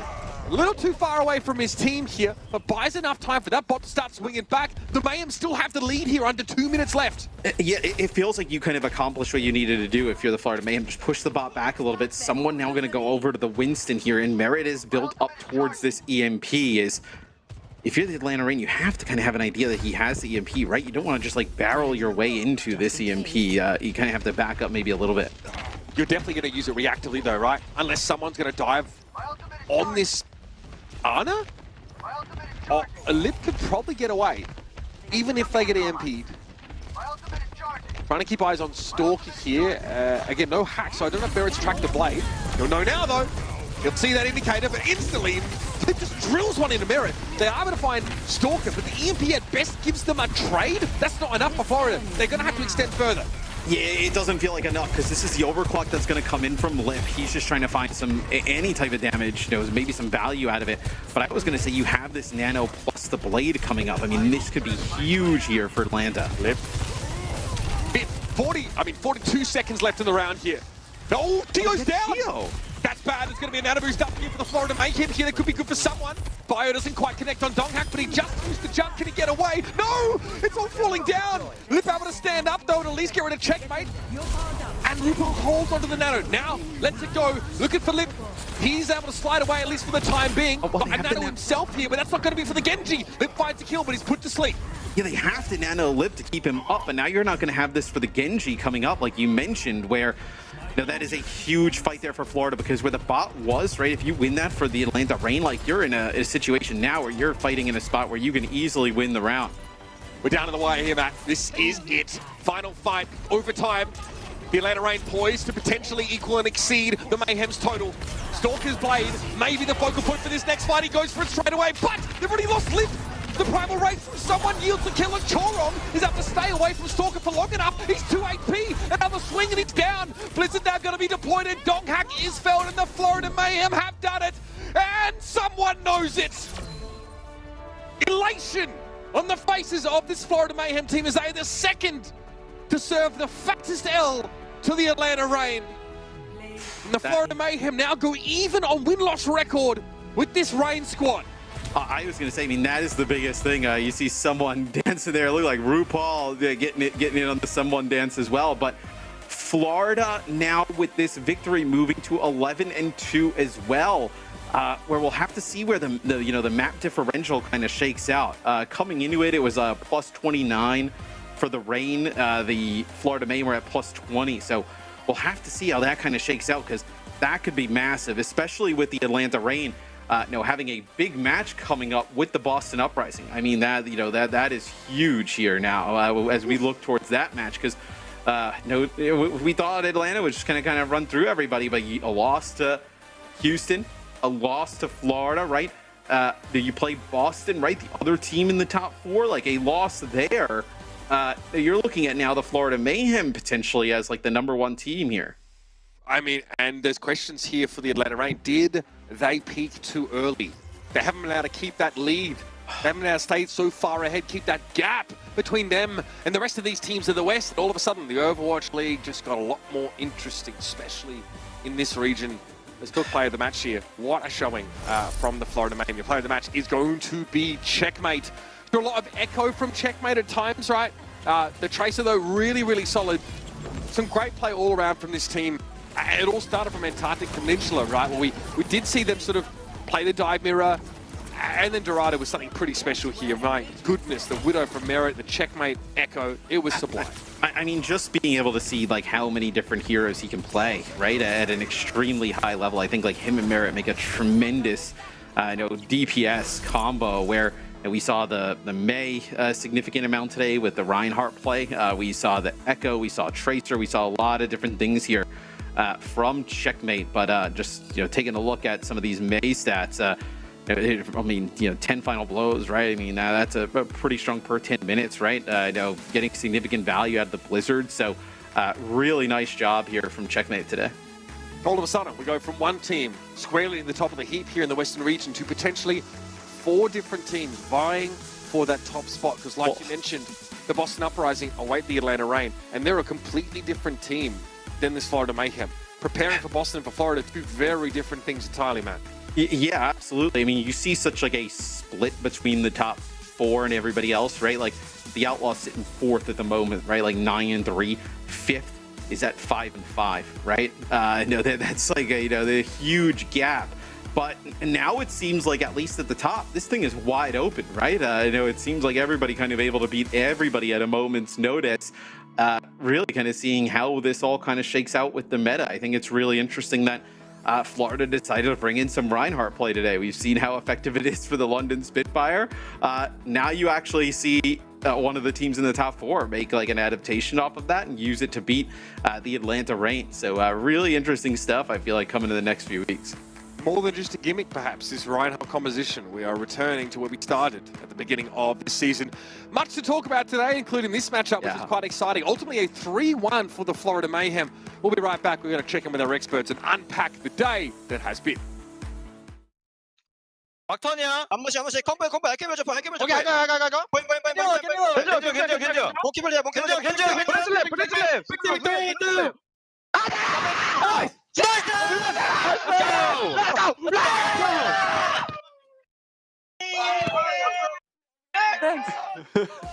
I missed the dance.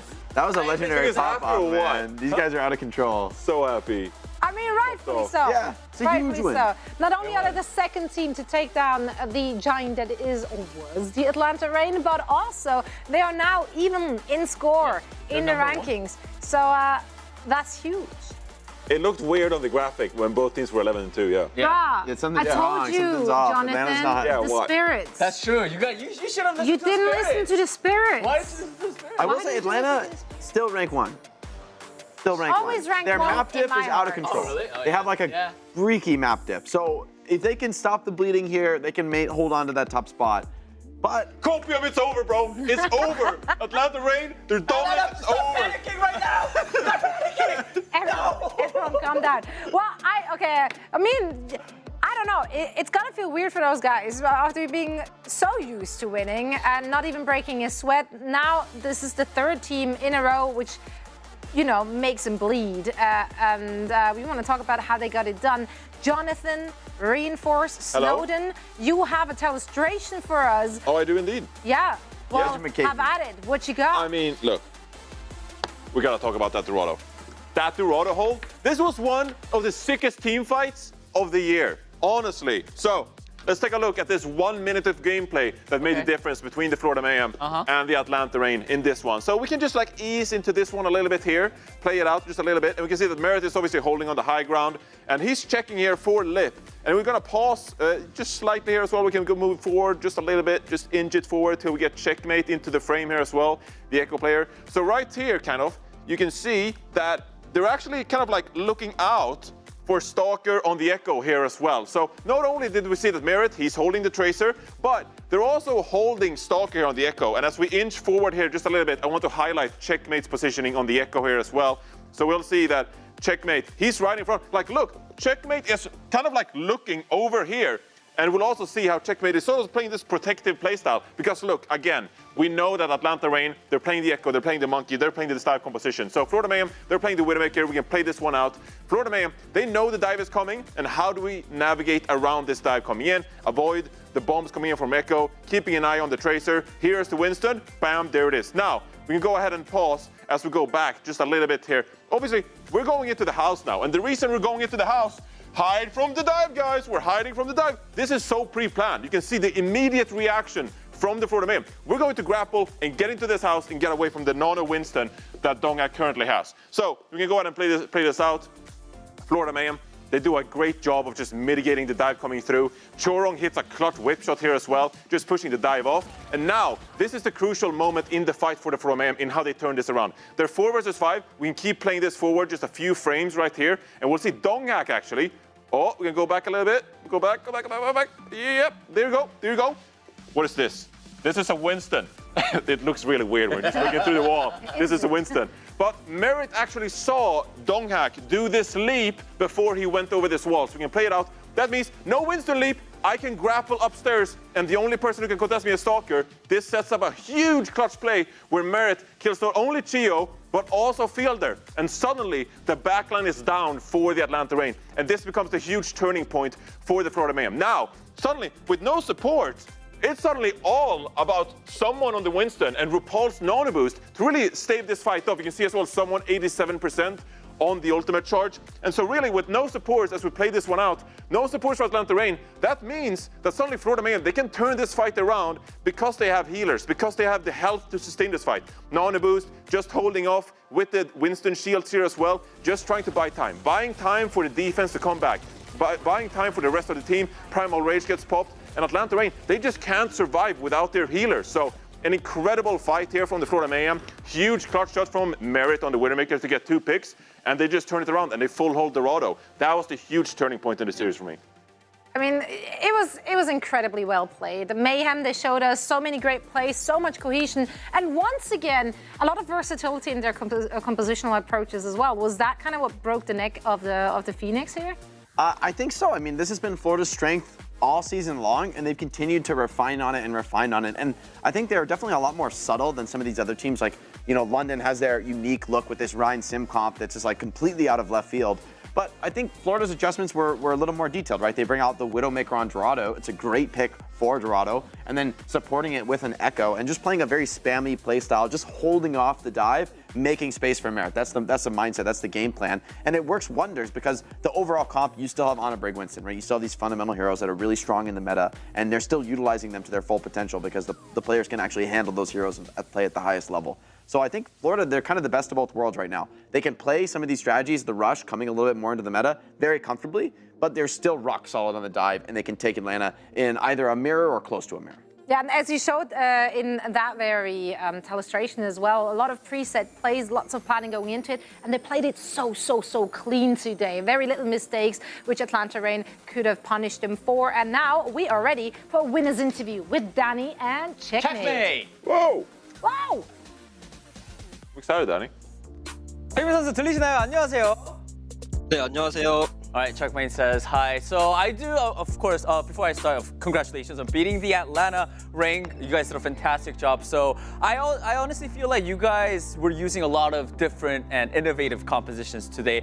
What was the game plan coming in against the Atlanta Reign? 자, 오늘 일단 승리를 축하드리면서 굉장히 다양한 조합을 선보이고 또 그걸 보면서 오늘 좀 어떻게 보면 플로리다 굉장히 준비를 잘 해왔다라는 생각이 좀 많이 들었습니다. 제가 봤을 때는 어떻게 체크맨 선수가 봤을 때 오늘 경기 좀 어떻게 준비를 하셨나요? 저희가 사실 에틀이 1등에 있는 거 보면서 배가 좀 많이 아팠거든요. 원래 저기가 저희 자리인데 하고 근데 저희가 정규 시즌에 에틀이랑 매치할 기회가 없어가지고 많이 아쉬웠었는데 이번에 매치가 잡혀가지고 저희가 진짜 에틀 이기면은 우리가 1등 한다는 생각으로 엄청 많이 준비했던 것 같아요. 조합적이라던가 아니면 에틀 스타일이라던가. I mean, we did definitely prepare a lot for this match, mainly because we really wanted to beat the Atlanta Reign. Seeing them just on the #1 spot really made our whole team feel really jealous because we knew that spot was for the Florida Mayhem. So we definitely prepared a lot, not only in compositions, but we really studied on how the Atlanta Reign plays the game, and I think that's how we ultimately got the win against the Atlanta Reign. I do also want to talk about our final map, which was Coliseum. At the very end, it was you playing the May, and also I think it was someone switched over to Winston. How were you guys able to make that work? Because it's not sort of a composition that we see a lot. 자, 그리고 다음 질문으로 이제 콜로세오 마지막 맵이었어. 마지막 맵에서 이제 체크메이트 선수가 메이 그리고 또 썸먼 선수가 라인이나 또 딴 영어로 쓰다가 이제 윈스턴으로 들어와서 그 조합으로 이제 싸움을 이기게 돼서 끝에 경기를 승리를 하게 되셨는데 그 조합을 좀 어떻게 해서 쓰게 되셨고 좀 어떻게 해서 그걸로 승리까지 이끌어 나가실 수 있었나요?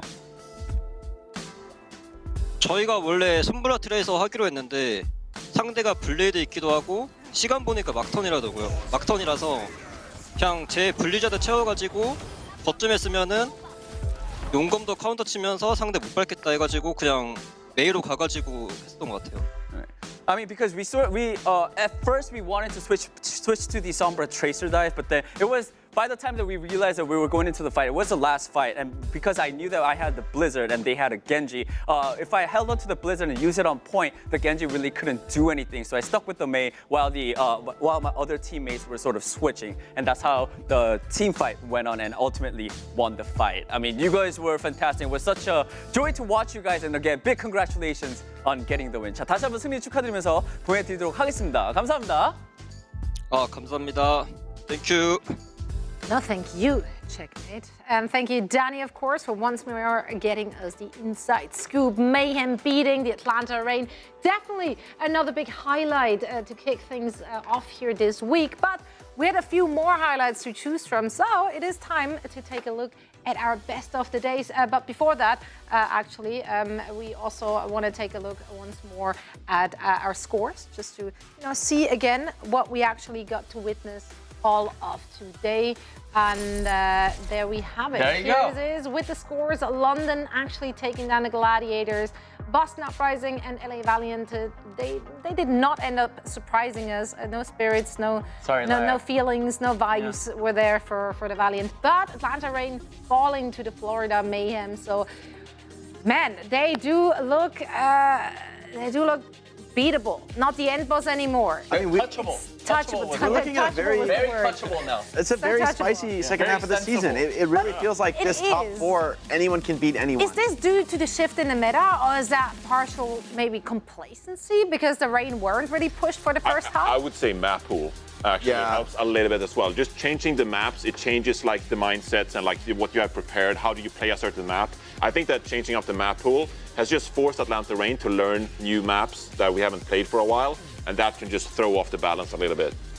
Yeah, it's a lot of small things, like death by 1,000 cuts, I think, right now for the Reign. But I mean, death's too strong a word, right? I think they're still a really good team. It's over. This is at least a really They're painful still a really good paper team. cut. I think we just experienced actually a pretty quick shift in the meta. Yeah. Like, I don't think it's a stretch to say that London deploying a ton of Rhine and getting wins with it has shown other teams like the Mayhem that, hey, maybe we can play Rhine too.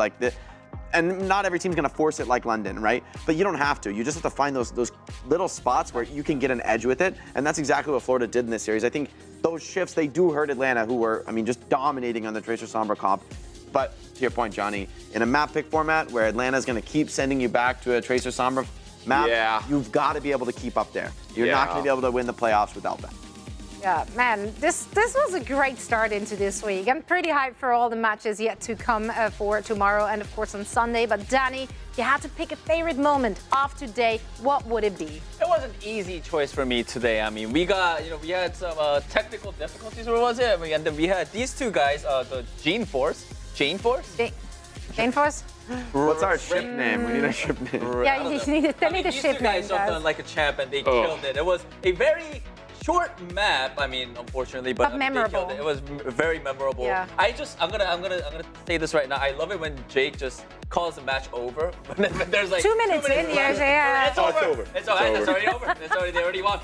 Every Guys, time, just am I wrong? No, you're not wrong. I'm just saying, it's so good. It was really fun. I just came into that cast and Jake started just like saying a lot of sensible stuff, and I just felt like Scottie Pippen. I'm just gonna set up Jake. I'm just gonna set him up. Let Jake do his thing. I'll say a few good things, and Jake just carried the cast. They got ready and they tried to figure out who's going to be the play-by-player or something. Then someone else jumped in and was like, guys, you were overthinking it. You just cast it. Just go. That was Johnny's call, though. Just go for it. No rolls. It's just, I had so much fun. Reform. It felt like we were just vibing. It was it was a vibe. Fun map. Yeah. A quick map, though. Boston, thank you for that. Get us out of there.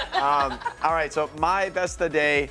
You stole my thunder a little bit, Johnny, but that's okay. It was so nice we can watch it twice. It was Merit, none other than Che Temyin, the god, on Widowmaker, on Dorado. I mean, you talked about the setup for this fight, Johnny, as like, it was beautiful how he dodged the dive and they took like 10 steps to get there. But these shots are unreal, right? I mean, the first shot, you take those, but this Ana kill, I would venture to say, I think without the Ana kill, I don't think that fight goes their way. He needs both.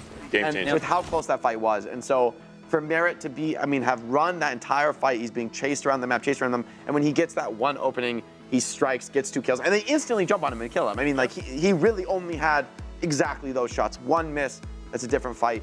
Atlanta could have taken that whole map from that position. He arguably needed to hit both as well. Yeah, he needed to hit 2 out of only 2 available shots, and It's he like did. Both maximum pressure, maximum everything stacked against Merit, and he delivers. It's one of the greatest plays of the season. Like I'm not excited. One of the greatest plays of the season. Agree. One of the worst plays of the season was Florida Mayhem stepping off the cart. I guess stepping up. Were they on the cart in the first place? I don't think so. This is one of the worst C9s in a while. Oh yeah, this is sad. Like what is this? This is like they weren't even on there. They're going so far. Oh, all right. Oh, Lip's gone. I guess Lip's gone. So we don't have to worry about the payload anymore because Lip's no longer here, right? All right, we can go fight now because Lip's not on. It just comes back. You guys go. It comes in circle and it just comes back. Dude! This is like the Twitter club. Like nothing's even coming. Like they're not even on the frame yet. Oh my God, they're like 5 seconds away from getting to the car. Just absolutely forgot that a payload even exists. Yeah. So it's like, oh wait, there was something. I always want to listen to comms in those moments. Because that's like a... Ooh. I'm pretty sure it's like... It's a hectic spot because, I think what happened was Florida went for the rush, tried to catch Fielder, but Fielder, of course, hit the sleep on someone, juked away perfectly with the help of Chio. So, but even if they do get those kills, it felt like they probably would have C9'd anyway. So, just a tough call from Florida. I think they probably had to just sit on cart and hold it in that spot. There's nothing worse in Overwatch than being far away from the cart and seeing like the UI update and it's like 5 meters away, 4 meters away. You just know it's like out of your reach. At that point, you don't even want to commit to like go there because there's just like, nothing you can do anymore. You've already C9 and the mistake is made and you just have to let it happen. Yeah, you don't want to desperately like jump towards it. Like that's not a good look. What is a good look though is of course tomorrow's schedule. So let's take a quick glance at all those matches coming our way. We're starting things off bright and early over in the East with the O2 Blast going up against Dreamers. The rest of the schedule, well, you see it on your screens right now. We're still in the summer stage qualifiers, and we are blessed with not 1, not 2, not 3, but 4 matches. Wow! Dallas Fuel beats Soul Infernal, Jake. Dallas Fuel is back. It's the Dallas Fuel redemption arc. I'm a hard buy on the Dallas Fuel stock right now. Smoking off. Big buy. Smoking off. Let's go Dragons! That's I'm a Fate fan too. I'm a Fate fan. Are you? Why is that?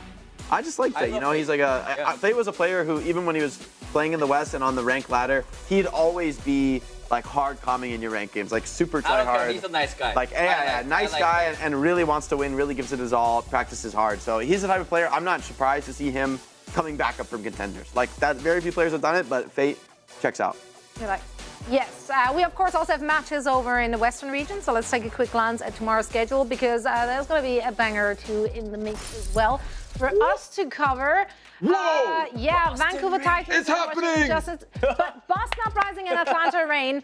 Legion already said it in his interview, like watch out for the match tomorrow. None of us was aware of the schedule, so we were like, what is the dude talking about? But apparently it was this match. He knew. He's ready for it. So we get to see Atlanta Reign going up against all the big dogs this very go-around. They had a rough schedule, honestly, as far as schedules go. We're gonna like see this who is the best Winston dive team is tomorrow.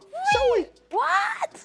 I didn't look further in the schedule, I already forgot. Vegas Valiant. Vegas Valiant tomorrow. Vegas Valiant. The big one. So there's 2 big ones tomorrow.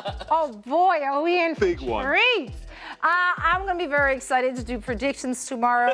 Everything is possible in the world of Overwatch. Truly. Another thing, of course, that we haven't talked about, which is among the most important things of the day, is my best of the day. And my best of the day is, in fact, drum roll, the birth of the specialist boy.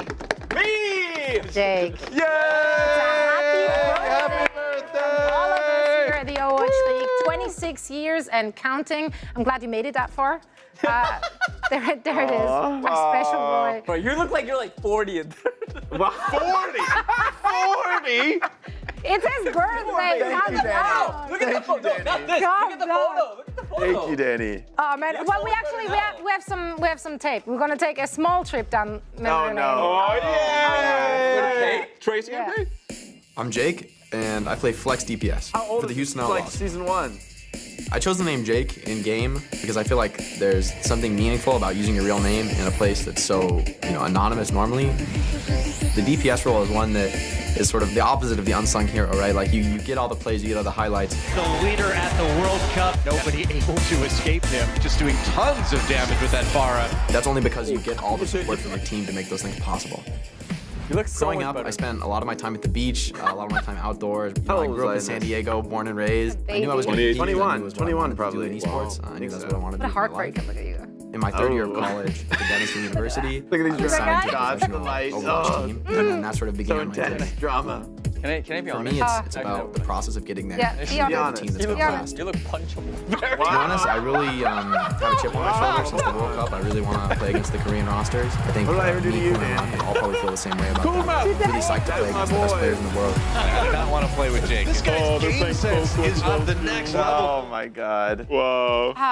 Beating up the Dallas Fuel in season 1. Good times. Good times. Good times indeed. And Jake, of course, you know. Oh my goodness. What is Because this? it is a I'm very opening special it right day. now. Oh, please do. Would you I'll say it's a promise loot you box? I mean, any box with something in it is a loot box if you really think about it. Yeah. No chill. It's Unpacking. taped. Where's it? It's beautiful paper. I'm almost 35, so I'm the type of person who carefully Whoever unpacks wrapped so I this can did a wonderful rewrap job, the but paper. I'm just destroying it. Just rip it. Rip it. Oh, so much Show those strength. muscles, Oh, Jake. yeah, baby, Oh, let's yeah. go. I'm standing up. Rip it up. Oh. Oh, wow. Oh my goodness, you guys, The what could gym. be in here? What is this? I'm gonna make an absolute mess. Oh my. What is, there's just unlimited paper. Is there anything in there? What? Save the Earth! Hello? Is there an actual gift in here? Is there anything in there? No. It's just that. I'm sorry. Listen, by the time we realized it's your birthday, it was too late to get you something. It's so well we did happen to source a box and some paper.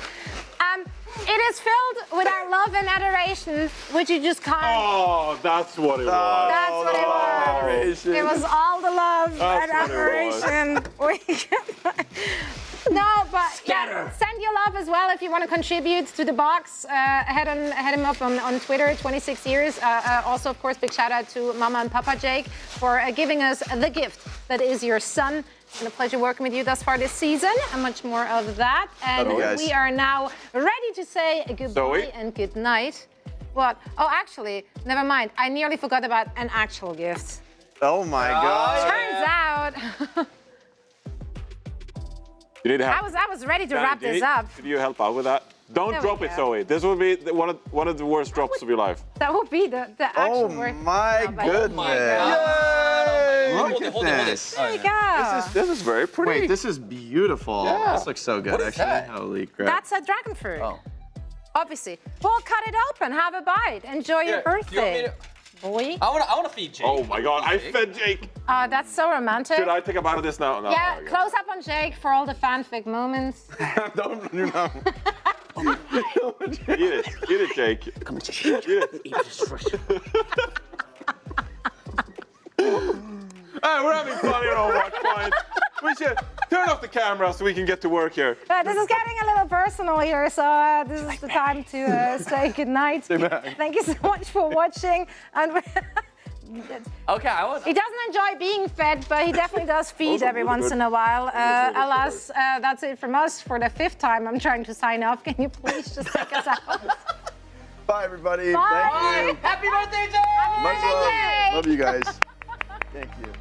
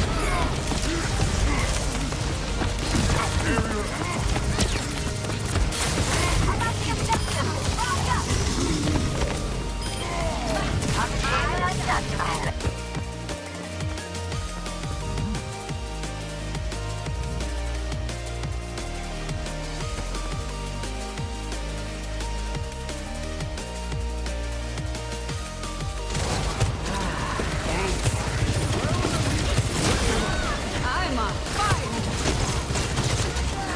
This ends now. Headshot. Double. Not so fast.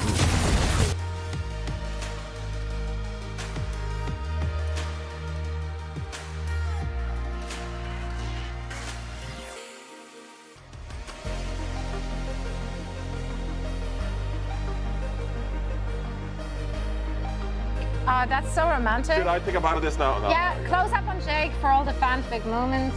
Don't you know? Get it, Jake. Get it.